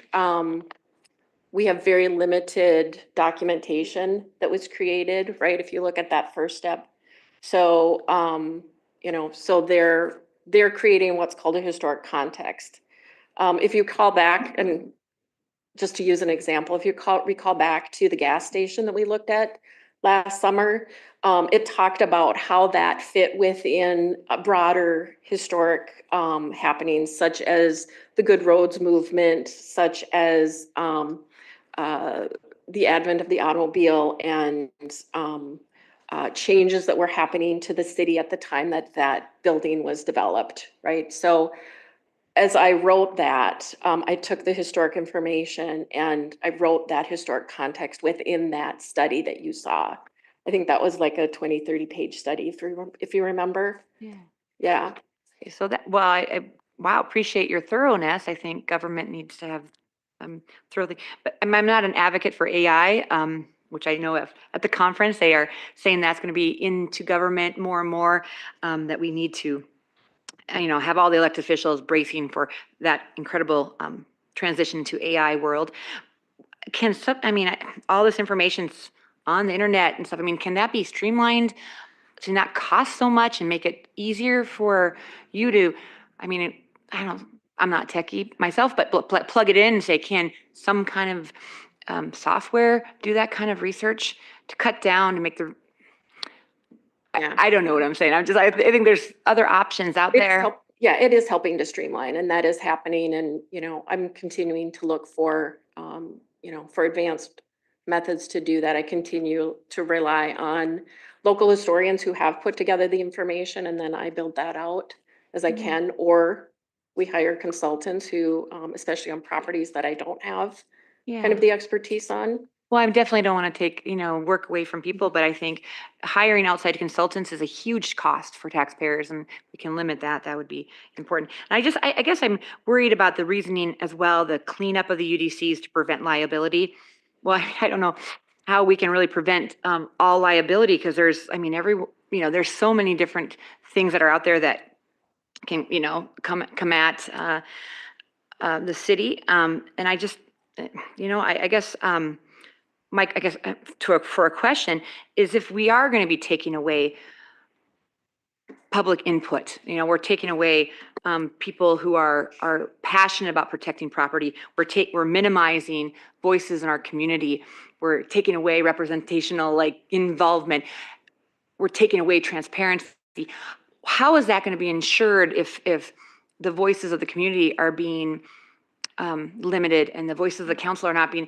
What is going to be the checks and balances to make that sure that there is a voice for and transparency, if that's not going to be abuse of power, or there's not going to be issues where big money, something comes in and says, we just want property to be quickly move through because we want to build on this land? Or what's going to protect property, historic sites, if the checks and balances are taken? Yeah, and in actuality, we wouldn't be taking away people's ability to participate in this. Instead, I think that if we weren't trying to just feverishly get through this list, we could actually spend time engaging with community who actually own these properties. We had a historic district that was on the table for 5 years, I think, and trying to work through with the limited resources to engage those property owners. And part of the purpose of this is to really shift our focus and to go out and work with the property owners whose properties we're talking about, rather than, push these properties through this process without having done that. All right, we have a few more questions. Councilmember Bransford? So you bring up a point, a couple questions. You bring up the downtown historic district. And what concerns me here is we know there were some property owners that weren't terribly happy, but now they're in the district, right? So they know with this in place, would one of those properties in the historic core of Rochester be able to just apply for a permit for demolition because we skip this? Because we didn't skip it with them, they're now landmarked. Yeah. Right, So so we're removing that, the red bar, we're removing that faded out section. They've been designated, so now Okay. we've done that process Okay. with them. Okay, so they're, okay, good. Yep. I was worried about that one. I agree with you about going through the list. So why wouldn't we, instead of pontification, I'm going to ask a question I probably know the answer to. Those of you coming on council, this is Council 101. Why wouldn't we go through that list and gauge the temperament of those owners and say, you're on the list, are you happy to be on the list? We'll put you on a contest, if you want to contest it, or, and if they get really persnickety about it, go, yep, timeout. We'll figure out how to just, it seems to me this can be collaborative with the community. Yes. On that list. Wouldn't it be easier to just spend a little time and go through 69 properties and 69 phone calls and just figure it out and see what our liability actually is? Again, I think what I would chime in with this is, again, I think the question becomes, why do they have to ask to get off the list? Shouldn't we instead take them off and ask if they want to be put on a list? You see what I'm saying? Like, you're putting the burden of proof on the other side, and that's where we're coming from. And if you don't feel like that's how it should be done, then so be it. Like, that's okay. But they're already on the list, and that list is going to continue, right? That list doesn't disappear. The liability is still there. No, because the list exists, but it doesn't have any regulations attached to it. It's more of a work plan at that point. Well, then it's not a list. So, I mean, it's not listed at that okay, point. okay. All right, Councilmember Kirkpatrick. Thank you. So I'm just going to start with commenting back to you, Mr. Yetzer. Questioning back to you, Mr. Yetzer. You posed the question, why do they have to ask to get off the list? Well, I'm going to answer a question because our history is common good. Our history is for all of the people in the community. So now I have a question. The last time letters were sent out was 2019? I'm going to have to go back and look at that. I don't recall sending a letter to everybody. We had several lists going at that time, so I really don't know if it was sent to everybody on the inventory. Okay, so we could easily send out letters to everybody that's on the inventory now, correct? Yep. Okay, awesome. That's good to know. Are you part-time or full-time employed? I'm full-time. You're full-time. And then how many hours per week do you dedicate specifically to the HPC? Yeah, it's intended to be half-time, so, 20 hours, but I don't, follow it on a week-to-week basis. It's really about juggling and managing whatever projects are coming forward.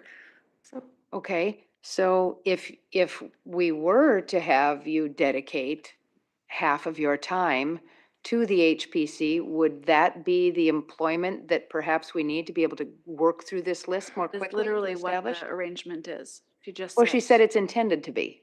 No, but it just So- is, like so week is to it week it varies, but she is committed half-time to. Some weeks it's 40 hours or Yeah. 80. Okay, okay. Yeah. Okay, so sometimes you work 2 weeks in a row on it. Yes. Got it. Okay, I misunderstood what you said. So thank you for clarifying that. I appreciate that. And then, that is it Okay, Councilmember Palmer. for C4E. Leave historic preservation for a little bit here. I had a couple of questions on some changes here. I know we're trying to be more efficient.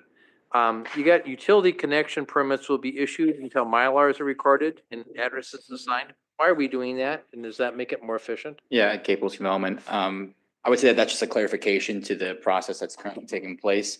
If you look at public works letters, it's clearly laid out there to the consultant of when those connection permits will be issued. It's just codifying it within the UDC.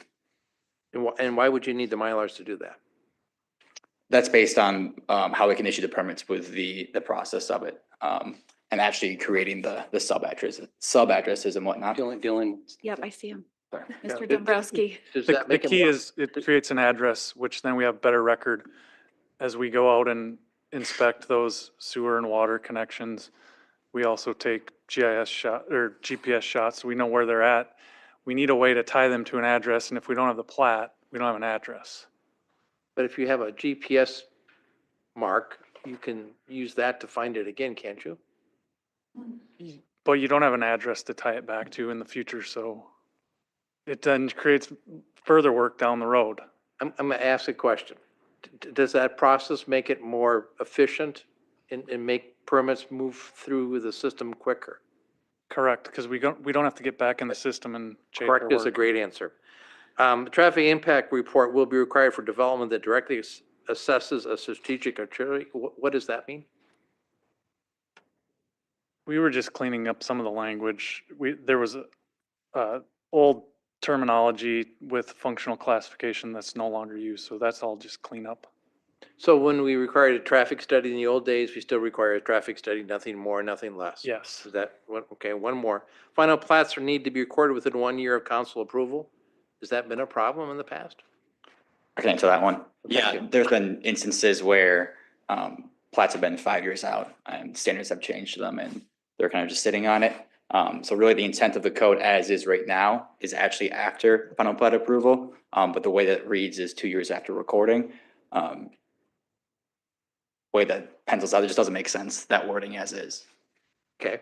Are they not doing within 5 years? Are they doing, let's like, so the 5 year, did they do it because they forgot it? They did it because they're saving money? Do you know why they would? I'm not able to speak onto the reasoning for why they did or did not do it. But to my previous point, as standards change and keeping them up to current best practices, the way the language currently reads is outdated and truthfully not applicable.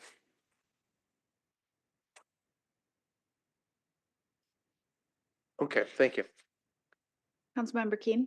So, Council President Carlson, based on the discussion we have, I'd like to put a motion on the table and then we can go from there. I'd like to move to approve the text amendment CD 2024-002 TA to amend language in various areas of the Unified Development Code and direct the City Attorney's Office to prepare an ordinance for first reading. Can I get a second? I'll second that. Thank you. Yeah, I think, first off, I want to just say like this cleanup, most of it is some of those tables, a lot of it's wonky technical stuff that we've had trouble with, and I appreciate seeing that get cleaned up. It's good to see that kind of stuff getting addressed. I know Councilmember Wall and I got some input on things that did we mean to do it this way and that, and we'll work through those. I think those are good to do off to the side there. Probably not good discussion material for this. As far as the historical preservation, this one is painful. I still struggle with the idea that that the inventory list is like 3x what we have as protection, and then we're trying to give it the same protections. But I also see that it is something that it's a community thing. We have this, trying to protect this. But I would like to make a motion that would get to the point where we were looking at this section that we're changing, and we talk about right now we're removing we're removing both reviews of alterations and demolition, and I would like to move that we remove alterations but keep reviews of demolition of anything that's on the inventory list. Okay, hold on. Is there? Yeah, let's see if they can get it up there and then we can, so just so my peers can see this. So conceptually what we are doing here is you're sort of saying, we think we're getting ourselves in potential problem by having these having this level of process around it, alteration, somebody saying, I'm putting in new windows, and we say, hold on, you can't do that, or come to us. And again, my experience is I've seen people get scared off of buying places because of this. Now, this one, though, will allow some of that stuff to happen, but it would get to the point we'd still have this idea that the process would still mean if something was on the inventory, it's not getting worked, it's sitting there for a while. If someone moves to demolish it, it would not happen in the administration. It would. Councilmember Keen, can you please make a clear motion that we can invite a second? Okay, I would move to alter 60-200-040-C.4 with the words as presented on the screen. I'll second that. Okay, Councilmember Keen, now you have the floor. Yeah, I'm sorry. I've been trying to, it is kind of difficult to explain, but it is this idea of like, what we're seeing is people are saying, we know we're keeping the inventory list. We know we're going to continue to work it, but we do, I'm proposing that we still keep protections from demolition, but remove the restrictions that are, until we do the work and really make sure it's designated, that we don't apply those other restrictions to it. I think it's a fair compromise. Other discussion? Councilmember Kirkpatrick? Yeah, 2 points. I just want to be able to read through this. And second point, I didn't know we were jumping around. I thought we were taking each of these as they are. And I have a question about the barbed wire and energized fences that I haven't been Okay, able to well, get. we're speaking to the proposed amendment right now. So Yes. stick to that one, and then we can go back to the original motion after this has been dispensed of. Okay, so I need to read this then, please. Okay, can I go? Or do you? Oh, please do. Okay. Yeah. Now I forgot what I was gonna say. Oh, I appreciate that we're trying to find a middle ground here. And first of all, Ms. Patterson-Lundgren, I know how passionate you are about preserving our heritage and historic properties, so I can just see how challenging of a discussion this is. It's not like you're wanting to demolish our potentially historic property. So just having a lot of compassion for where you must be coming from and having this conversation.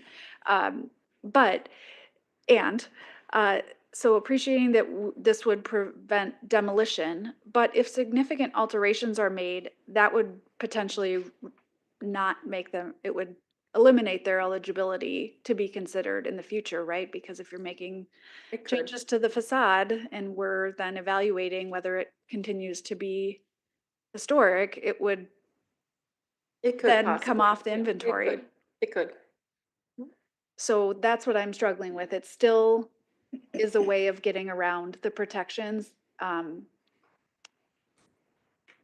I'm just really appreciating the responsibility of council right now and thinking about the sort of greater good of the community and what we want to preserve for the future generations to appreciate and enjoy. And I realize it's a balance between private property rights and community value, and that's what we're struggling with. But I think I am not even comfortable with this level. I think it needs to go to the full removal of the C4E.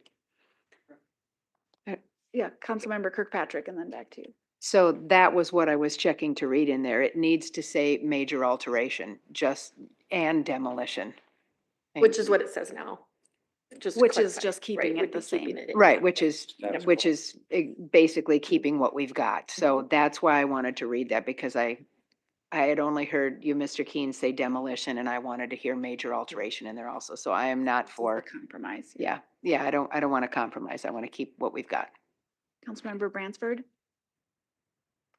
I agree with what Council President Carlson said entirely. But it seems to me like the real crux of the problem that we're trying to solve here, all of this aside, is liability. I mean, that's why we're doing this, right? So there should be maybe a process for somebody finds out they're on the list, they squawk, hey, I didn't ask to be on it. You know, we could invent a process that said, you're off, if they really, really want to be, right? Or a quick hearing or something, right? Instead, what we're doing is we're turning the the fisheye lens around and saying, yeah, no protections. You're still on the list, but there's no protection, so you can kind of do what you want, which may be saving us from one or two people that may or may not actually care, and then penalize the rest of the list in terms of protections. So you're making a frowny face, Oh, but I'm that- just, I mean, sorry. the problem is that we're removing the protections for, well, let me put it more simply.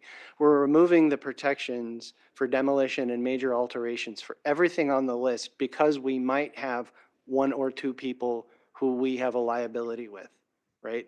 So we're clearing the plate, right?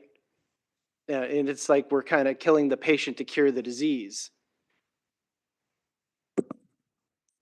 So that's my 2 cents.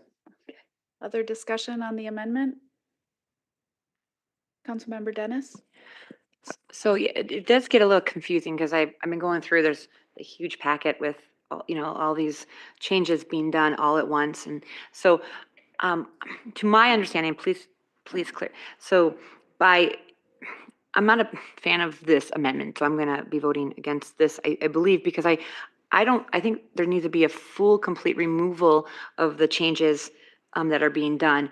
And what would that motion be if we were going to, if I don't just want, that would be full removal of Deal with the amendment first.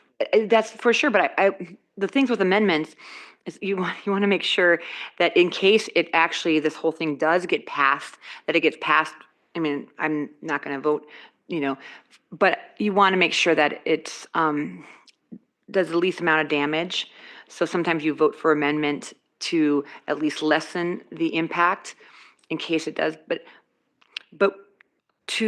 for future amendments, I guess, would it, the complete removal of C.4E, that would be what is being asked by the HPC. I guess I haven't talked in depth with everyone. Is that what they're wanting when they've talked to you? So, yeah, so what we presented was what the Community Development Department was proposing for Okay. changes. We took that to the Heritage Preservation Commission. They are making a recommendation to make all of the changes except for the proposal to delete C4E. And they're related. And the, yep, References. and the related changes to that. So to answer your question, I just if wanna make this is dispensed with, if you vote on it, which I would highly recommend that you do, based on the comments, then someone could make a new motion that would align with the comments that we heard, that would be to do the motion not including, and we probably want to put that other slide back up, those sections. Accept the changes with the exception of C4E and related. You can have that. Yeah, okay, so What? let's go ahead and vote on this amendment. Everybody's clear on what we're voting on? All right. Okay, so the motion on the table is to accept all the, or excuse me, is to just remove the language related to alterations. All right. All in favor, do we need a roll call? Are we good? All in favor say aye. Aye. I guess all opposed say nay. Nay. We didn't need a roll call. Motion fails with Councilmember Keaton voting aye. I appreciate the effort to find that middle ground, but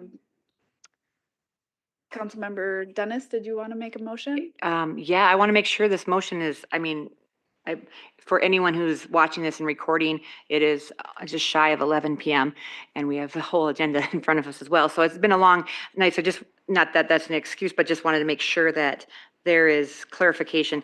I don't like any of these changes that are being proposed by staff for taking voices away from the HPC. Point of order. So I would like to Madam remove President, all of the. I think you're asking for the next motion. The motion is, I'm assuming Councilmember, Thank you for interrupting. I was just clarifying my motion. are you Thank you. specifically speaking to C4E related to the inventory, or are you speaking to all of the heritage preservation proposed changes? Well, what has been spoken upon, that's why I wanted to clarify. I know it's the new weaponized council rules and procedures allows you to No, interrupt us, Dennis. but I would like to just Madam have President? clarification before making my motion. We're not, just stop this. You are trying to do the right thing here and make a motion to amend. I am trying to do the right. Just a second. So we don't need the additional commentary. Your motion is to, It's to not minimize the HPC's role in this process. So okay, we need, okay, so, Councilmember Dennis, may I help? I think I know where you're going. Okay. May I help with I your would- permission? I would, maybe as long as Mr. Okay. Craig is okay with that. Councilmember I would like Dennis. that. Thank you. Mr. Wall, go We ahead. get permission of the staff for council? Yes, Mr. Wall, Councilmember Wall, I would Dennis, just appreciate it. Thank stop. you. We're trying to do the right thing here. Let's get going. We got this, Mr. Wall. I move to amend the motion by dismissing any changes to 60.200.040.C4E and subsequent changes. Second. Right, Councilmember Wall, you have the floor. It's all been said. Okay. Any other discussion? What? Barbed We're not- wire.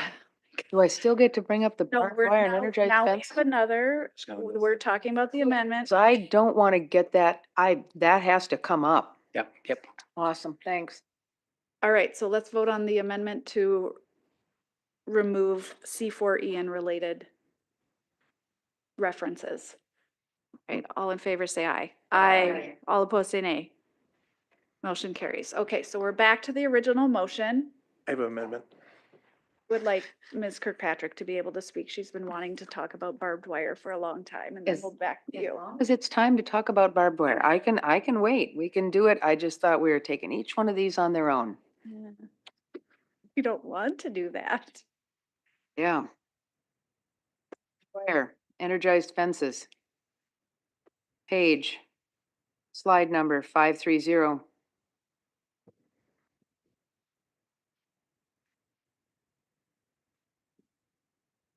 Barbed wire and energized fences are not permitted in any residential or mixed-use zoning district.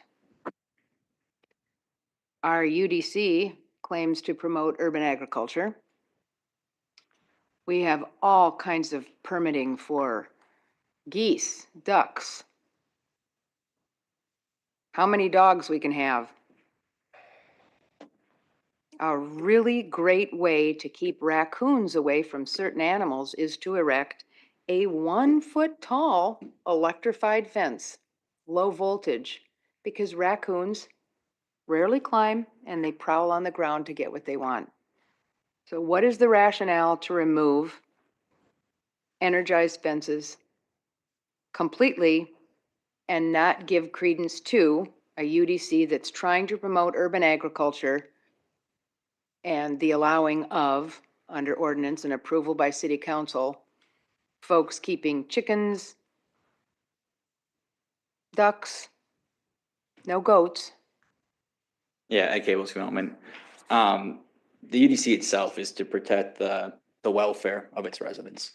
And I would say that permitting barbed wire and energized fences in residential areas or in mixed-use zoning districts where there is frequent pedestrian traffic or just frequent utilization of the area is in conflict with that. And I think the permitting it in industrial and in agricultural zoning districts is not so much of an issue from development's perspective as laid out in the UDC to promote and protect the health and welfare of its residents. I can appreciate that. There's also a Minnesota statute on agritourism that supersedes city ordinances. That says that folks who get injured on particular agritourism event, agritourism promoting properties, that there is no liability. The farm, the urban farm, that location promoting agritourism, showing the Minnesota statute. Council President, Council Member, I'll defer to Mr. Spindler Craig, but I think there's two things happening here. One would be that an individual property owner may or may not believe that they have liability, but that's for the people that are transversing that permitted property for that reason, depending on where a fence that is barbed wire or electrified goes. There are any number of other people that are passing through the neighborhood not for that reason, and that liability probably does actually go with that property owner. So two different things can be true at once. This is the beauty of local government. So if someone has a specific use on their property and people are there for that reason, while they're there for that reason, probably accurate. If they are passing by the property for some other reason, like walking down the street, transversing the alleyway, et cetera, and something occurs and they aren't there for that agritourism reason, there's probably a liability. FYI, none of this liability is the city's liability. It's the private property owner. Also, liability is not the only concern, just to be clear. I understand that, but if someone has to trespass on a property to actually touch an energized fence. Someone's moving out of the way of a car. Energized fences can't be put there because our ordinance specifically states for chickens, example, they need to be located 25 feet away from the residence. So, and they also cannot be located so close to a lot line. So somebody would have to significantly trespass. A dog into is property. chasing them. Councilmember Bransford. May I give another example? Kids playing hide and seek in a neighborhood at dusk don't see it. And they're running around, they don't care whose yard they're in. When I lived in Waverly, Iowa, boy, the whole neighborhood was just a sea of kids chasing each other. And if it's dusk or night, somebody puts up a new fence, that's just dangerous. That's just dangerous for kids playing in neighborhoods. And you don't catch a possum, you catch a 5-year-old. Councilmember Kirkpatrick, I appreciate your concerns related to urban farms in particular, but I don't think you're going to win this one.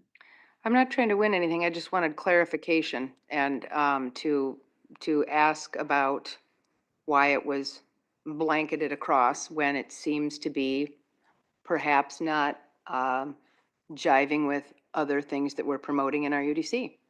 There seems to be conflict. There seems to be not there's not continuity with this one. And one of our core values is public safety. So I think that's what we're all thinking about as well.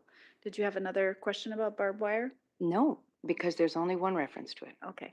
Councilmember Palmer. We're going to go a little different direction. I'm going to make a motion to amend the motion to remove the parking requirements for residential new construction in the DMC zone. Second. Councilmember Palmer, you have the floor. It came to my, we're trying to promote residential use in the DMC zone. We have the BRT coming, and right now we have parking requirements that make it prohibitive to build new residential downtown. And with the BRT coming, our parking requirements aren't really needed. And so I'd like to see them get removed in the DMC zone. Can I clarify? You're talking about parking restrictions for developments specifically, like Cottage Grove across from St. Mary's. Did you say residential? Residential. Okay, just I seconded it, but I want to make sure I understood. Mr. Yetzer. Yeah, I appreciate the idea there. And what I would ask is, I think what may seem like a simple ask is a bit complex with you're asking to add a new overlay zone that doesn't exist, right? The DMC zone is not actually a zone in the zoning ordinance. So I just want you to think about that you may, or we may be able to help you refine that into a zoning district that actually makes sense if we have time to look into it and that sort of thing. But to sort of lay an overlay on the DMC boundary is perhaps more complex than it may sound on its surface, whereas we could look at what are the zoning districts within that and can we capture most of that, like the downtown zoning districts, those sorts of things.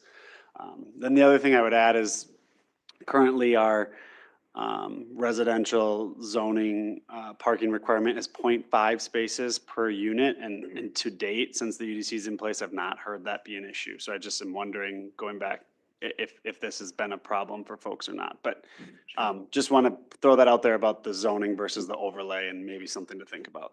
Councilmember Palmer? What I've been told, and this is not from developers, but from other interested parties, is that about a third of the cost of a high rise, if you have to add parking, is a third of the cost is for parking.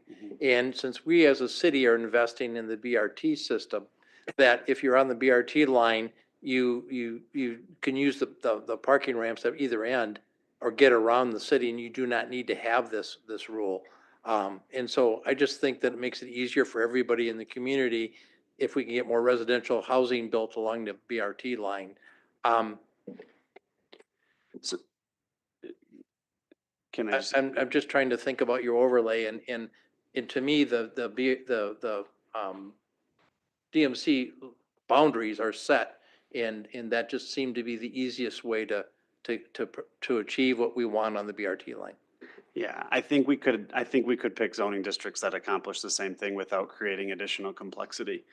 And then the only other thing I would just add is, don't necessarily disagree with this, with what you're saying there, and I'm not necessarily taking a position because this is the first time we've heard it, but just food for thought. What we've heard from developers has actually been the inverse of that the parking requirement has not been the issue, but it's actually the financing that's requiring parking, and that's where they're needing actually more spaces than what we require. So I don't know that issue is solved just by, that this 1/3 of housing cost is solved just by removing the parking requirement, because the financial institution may still require it, but. Go ahead, Mr. Palmer. So that's a banking maybe requirement, but if I was a developer and I was on the BRT line and I said to them, I have a great parking facility at this end and this end, and I have spots that I can use in those ends, why, I mean, that's a banking thing. I'm saying the city should be out of that requirement, and if they can get their bank, or maybe they self-finance, they could get this done. Yeah, I'm not disputing that. I'm just saying we may not be solving the issue at the heart of the problem, is all with this change. But that takes us out of the argument. Maybe, until they ask us to provide parking and a parking ramp for them to meet their financier's requirement. I think this is a really interesting suggestion, and I just have not thought about it enough or had a chance to look into it to be able to make a decision about that tonight on the fly. Other discussion? Councilmember Bransford? Well, I seconded it, and I anticipated this discussion, and I understand it's kind of an on-the-fly thing, but philosophically, I seconded it because we hear about BRT and bicycles and transportation, and that's all good, and we really want to get cars off. You know, if we really are trying to get cars off and out of and make it a more of an alternative kind of transportation system, that's kind of the panacea. Though that's why bringing this up to staff beforehand might be a good thing. But I understand your point about them actually wanting parking. Yeah. Right. It's just, it's a balance between getting cars off the streets and, making it more walkable and bikeable. That's why I wanted to have this discussion. Yeah, and I just want to be clear, I'm not saying that we're speaking against it, because I agree that it's an interesting idea and one that could get us out of those conversations, just like you're saying. So Yeah. I just wanted to add food for thought. If I amended the motion to be something of having the staff come back, but that doesn't belong in the UDC. No. Yeah, it does. Does. I mean, if we said that, if I amended that motion to say, direct the staff to come back with recommendations for parking in the DMC zone, would you be more comfortable with that? He wants to get rid of the DMC zone language. How about if we amended it to be along the BRT line? In zoning districts within the current DMC zone. Sean, are you saying let's not alter the UDC tonight, but let's ask staff to come back and explore this idea in a study session. That's what I Correct. think I'm hearing you say. Correct. So we can dispense with the amendment and then make a new one for the ask. How about that? Or you can, Or we can just change the amendment. Or we can just vote no. Or we can just quick vote no and make that. I like that suggestion. I mean, okay. All right, hold on a second. Mr. Yetzer and then Councilmember. Well, I just want to point out, again, great conversation. I wish we could incorporate it into this one. So what I would prefer is that we either decide that this needs to be in this UDC cleanup, and I would like, or you give us time to study it to incorporate it in a future UDC cleanup. We're trying to move away from one-off additions all over the place and rather a coordinated effort on these UDC cleanups so that we tackle more than one thing at a time. So I would either prefer we take it on this one, and maybe that means that we're making a change between now and the second reading or something like that. Or I would prefer to have time to look into it and bring it back at a future UDC cleanup. so Sean, let me make a suggestion. Councilmember Bransford, you Yeah, have the sorry, floor. I'm sorry, may I have the floor? It is kind of late and I am sort of tired, but I would say let's just dispense with the motion and not necessarily put it in this rev of the UDC. I think it does make more sense from a city council leadership perspective to ask for a study session to go into the next UDC.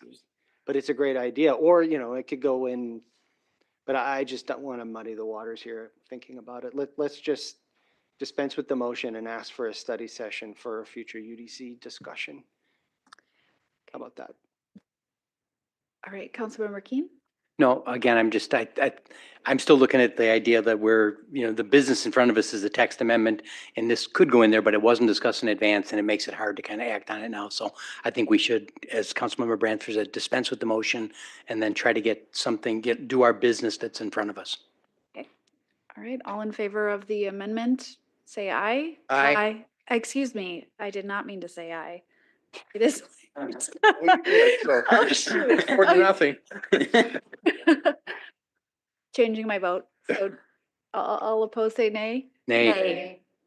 Okay, so we had 2 ayes and 5 nays.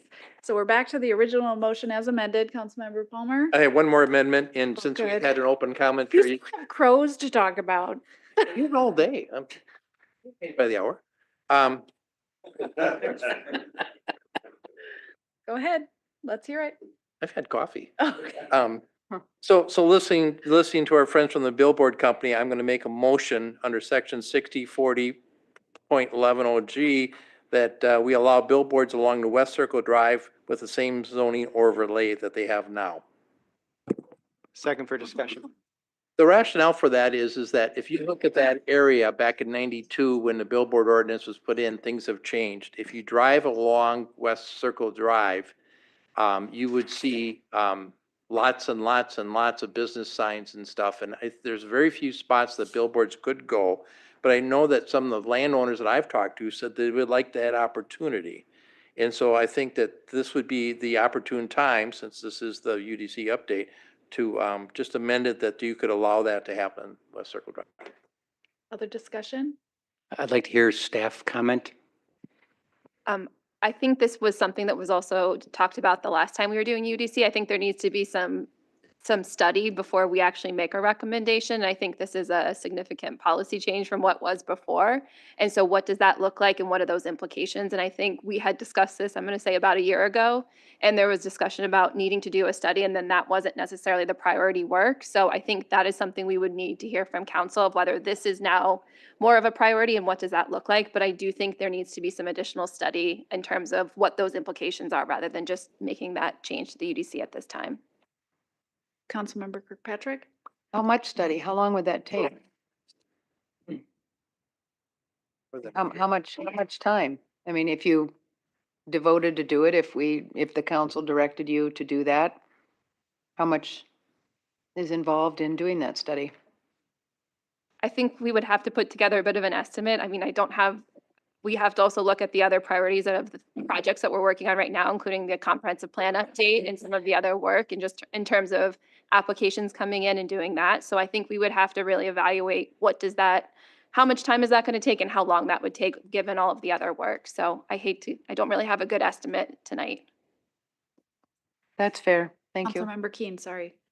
Again, this is, again, looking at the overall business text amendment, it is something that's in the UDC, but I don't find that it's productive or a good policy for us to just put these up in the meeting and start voting on them, because it is a significant policy change. So I would not be supporting the motion. Councilmember Bransford. I don't know under what other than bringing it up now, what other venue would we have? You would have the venue that we bring UDC text amendments to you annually. So there you go. But this is also the process. Like, anyway, just philosophically, I don't particularly have an issue, although I see how it is an inconvenience to staff. And I also understand this is a hot button topic, but I think we have talked about it a lot. And so I'd like to ask the question, how is this a significant policy change when it's a footnote?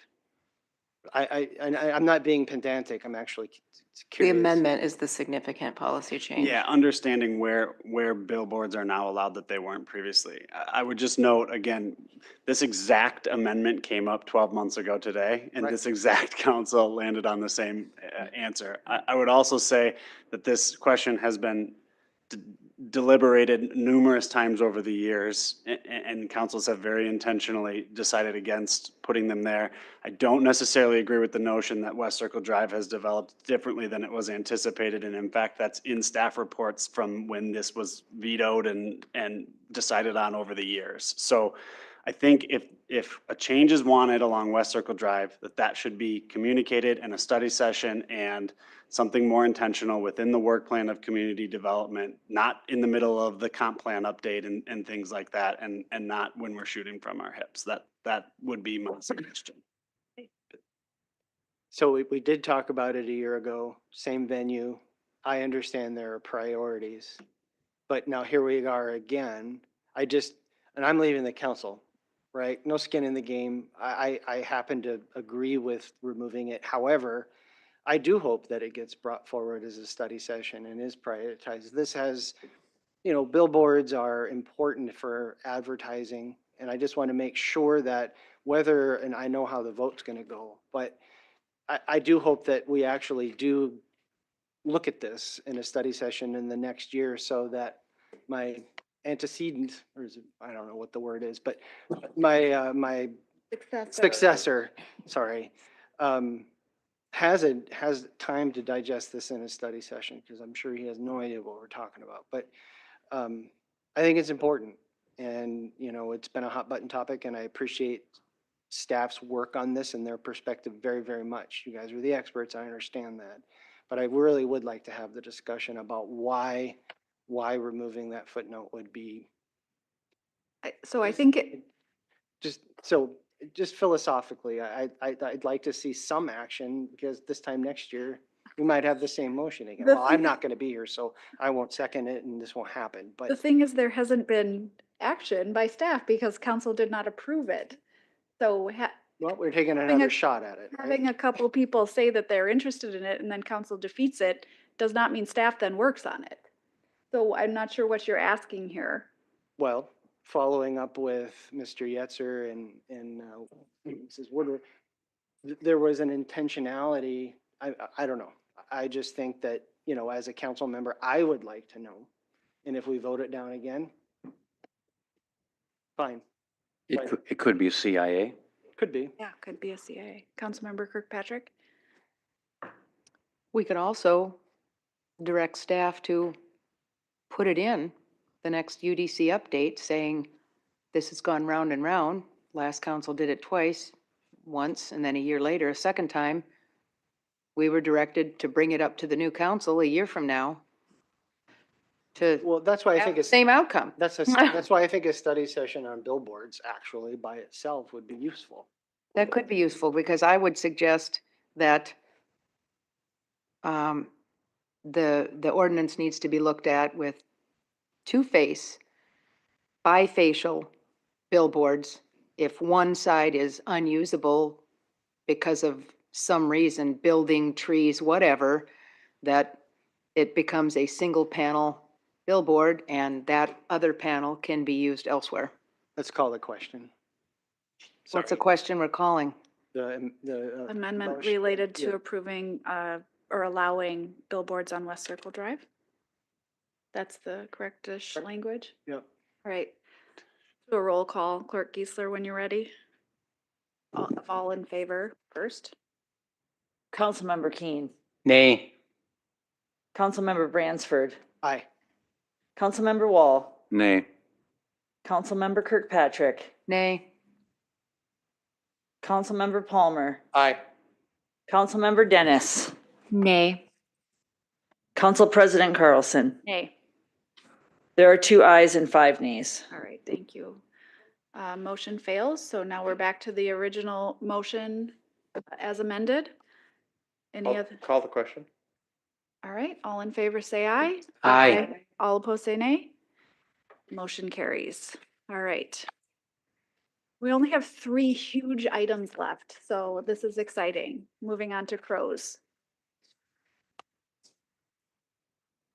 Younger over. The Parks team is joining us for discussion of H1, the crow abatement in the downtown area. And I assume Mr. Widman will introduce his team as they're invited up to speak. Sure. Thank you, Council President, Mayor, and council members.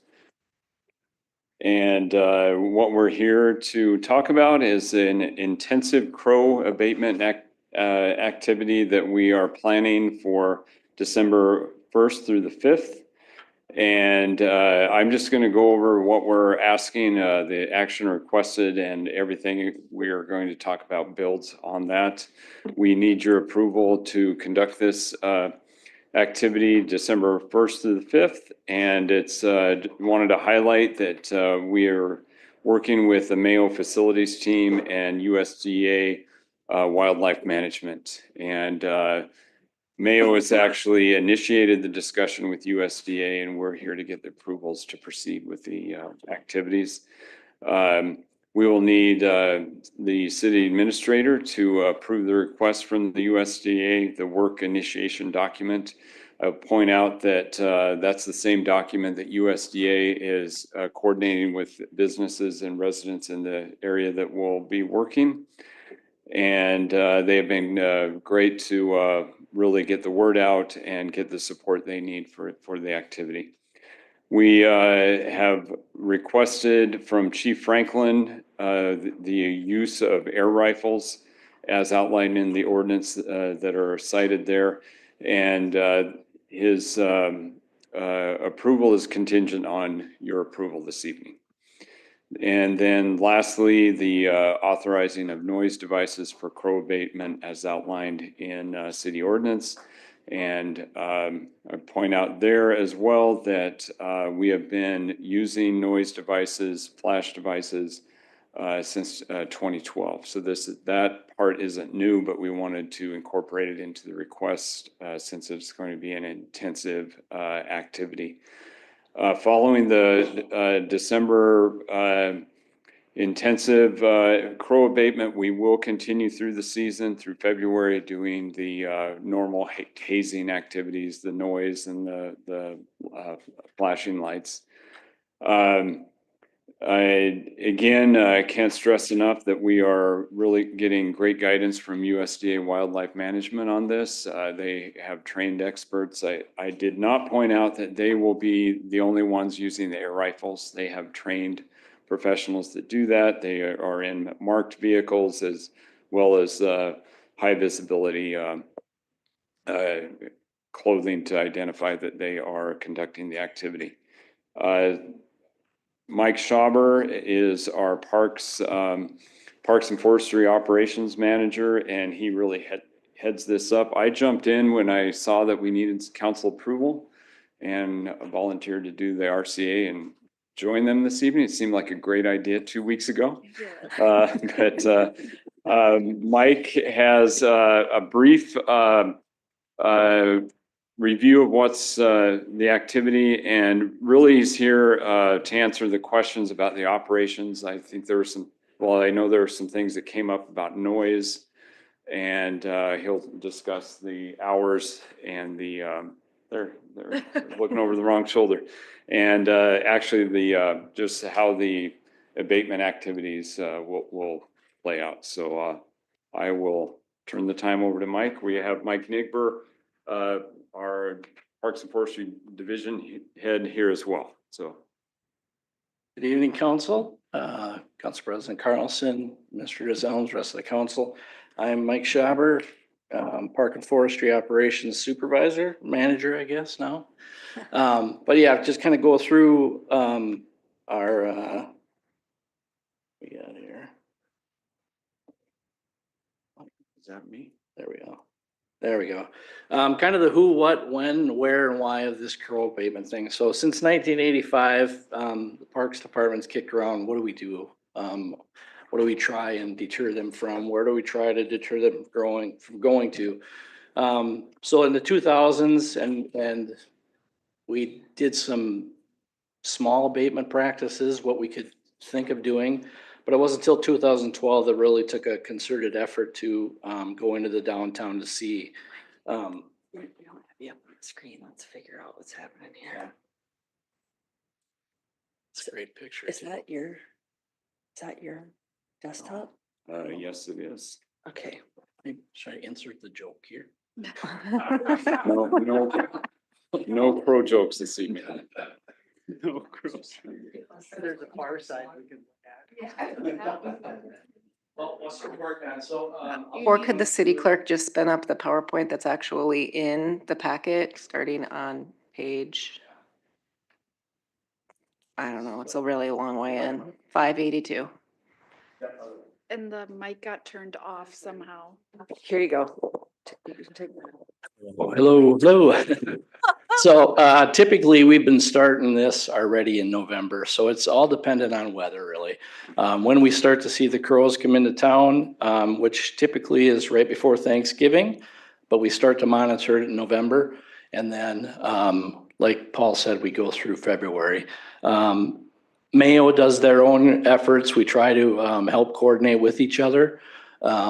They've got all sorts of lasers and different things that they do downtown too. But we're in constant connection with those guys to try and have our efforts be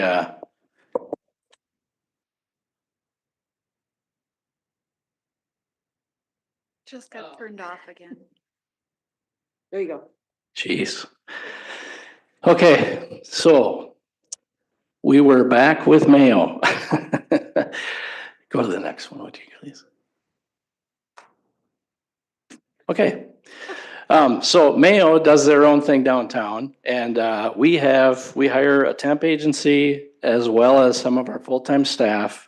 We go from 3 p.m. to 11 p.m., give or take, Monday through Friday, and our main area of focus is to keep the crows from roosting downtown.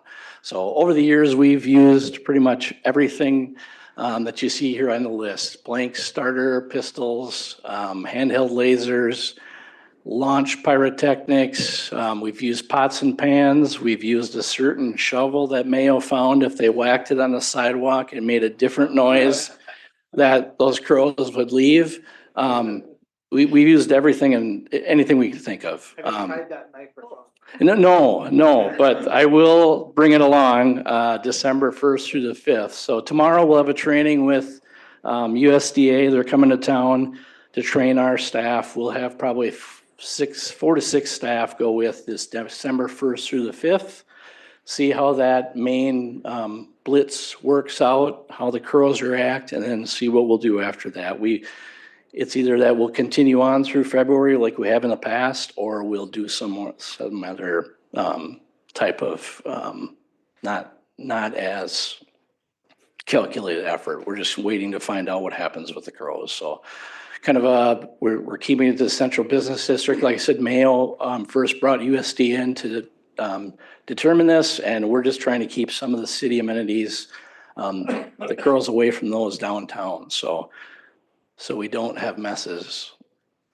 Yeah, if you guys got any questions at all, it's going to be pretty much the same going on through the year like we have in the past years, just this December 1st through first, fifth effort, so. All right. There are questions of Mr. Stauber or the team? Councilmember Palmer? So somebody during open comment period asked two questions, and one of them was, are you gonna shoot windows out? And number two, are you gonna shoot people? No. So like Paul stated, USDA will be the ones that will sporadically and at the least amount minimum that will be using the airsoft guns, the pistols. We use airsoft pellets, the plastic ones, once in a while, but USDA will be doing the actual culling. We'll just be there for assistance. And so after they leave, you may continue to do that? No. No, so you're No. only gonna do it for 5 days? Yes, yes, and just with their staff. What we will do is we'll continue the hazing efforts with the laser lights and whatever else we can find to make noise to keep them out of downtown and not congregated. Thank you, Mike. Great job. Councilmember Keen? I'm of the impression that it's mostly the heat source is what draws them into the downtown. Yeah, heat and light. And light, because the kind of the soft question is when you drive them out of downtown and they go to the first periphery out of downtown, do we take any responsibility there? Or then that's like, it's out of our league, out of our control. Hopefully, you know, if you've been downtown at night, it's thousands and thousands of crows. Hopefully, if we disperse them, they'll go in different directions and it won't be such a Dense. big congregation, yeah. Okay, thank you. A murder. Have you studied the patterns? I mean, it's not like they go in a big ring and kind of go like that or. No. So what are the disbursement patterns? I mean, Mr. King raises a really interesting point about where do they go?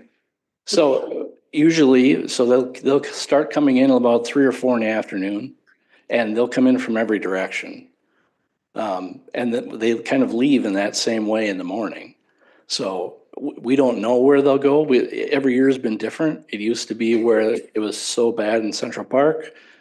We've hazed them out of there, and then there's none in Central Park. Last year, we didn't have them we had them at the Plumber Building last year, and for years, but we can remember, we've never had them at the Plumber Building. So just another question quick. So, they come for the light and the heat at night when they're not looking for food? Correct. Okay. So there isn't any way to make little homes from that for them somewhere where there's there's food. So I don't know, but I think my son would like to sign up with his airsoft gun and Yeah. help.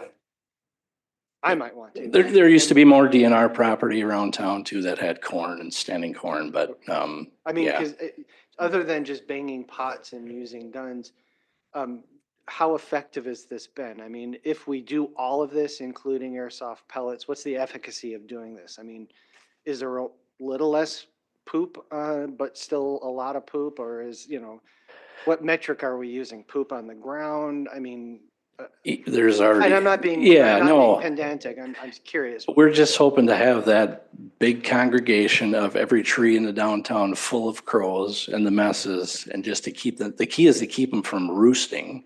So not only coming into town, but roosting and staying here and then getting them out. So it's a crapshoot.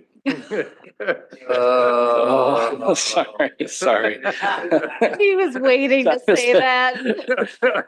Yeah, it's dependent on weather and. Give him the hook. Yeah, all sorts of things. Am I off? Maybe I missed this, but I just want to reiterate, the reason, we're doing the air pistols or the, air rifles, it's very targeted. It's not sporadic. We're not trying to get all the crows out of one tree and they move on to a next one. It's, to create a sense of danger so that they don't want to be in that area because they have that memory that the crow, there was danger there. So I think Councilmember Bransford is asking, is this an evidence-based practice that others are using because it's shown results? That's what you're trying to get at? Yeah. Okay. The association of the lights, the noise, and now the bang. So if you hit you've got an airsoft gun and you hit one crow, that tells the entire flock in the tree there's danger. I mean, that's been that there's Very evidence smart. based. Yeah. Okay. Because, I mean, some of this, Mayo does it as well. They've got, if you're down there at night, you'll hear certain sounds of different birds and that sort of thing. You're not Stress killing the calls. bird, you're just hitting it with a pellet. No, no, no. No. My retriever will go get it. Okay, so you're killing a bird to tell all the other birds that you don't want to be here. Yes. Okay. All right, is there a motion? I'll make a Or motion to, Question, Councilmember Dennis, and then a motion. Okay, a couple of other questions. I recall an open comment about ricocheting hazards. I mean, what if something misses? And I mean, I just worry about the liability of, like something happened. I mean, if you're shooting in downtown, there's a liability with that. Is there, I guess, some kind of, I don't know, guarantee? I don't know how you could guarantee that the person doesn't miss or doesn't ricochet, doesn't, hit an unintended target. Yeah, so they won't be shooting at the buildings. They'll be shooting at a targeted spot, more than likely in a tree. And they're all trained marksmen with the USDA, so it won't be our staff that's doing it. Okay, but bullets come up and they go down, and I just, there's another, talk about noise and sound level. Is that gonna be an issue, I guess, with residents? I think that was a question asked. Yeah, so it's the same sounds that we've been having for the last few years. It's just, we're extending it just a little bit later into the evening. Okay. But it's the same techniques we've had since 2012. And crows are very intelligent, as they cover up heat sensors to turn on lights. They have great memories. How are you going to make sure that ravens, which very similar to crows, completely different species, aren't being shot instead of crows? Crows have if you look at ravens, of course, they have a different beaks. They travel in two and not, but they, just to make sure that species isn't impacted. Yeah, thanks for the question. We'll depend on the USDA to do that. Okay, so there's a guarantee that they're not going to be shooting other types of birds on it. Okay, I worry about a lot of dynamics. And I know downtown they planted the trees that are anti-crow trees. They go up like this, and then there was a problem with the sap getting on all the expensive benches, and it's just kind of, so the tree situation in Peace Plaza, I can't remember the name of the tree, but those expensive trees that the crows can't, the name of the trees that they can't roost on because they're, I don't know my tree names. Okay, well, I was told that's why they were planted and chosen by DMC or whoever planted it, because the crows cannot land on them. Has other options like that been done just so that crows can't land on other things? I mean, make it just. I mean, crows can't just hover. I don't. Maybe they can, but just to avoid all of this and make it more of a long-term solution than just, because crows will, they're smart, and if they're cold, they'll come back to where they, can find heat. And I don't think the liability, even small potential, is worth, the risk if we can somehow look at a long-term solution versus a Band-Aid. Has that kind of options of planting little mini, I don't know. I'm not an expert, but something just to make sure that crows can't land and don't, make a nuisance. They'll land in the buildings as well. I mean, it's just not trees that they're landing in. There's thousands of them. They're on top of the parking lots, on top of the buildings. So that this is a deterrent. We will not get rid of them. Well, you see what they've done, I guess I see them maybe where they have put things on buildings so that crows can't land. They're little spiky things, or they probably don't look the nicest if that's what we're into as image. But I think safety is more important than image. So has those been tried to make sure that the tops of all buildings areas just aren't landable? I guess I think there's other options. I could maybe just chime in a little bit. I think the main place where we see them roosting is in some of the heritage trees that we have downtown that are pretty significant to some people and are protected by your boulevard tree ordinance. So we've had questions about chopping some of those trees down, but in other places that is a permanent solution, but it has significant implications. Motion? I'll make a motion to approve the crow abatement in the downtown area with the 4 bullet points there. Second. Councilmember Palmer and then Councilmember Kirkpatrick had a couple questions that I skipped right over. I have nothing more. Okay. We've, Go ahead. Are you using plastic or biodegradable pellets? We use biodegradable when we use the airsoft pellets. USDA is something different. Oh, honest answer, but bad answer. Thank you.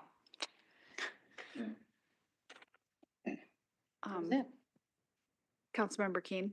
Yeah, I just want to kind of commend the parks for coming in with having the right partnerships to dealing with these other sort of the DNR and that, and having like a plan that's not just what we came up with. I appreciate that it makes me feel like we have solid collaboration with other groups, and that makes me feel better about what we're doing. We've had some really interesting conversations as a council, thanks to the parks team related to our urban ecology.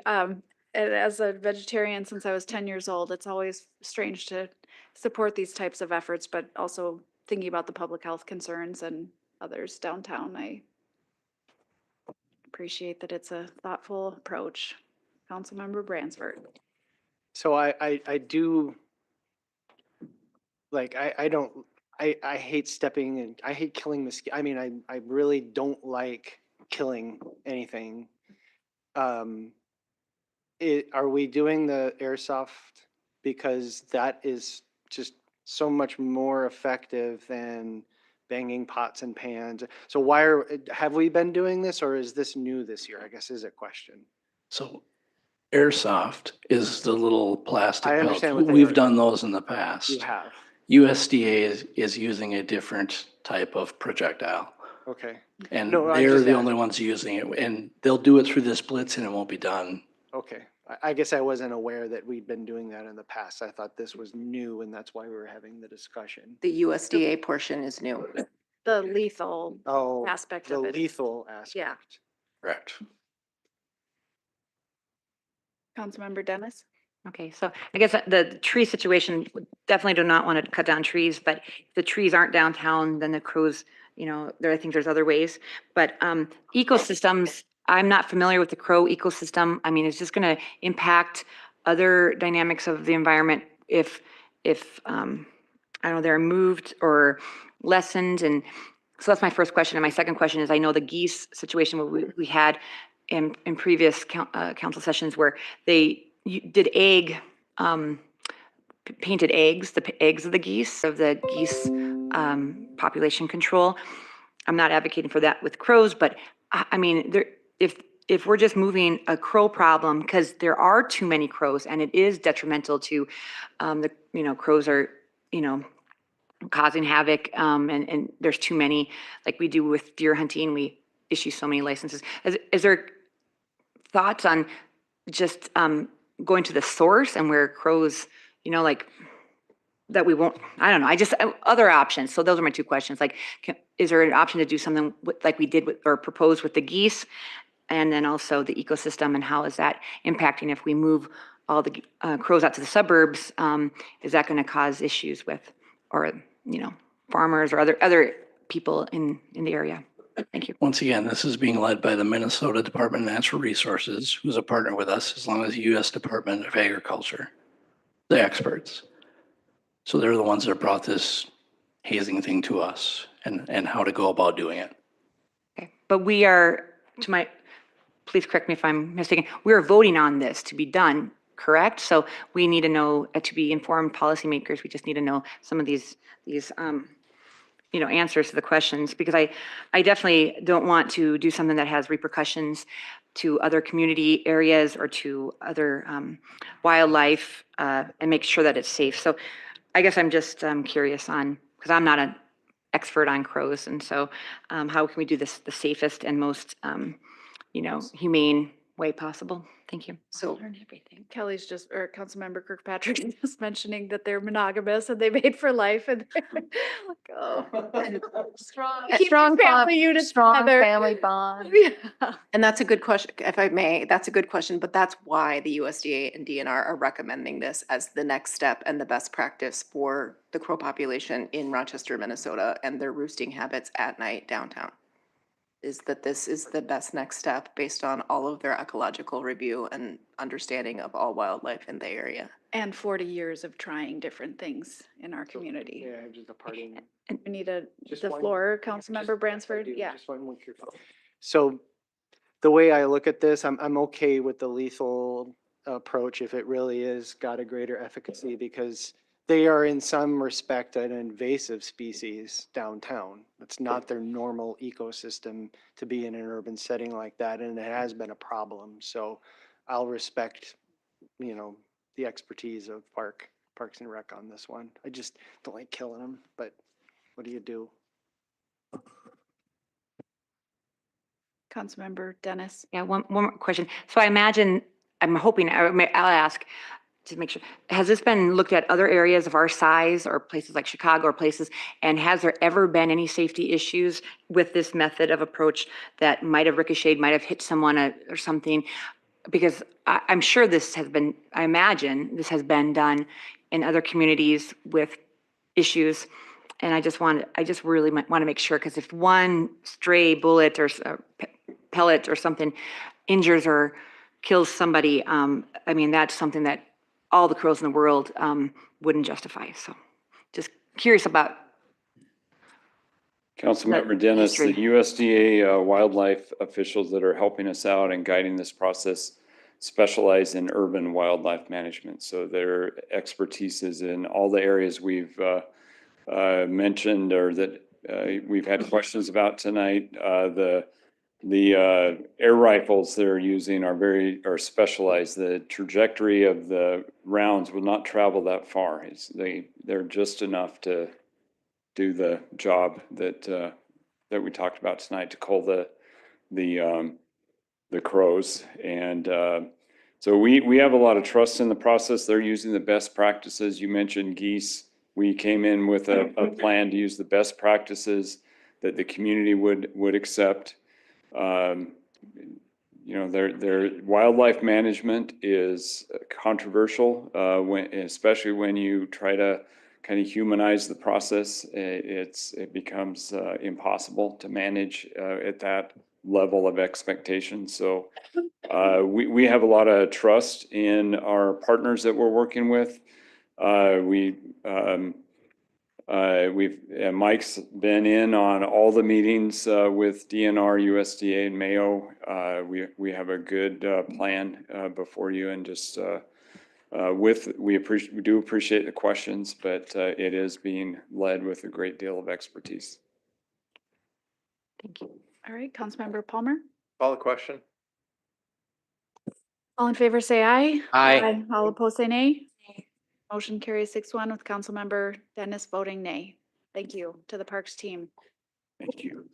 And just to clarify, Mr. Bransford, Corvus brachyrhynchos, the American crow, thrives in suburban environments, and it is their habitat. Right, but not thousands and thousands and thousands. Oh, Okay, yeah. moving on. Yeah, Thank you. yeah, yeah. We have two reports and recommendations left. Do we need a quick break, or are we ready to soldier on? I think a break would be good. 5 minutes, 11:43.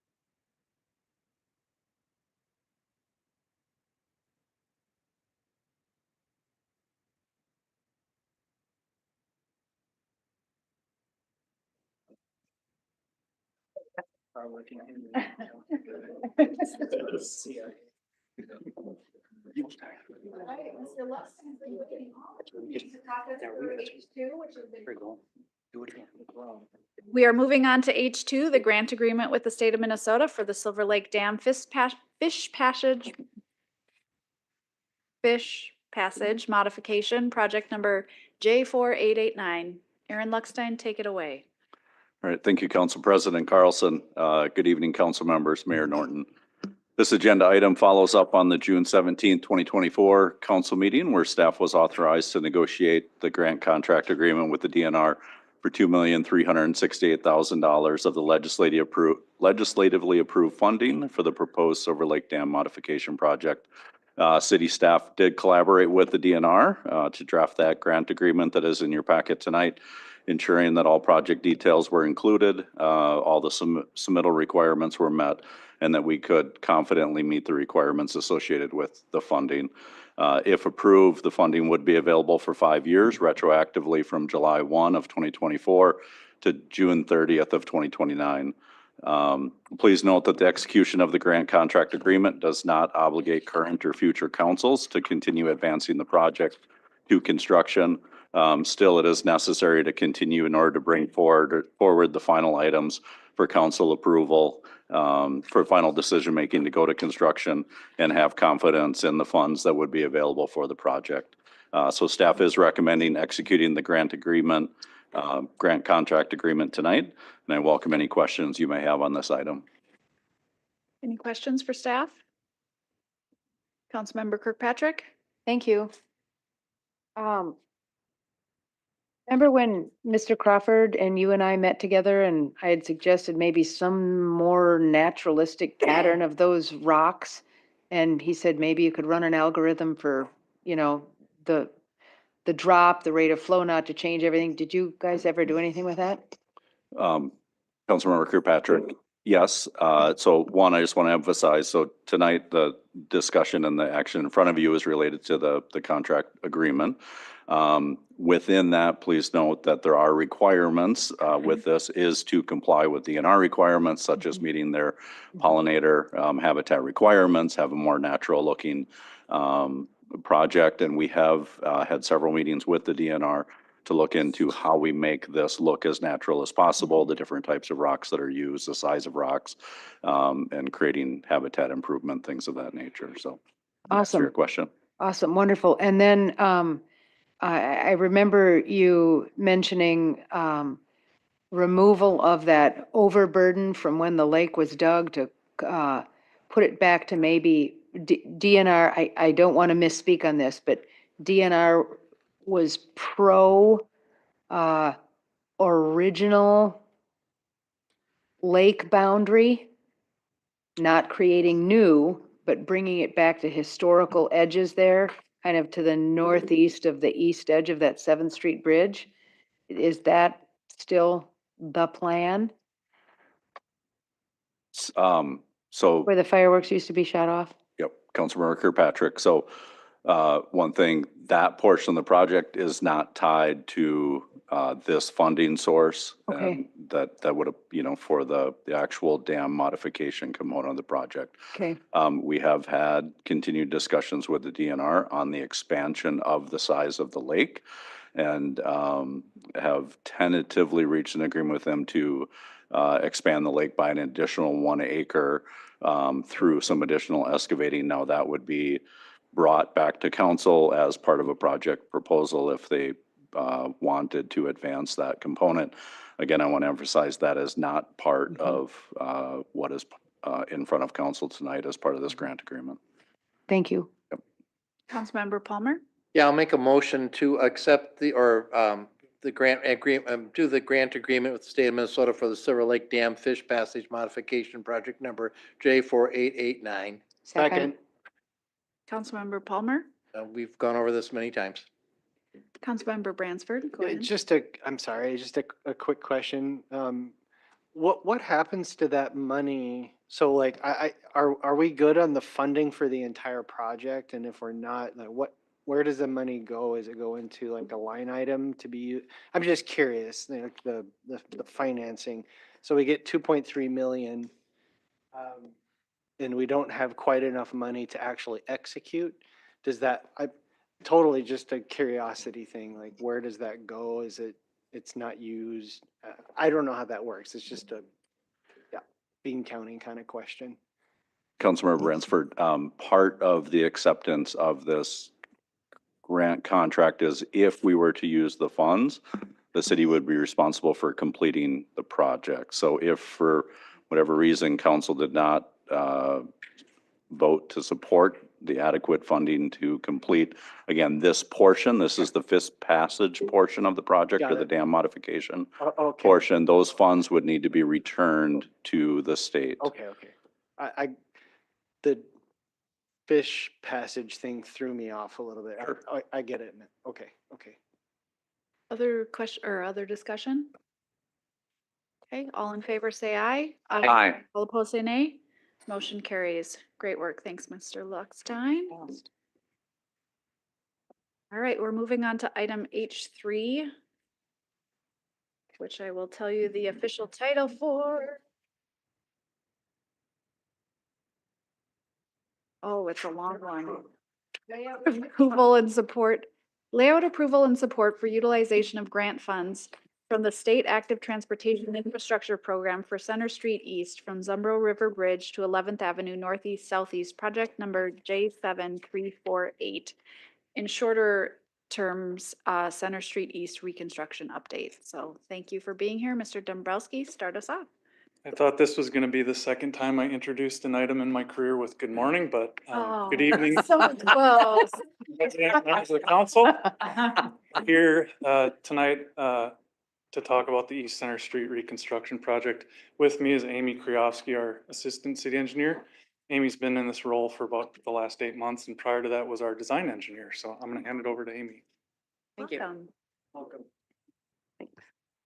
All right, good evening, Council President, members of the City Council. I'm here tonight to request your approval for the preliminary layout of the reconstruction of Center Street East from the Zumbro River Bridge to 11th Avenue East. Additionally, Public Works is seeking support to apply for an active transportation grant through MnDOT to help fund the bicycle infrastructure for this project. So, oh yeah, that's right. All right.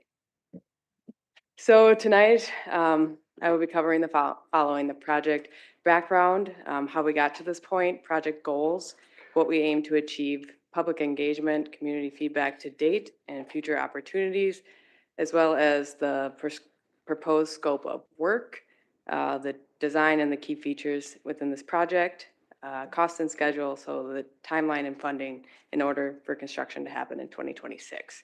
And then lastly, I'll circle back to the recommended council actions. So background on this project, originally it was first included in the city's capital improvement plan in 2021. That was the same time the 11th Avenue improvements were finalizing design. So as many of you know, there is a proposed roundabout at the 11th Avenue intersection. So because that was finishing design and Center Street was added to the CIP to be constructed in 2024, it was decided that that project at 11th Avenue would be delayed so that the two projects could be constructed concurrently. And that way we'd be only disrupting the neighborhood one time. The need for Center Street's reconstruction is all due to, aging and failing infrastructure, pavements and storm sewer constructed in 1967, water main dating back to 1887. I did want to note sidewalks were repaired in the first SID project in 2023, so we are planning to preserve the existing walk. There'll be some areas where it is disrupted with utility services.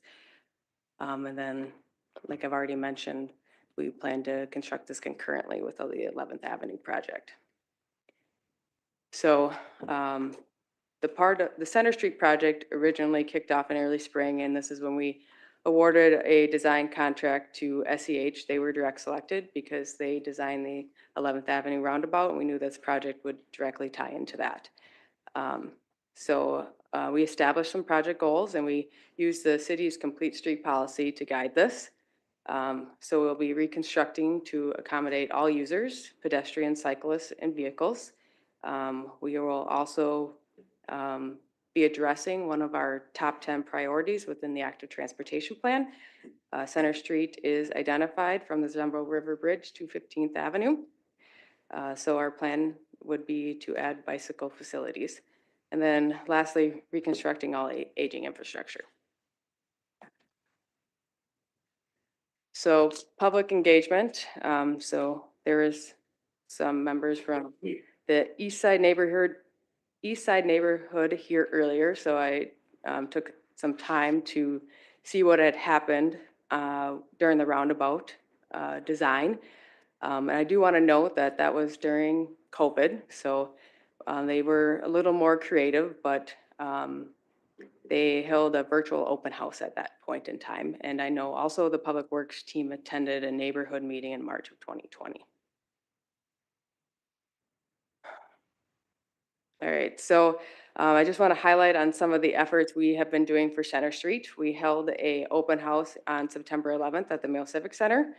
We currently have a project webpage that's available on the city's project hub site. We keep that up to date as the design moves along.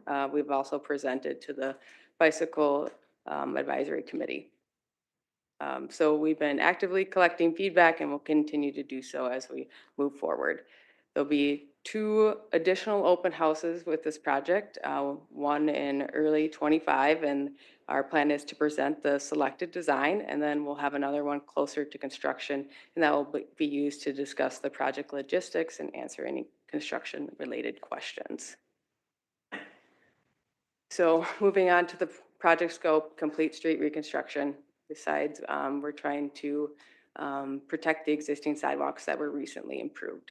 So sanitary, water, storm.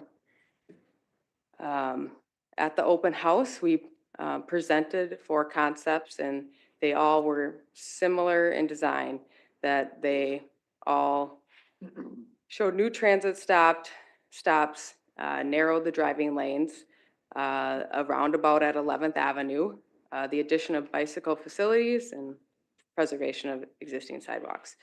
But the 4 options, they generally differed in how the bike lanes were presented and whether on-street parking would be included. So currently, as you drive down Center Street, it feels pretty wide open, and if you didn't know better, you would park alongside of it. But really, there's only about 2 blocks on the north side that has parking dedicated. The rest is signed as no parking. So I wanted you to keep that in mind. And then, so the 4 options, option 1 was a 2-way raised cycle track, no parking. Option 2, again, was a 2-way cycle track, but this one was at street level. And this would be separated by curb, again, no parking. The 3rd option we presented was a striped bike lanes on street. To give you a reference point, 4th Street Southwest, west of Broadway, similar to that design. So striping, no physical barrier from traffic. And then the last option presented would be 1-way cycle tracks on both sides of the road, again with no parking. So you were able to fill out a comment card at the open house. We also put the survey up online for about a month after the open house. So participants, we gathered that feedback, and option 3 with the parking was actually the least desired option. So options 1, 2, and 4, all similar levels of support when you look at the yes and maybes combined. But from a public works standpoint, there's challenges that come with options 2 and 4 using traditional snow removal equipment. Instead of just being able to drive a plow truck down it, you have to bring in specialized smaller equipment to do so. Option 2, we talked about having that curb separating. That's additional infrastructure. Also, we would need more storm sewer inlets. So again, more infrastructure costs. And then with option 4, on North Broadway, we have a 1-way cycle track. We often see people going the wrong direction. So safety concern. So with that, Public Works, we recommend option 1 as our preferred layout. All right, so here's what that looks like on your screen. So the pink is the existing sidewalk. The green is the two-way cycle track along the north side of the road, and yellow being roadway. Here's more of a cross-section view of it. This would be looking east. This would allow for 7-foot boulevards. We would maintain trees where we are able. However, not all will be able to be saved with the amount of construction that will happen here. Moving on to costs, the total cost estimated for this project is around $4.5 million, primarily funded by state aid funds on our state aid system. We've also identified sources including special assessments and utility funds. A lot of talk about the roundabout tonight. I did want to say this does include the $300,000 estimated for the roundabout. And then schedule. So currently preliminary design is near complete. Once we have an approved layout, we'll move forward with our second open house. We'll be preparing our final design and plans through the remainder of 2025. I mentioned that there are special assessments identified on here, so we would plan to start the assessment hearings in fall of 2025, bidding early 26 with construction started in spring of 26 as well.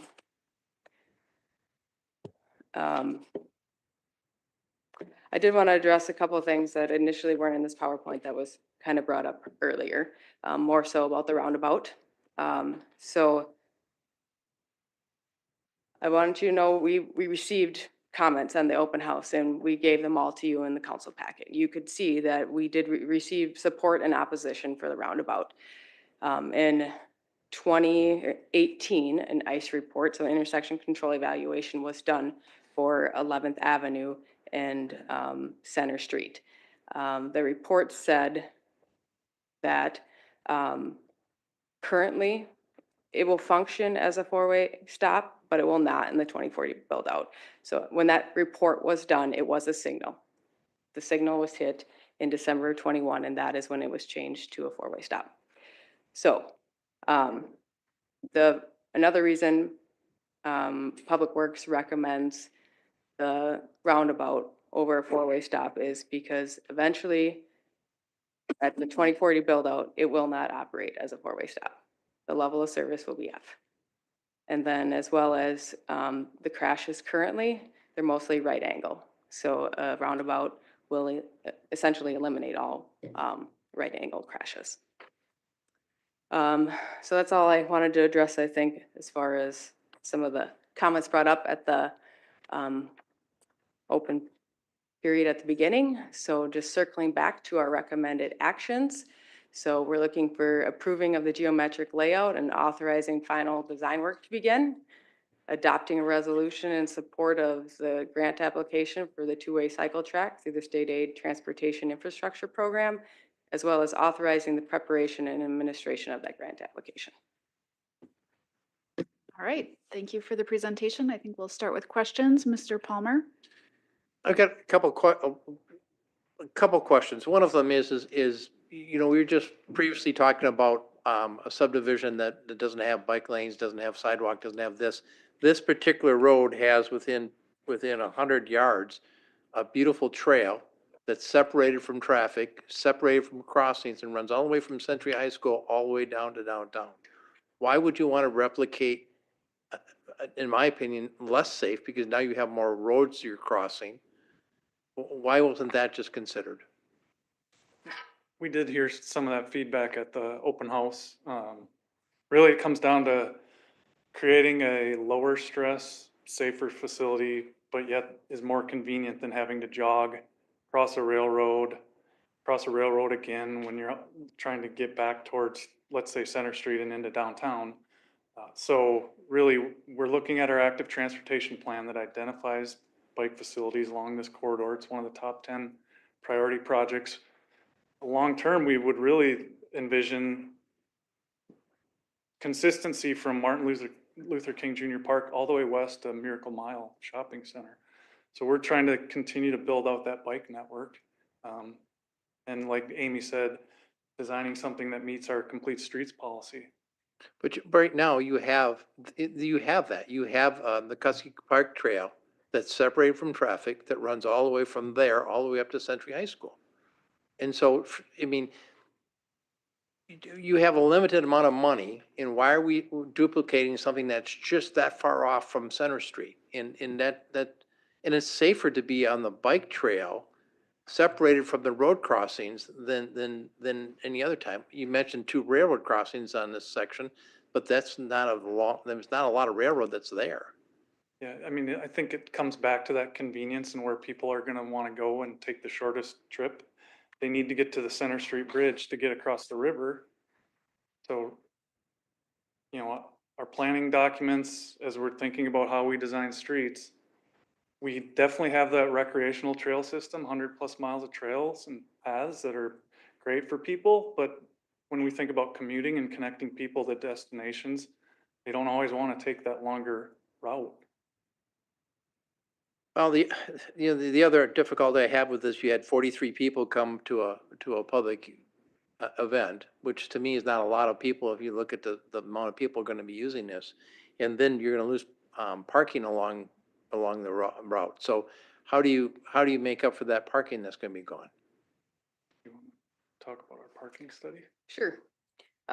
So prior to the open house, we did a parking utilization survey. So we took about a 2-week period and we would drive this stretch of corridor and record how many cars were parked there. There was a maximum of 3 cars every time we drove it, anywhere from 0 to 3, generally 1 or 2. So everyone typically has, I should say most have access alley in this along this corridor as well. So they would have their driveway from the back. So. If I can comment about that, what time of the day did you do that? All sorts. I mean, we anywhere from 6 in the morning to 9 o'clock at night. I think there's side street parking available in addition to the off-street parking that exists along the corridor, so. And again, there's only 2 blocks on one side currently that have parking today. So really you don't have parking along this segment of Center Street. Councilmember Keen? Yeah, you showed the picture of looking east, I think, of the cycle track on one side. And I just wanted to make sure I understood when you said this is the best for snow removal, you meant for the street. Is that accurate? Or are you also talking about you're talking about snow removal for the cycle track? For the cycle track, yes. Because we could run a traditional truck down the cycle track to clear it. Okay, and outside of the realm of this meeting, those discussions happen each year to say which trails are cleared and which ones are not? Correct. Okay. Then the other, as you go east, you get to this, this controversial intersection, 11th Avenue. Can you talk a little bit, this is an urban roundabout with, doesn't sound like there's any construction. This is paint, or is this what's in the middle? So this is a mini roundabout, so it'd have the 3-inch curb. So a passenger vehicle will navigate around it where trucks, fire trucks, garbage, larger vehicles might navigate the center circle.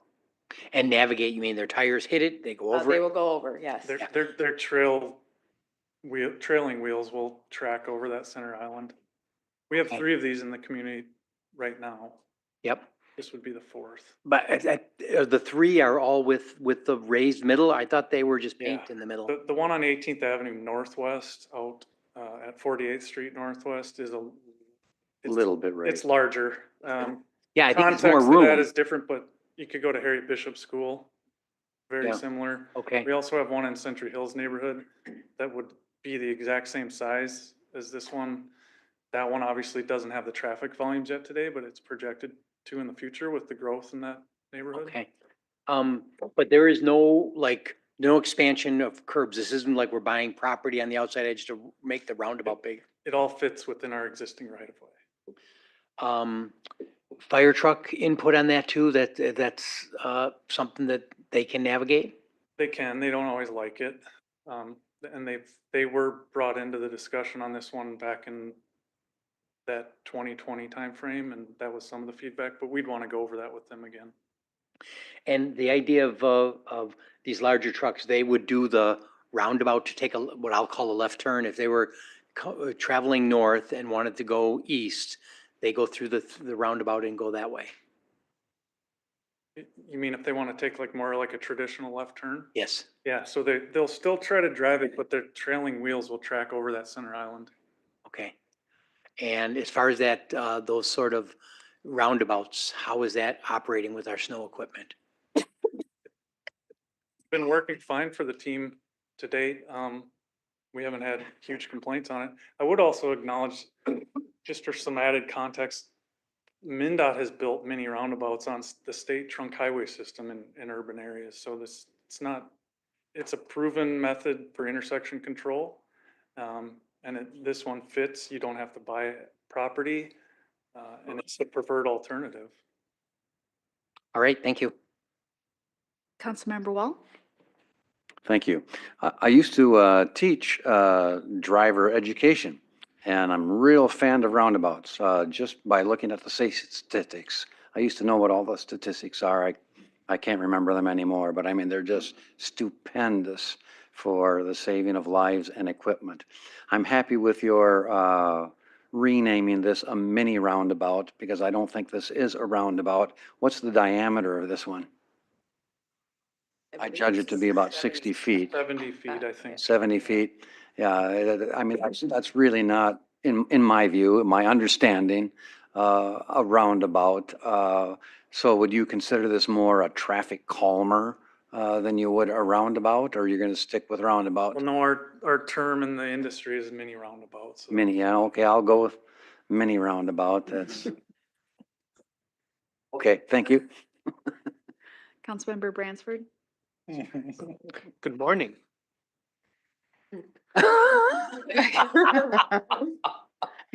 Had to do it. Swirly. Yeah, sorry, I had to do it.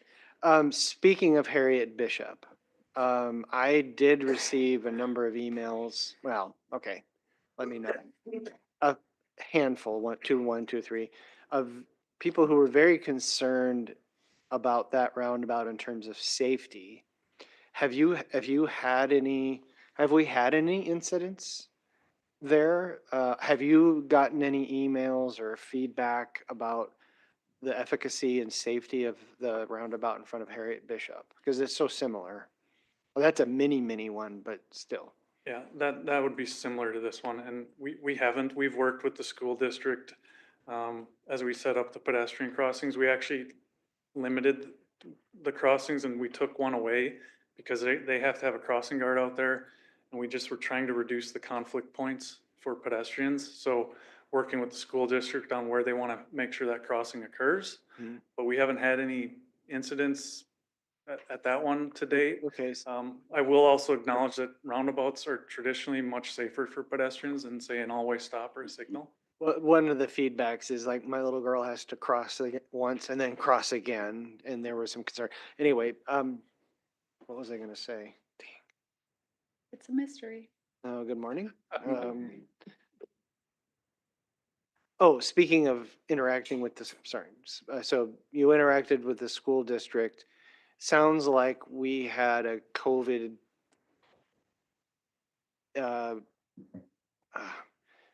meeting with the neighborhood, which may not, may or may not have been very well attended. We had a number of people here who voiced, I think, concern, not necessarily that it wouldn't work, but that there was a lot of engagement.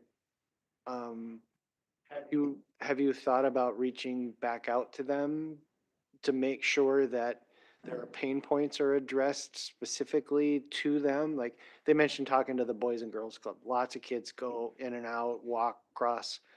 I think there's some value in maybe re-engaging, not based on a 2020 meeting. Yeah, I mean, we had. Do you agree? I guess. Yeah, it was all online engagement at that point. Right. Both open house, but then we sent out cards to get feedback and we tracked the data, and definitely there was yeses and nos. The nos outweighed the yeses.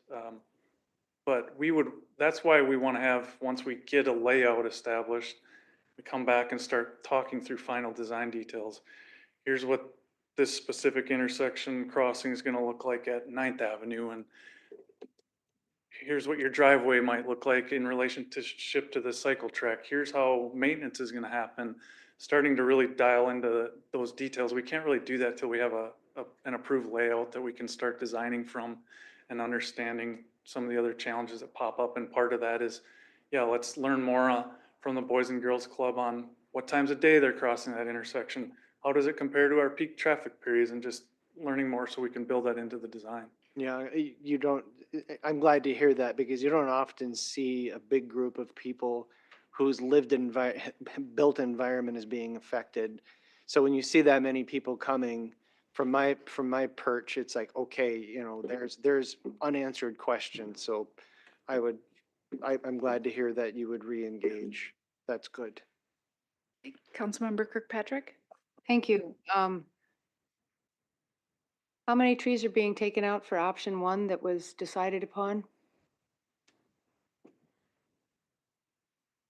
You should know that one- she's going to ask the Yeah. question. That one could avoid most of the trees. So So The you're south only side, so you're only sure. taking down 25 then out of the 40 some that are there? So the circles on That's here what I represent counted. anything within 2 feet of construction. So Right. we wanted to be conservative with the number we were presenting. Yeah, and like similar to some of the discussions we had in those neighborhoods this past year, we might have a water service or a sanitary service, and there's just no avoiding it. But till we get into that final design and start learning those details, we'll better know what the impact is. Well, in your RCA, it says that the design is pretty much done. So how is feedback from people going to change that? We've actually not, all we have right now would be a layout that's, we're asking for approval. Yeah. We've done none of the design as it relates to elevations, cross sections, that all comes throughout the course of the next calendar year.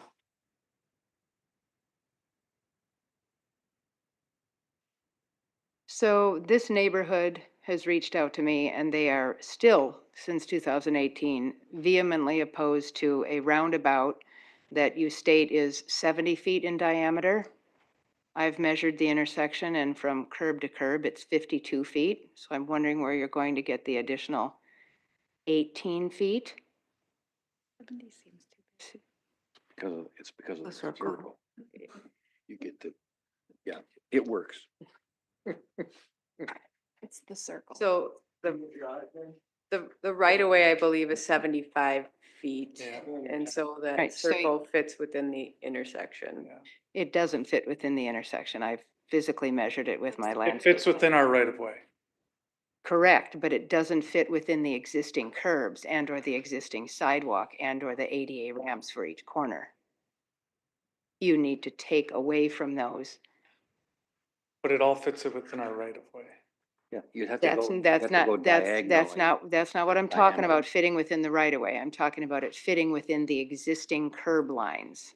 So It does not fit Yeah. within the existing curb lines. thank you. Thank you for that. I appreciate that. That's what I'm talking about here. So what we've got is an expanded intersection with no raised center, correct? It's raised How much is it raised? 3 inches. 3 inches?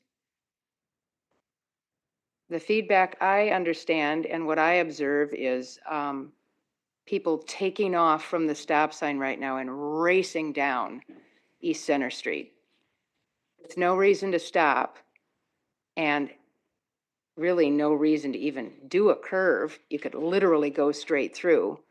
I don't know that this is the best spot for a roundabout based on the fact that the roundabout that Your you, question, we don't have a motion yet. then I'd like to make a motion, please. Okay. I'd like to make a motion to, do I have to state all 3 of these action requests? Or you can, what are you trying to accomplish? Essentially, I would like to approve the geometric layout, authorizing the advancement of the plans, yada, yada, yada, 2 and 3. Except removing the roundabout from the project and applying those extra funds to change from option 1 to option 4. Okay. Get a hold on. second. Is there a second? A second for discussion. Thank you.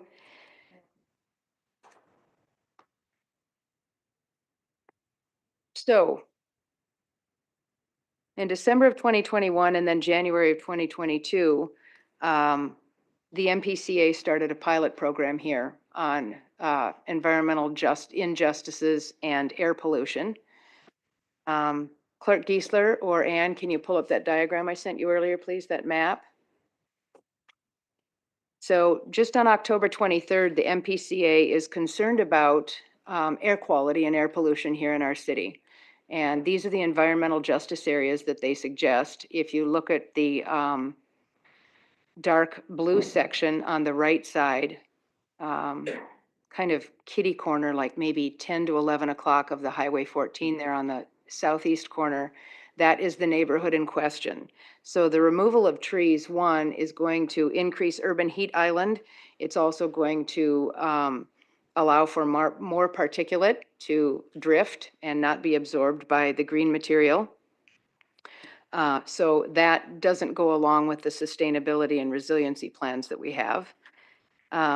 These are going to be more community input, community impact meetings that are going to be happening. They're happening in the cities, the city of Rochester and in Duluth. And they will be tying in with that pilot study that was done here in 21 and 22 in various areas of the city. The East Side neighborhood is significantly impacted by traffic, more so than the other areas that you claim has a roundabout. The traffic patterns of 11th Avenue are pretty much close to 9,000, whereas East Center Street is at about 7,000. I believe, looking at the ArcGIS that you gave to me earlier today, Dylan, thank you very much. If you go to West Center at 11th and West Center, you have significantly lower traffic patterns, only 7,500 north-south on 11th and closer to 1,200 or 2,400 east-west on West Center. The roundabout that's proposed for the 11th and East Center intersection that you said was the same as up in Century Hills has a traffic pattern of, I think you said in the hundreds. Probably. I mean, again, until development occurs, it's Yep. not, there's not a lot of trips in that Yep, neighborhood. it Two is. of those legs don't have. Right, there is not even a completed roundabout, it's just two directions, yeah. So this is why I'm suggesting that we drop the roundabout at this intersection, also in a conversation with you, understanding that the four-way stop right now, which is highly effective, and we were warned, this neighborhood, that if that traffic signal was taken down, as it was before the derecho in 2021, it would not be replaced. The four-way stop was a minimal amount of labor, minimum amount of cost to be put in, and the neighborhood is very happy with the four-way stop. Changing to option 4 allows for more trees to stay, and please correct me if I'm wrong. You'd have two-way bike lanes, so there wouldn't be the confusion that you mentioned. We would take the off-street parking. The curbs could stay where they are, so no trees would need to be taken down, and you could use tube delineators that are removed in the wintertime, so we can continue to utilize the snow equipment that we use now, no extra cost, just like is already happening on that western edge of East Center Street, close to downtown. We already have tube delineators. Perhaps not as secure. Many cyclists may not feel as safe with tube delineators as they do with a raised path and or concrete curbs or bollards, but it is a step up, very similar to, as you said, 4th Street Southwest. And I have heard comments from the neighborhood saying they feel much safer when they're down at the west end of East Center Street, because it has the tube delineators, than they are on the other section. So that's why I make the motion that I make. And as the four-way stop may last another 20 years, it will be outdated within 20 years, I think you've mentioned to me today, because traffic flows, increased population.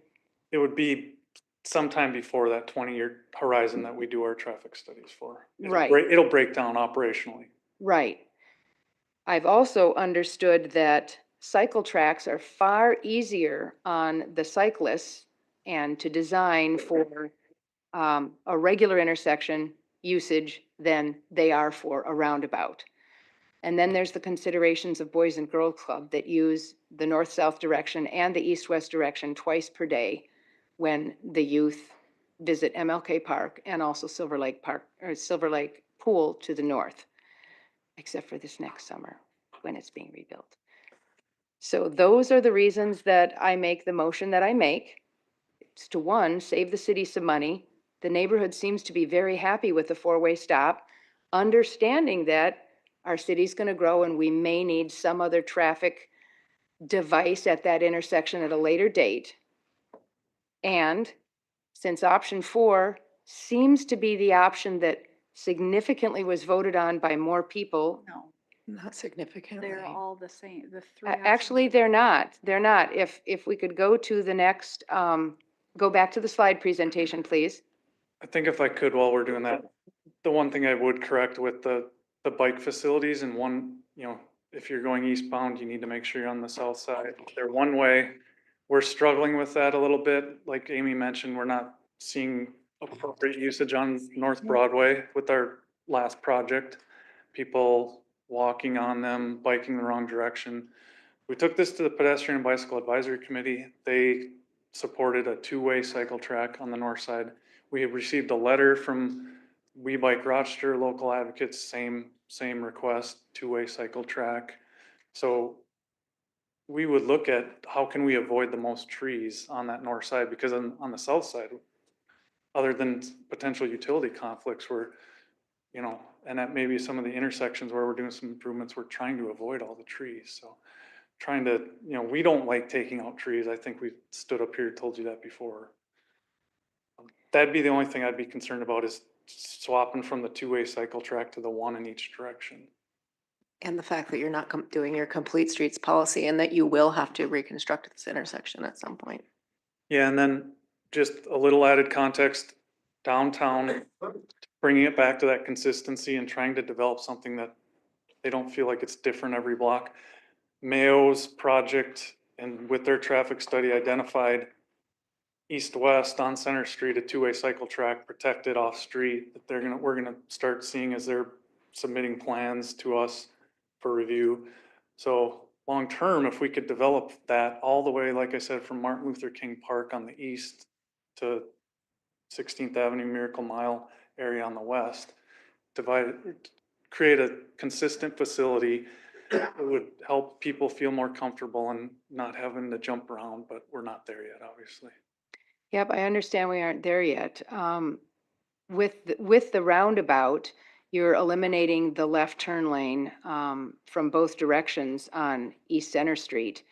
And that gives you the room that you need to do both an east and a west cycle track on both the north and the south sides of the road.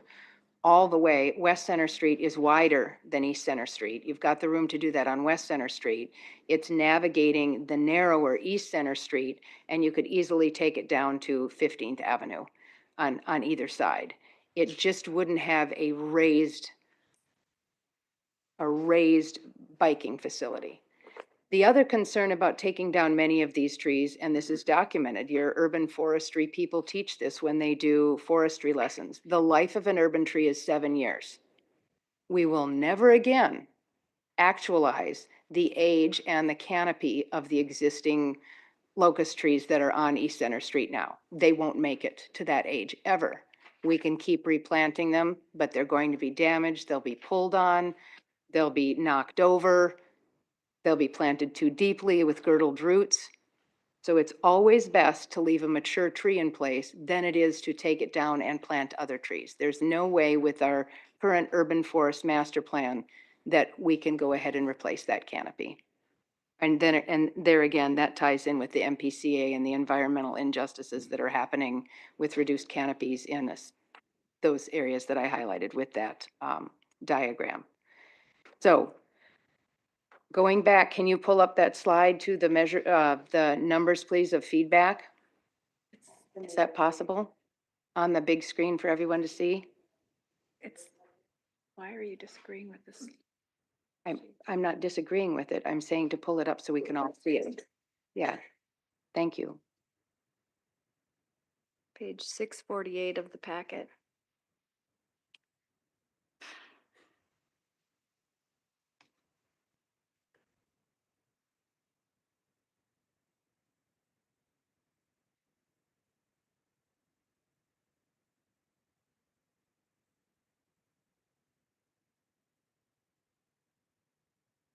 So it's almost exactly equal across options 1, 2, and 4. Oh, So if you look at, on the page you're on, thank you for pulling this up. The in-person feedback and form results, could you support this? The number is yes. If you look across that top line, twice the amount of option 1, 10 people chose option 4. If you go down to the next line, online feedback survey results, could you support this? Yes, option 1 has 13, option 4 has 19. If you go down to the next line, 54, combined online and in person, could you support this? Yes, option 1, 18, option 4, 29. And then you have to make a judgment call on the maybe. And that's what we did. Yep, and you made a judgment call on the maybe, and I am excluding the judgment call on the maybe and saying the folks that actually wanted this voted for what they wanted, and option 4 seems to be the one that wins. And that's, I think I've pretty much said everything I wanted to support my motion. And we would use the next open house and the design stage of the project to get the maybes to understand why it can be a yes. And that's why we looked at the yeses and the maybes. And I appreciate that. And I appreciate you taking my kind of forceful attitude here too. I feel very strongly about this. I support neighborhoods. Neighborhoods are the people that we work for. So that's the reason that I outlined what I outlined. Very against the roundabout. Option 1 is not the best to support a neighborhood that is already suffering from lack of infrastructure benefits over significant time. One of the largest tree canopies along one of the east-west thoroughfares in our city. Councilmember Kirkpatrick, I haven't that's been it. tracking your exact time, but I think your time is wrapped up. Probably so. Okay, So we're gonna thank you. move on. Thank you. Councilmember Palmer. I have a quick question. College View Drive, we're doing a roundabout there. Do you know when we're doing that? This year, 2025. Okay, and then down on 7th Street Northeast and 11th Avenue, when are we doing that one? We don't have that in our current CIP. Well, we have 11th Avenue in the CIP getting to that intersection. You're right. I think that was like 2029. Okay, so if we didn't do this one at Center, can you do the one down in 7th?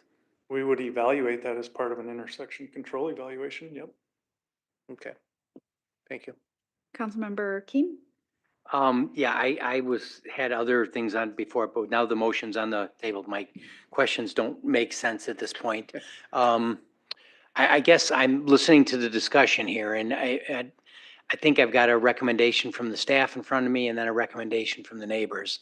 And my tendency is to go with the recommendation from the staff. Councilmember Wall.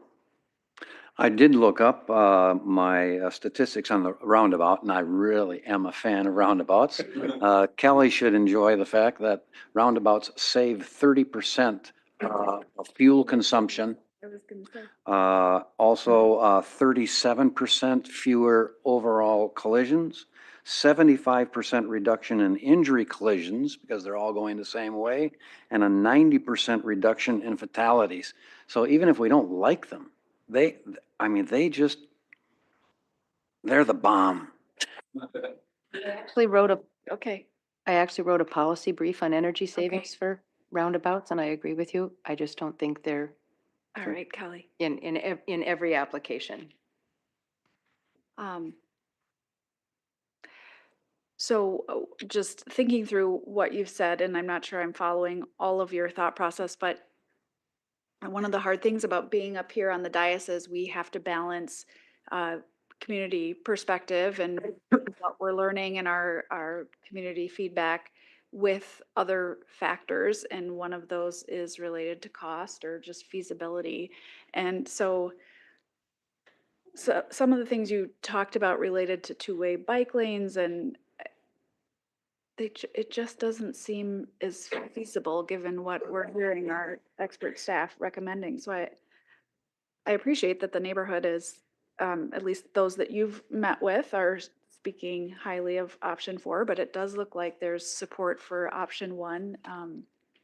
So it's not that I don't appreciate the perspective, it's just balancing these other factors and what you decide.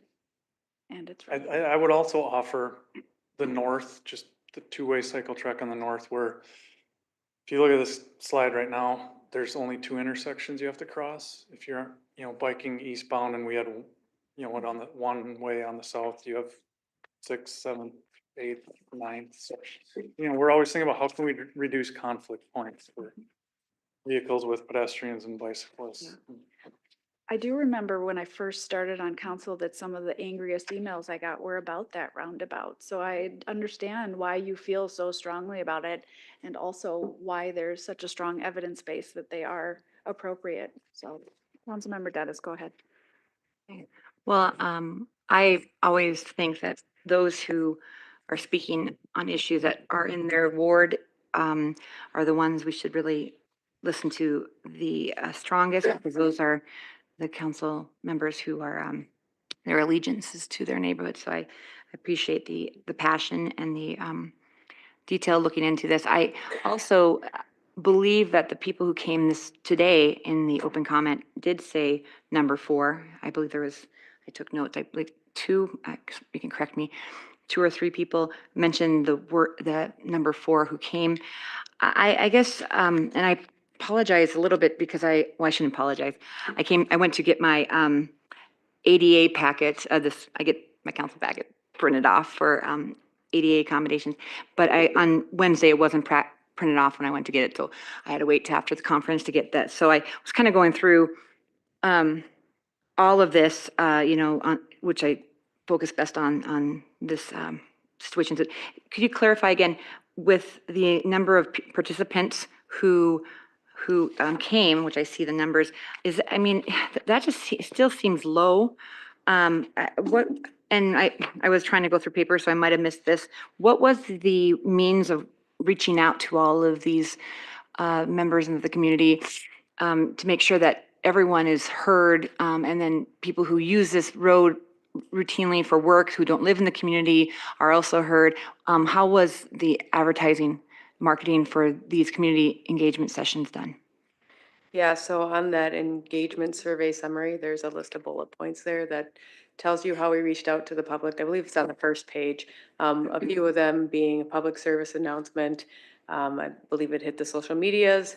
We've actually sent out 575 mailers. So we included both property owners and current renters. So they would have a say in the corridor, not just the owners. So it says postcard invitations to 570 occupied homes, tenants, and rental owners adjacent to the project. They were given a 3-week notice. Meeting information was posted on the city and project website, posted on city's social media, press release to newspaper and newsletter, shared on We Bike Rochester site, and a TV announcement. I feel that definitely with the photos of the participants and the numbers, it is a lower number. So just to clarify, you're recommending this one here, staff's recommending this option. I was hoping Councilmember Kirkpatrick, and I appreciate President Carlson not keeping track of time, so hopefully it's okay, and she will permit and allow Councilmember Kirkpatrick to continue to speak. I know I have not been allowed to do that in the past, but I would like to have Councilmember Kirkpatrick reiterate what exactly your proposal is on this specific amendment that we have on the table right now. I'm sorry, Councilmember Kirkpatrick, you have used your time. We'd need a motion to suspend the rules. Well, then I will motion to suspend the rules, because that's a decent thing to do, is allow people to speak. Is it possible to just clarify what the motion is? That's what I'm asking. Sure. Your motion was, Thank you. My motion was basically approving everything that's there, but removing the roundabout from the project and applying that funding that would be utilized for the roundabout to potentially make up the difference for option 4, because that was one of the reasons that option 4 was taken out, was because of the extra expense for the snow removal and some of the stormwater.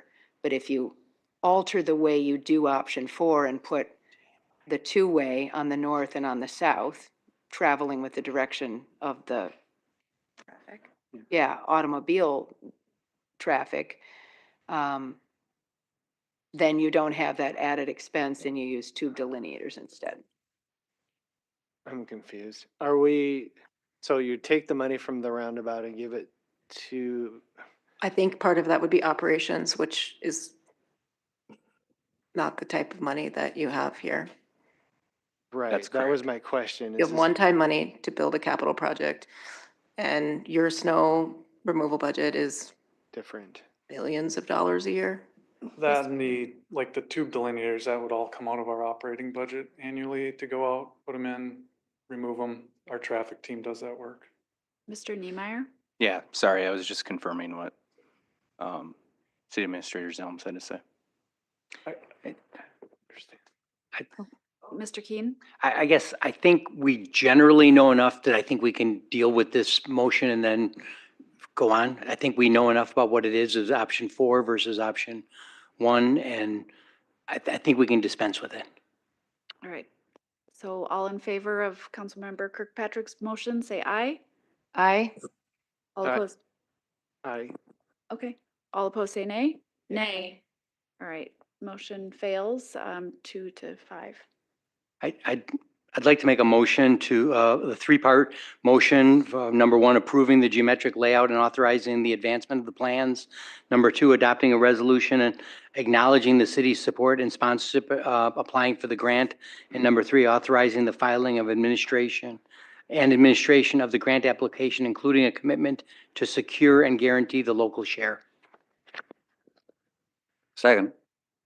Councilmember Keen? Yeah, before I'll talk a little bit to the motion here, but I did want to, was staff, were you surprised when you heard the sort of like the residents who'd said like, I thought there was another information meeting coming up, or is there something we need to improve on our communications, or is there something that is a unique situation? I was surprised because I don't remember anyone saying that we were going to take another meeting to get more feedback, and like, we really need to land on a layout so we can start design and start digging into those details. But we also need to look back and reflect on what could we have done differently. Depending on where this goes, we still have a lot of engagement, and we have the opportunity to, all right, let's really understand what the, dislikes, fears, misconceptions, whatever it might be around, whether it's the roundabout or cycle track, or how do we look at the trees? Like, we have the opportunity now to continue that dialogue with the neighborhood association and other users of that corridor. Yeah, no, thank you. And I did notice right away on the, continue on with the preliminary design and take it towards final design. There's a lot of work left to do with that. And again, I don't know if that level of nuance is lost in a neighborhood meeting or in a thing where, you're talking about the layout is, many people, me included, sometimes think, yeah, that's the work, that we don't appreciate enough the engineering that goes on underneath there. But again, I hope there's something we can learn from that so that we're better prepared to deal with that sort of communication. I think this one, again, and one of the things here when you talk about there's the preferred method by the people living closest by, I still have to continue, take into consideration the fact that this wouldn't be a long-term thing, that we would be back looking at this. It doesn't look like a good fiscally conservative sort of plan to go that way and then try to deal with when traffic grows that we're not going to be ready for it. So that's how I kind of establish my support for this one. So I'll see where it goes. Other discussion? Councilmember Just one Bransford? quick, yep. So what kind of feedback would you potentially, what kind of, so you have another informational meeting, you're sort of showing real design and you're interacting with them. I mean, what substantively would change from option one based on any feedback? Because they don't want the roundabout and they want one-way bike lane. It just seems to be like opposites there, but what in the design could evolve to help appease the neighborhood's concerns? It could be, like I mentioned earlier, looking at those intersections and those conflict points and how do we make sure people feel comfortable not only walking or biking there, but also just driving their own vehicles and being familiar with what they're gonna face. Looking at just, again, digging into the Boys and Girls Club who did come to the open house, but just getting more details. How could we design to make sure that refuge so that they understand that you're only crossing one lane of traffic at a time? So then you have an opportunity to rest in that refuge and then one more lane, things like that. Again, just understanding, we learn things with projects with how there could be a shared driveway, I think maybe out here, just working with property owners to make sure the finished product is, as best as it can be. Eventually then getting into the disruption of construction, as we all know, that's a huge disturbance, and how do we best support the neighborhood and the traveling users of the corridor through that stage of the project so that, we can get to the end product. I think it's worth reiterating what you said earlier about service laterals, trees, and having a much better understanding of this very conservative look and what actually can be preserved. Correct. Other discussion? All right, all in favor say aye. Aye. Aye. All opposed say nay. I'm gonna abstain, so motion carries 4-1. You're good. Thank you. Thank you. All right, we have one ordinance second reading, which is our proposed ordinance amendments to the Rochester Code of Ordinances, Chapter 523, relating to the regulation of cannabis. This is a second reading. Thank you, Madam President. Item K1, an ordinance creating sections 5-23-3 through 5-23-7 and amending section 5-23-1 of chapter 5-23 of Title 5 of the Rochester Code of Ordinances relating to cannabis. I'll move approval. Discussion? All in favor say aye. Aye. All opposed say nay. Motion carries. All right. Other business, Councilmember Wall? Thank you. I'll make this very short. It's gotten shorter with every hour that's passed. Last week, I was privileged to be at the National League of Cities, and I thank the city and thank the city council for supporting that kind of educational venture. Second, I lift up the uniformly high quality of the presentations that were offered, whether it was general sessions, large workshops, mobility workshops. I mean, they were really, really well done. Third, I was so impressed with the ardent nature of all of the attendance there that even late on a Friday afternoon, the workshops were standing room only, late Friday. I mean, people really want to do well for their cities, and I think that as elected officials, we can be proud of the group of which we're a part. And finally, it's the 100th anniversary of NLC. And I took home 2 books. I saw the mayor has one down there. I'll give this one to administrator. And if anybody wants to read the history of the 100 years of the NLC, we'll have a book. That's it. Well, thank you. Councilmember Kirkpatrick. Thank you. I just want to acknowledge the folks that stood up during open comment period, talking about Liberty Village, wanting a place to be that would be contained yet safe. They also mentioned Avivo Village, which is an indoor facility in the cities that has really gained quite a bit of praise and the good that it's doing. The mayor and I, a few years ago, were really wanting to bring some sort of a tiny home, a palletized home, some type of a small structure that could be built and grouped together for our unsheltered folks. And the gal that spoke earlier, Ms. Mitchell is here, and I believe she brought a petition with numerous names on it, quite a few names. Did anybody count how many there were? I didn't get to see that, but the folks that I've spoken with at the landing are willing to help build these. They are interested in being a support system to help to bring this forward. And I would just like to suggest that although we don't vote on things in study sessions, I'd like to suggest that perhaps we ask staff to look at some of the land we have that's available, city or county-owned lands that may be potential for donation to some type of a project like this, like the Avivo Village for our community. I understand the warming center has been turning away 50-plus people a night for about the last month, mostly women, because we don't have enough shelters for women. So how does everybody feel about something like that?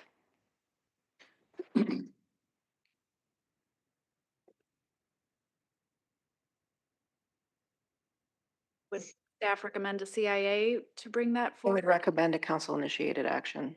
That has significant financial implications, and there are state laws and local requirements for how we build things.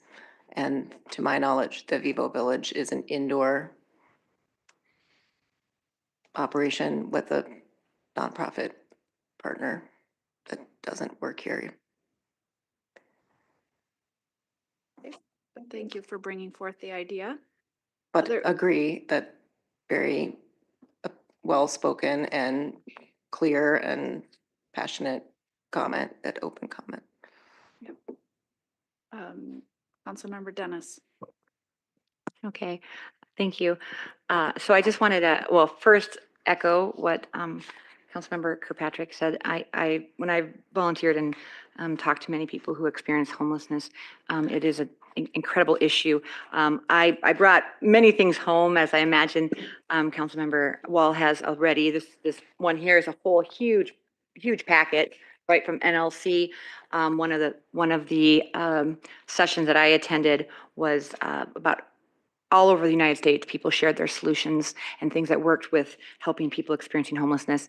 That's another reason I think it's so important for council members to be able to attend these amazing conferences, because we're not going to solve the issue in a silo. We need to make sure we learn. We go to these amazing sessions. I would ask the mayor and Councilmember Wall to hopefully share their itinerary so that we can compare and see, because some of us went to different ones. I went to many ones about enriching affordable, accessible childcare, to participatory budgeting and ways we can get more involvement in our taxation process. Just amazing different sessions. And I have only been able to go to 2 summits, as we can recall, but it's not very, very sad. But I hope that that's revisited for future councils, so that when we get things like this in our mailbox, I picked this up today about preparing incoming council members for success. The League of Minnesota Cities, of course, recommends to have engaged, informed, connected council members by going to these conferences, which are vital for new council members to learn how everything connects and fits together and bring back valuable information. So I am saddened by that vote to cut council funding. That limits a lot of other issues, of other amazing things like lobbying and for increased funds for our city and Just whatnot. say that's not an accurate statement. We did not decrease funds? It does not impact your ability to lobby. Just to clarify, so by not reimbursing council for traveling up to St. Paul, how would that, I'm just clarifying This has because been clarified multiple times at this dais in emails and in other ways. And Councilmember we Dennis, coordinate our legislative I guess I missed the multiple numerous you emails. I clearly must did. have, perhaps if I was able to meet with you, which has been canceled for the last 2 years. Next topic. You're violating council rules. Move on to the next topic. Okay, and that is another topic, but I wanted to bring up the consistency. I noted, just in this meeting particularly, I made a comment about, who's timed and who's not timed. Motion to adjourn. But I had my other business posted on an email with Councilmember Walls. And so under protocol, we would be able to go first. However, I was last called for other business after Kirkpatrick brought up her issues in the meeting. I believe because it is to silence me at the end and. Point of order, Madam President. Yep, Mr. Spindler Craig. I have other issues. I wanted to bring up. Indeed, hold on. This inconsistency. Hold on. Okay. So just a couple of things. I think that's a 3C violation and should be recognized as such. And I would just share with all of you, we feel your pain. Many of us have been in this building for 17 plus hours at this point, and we'll be back at it in another 6 hours. Some of that 17 hours was dealing with vitriol coming the direction of staff members from Councilmember Dennis. And frankly, we don't need more of it this evening. Agreed. I'm agreed. I would ask for a motion to adjourn because we need to move on. This is not a productive use of our time. Issues that I have brought up that I would like to address that are from residents' concerns. I'll make a motion to adjourn. This is retaliation. I'll second. All in Blatant favor, target. say aye. Aye. All opposed, say nay. We are adjourned. Nay.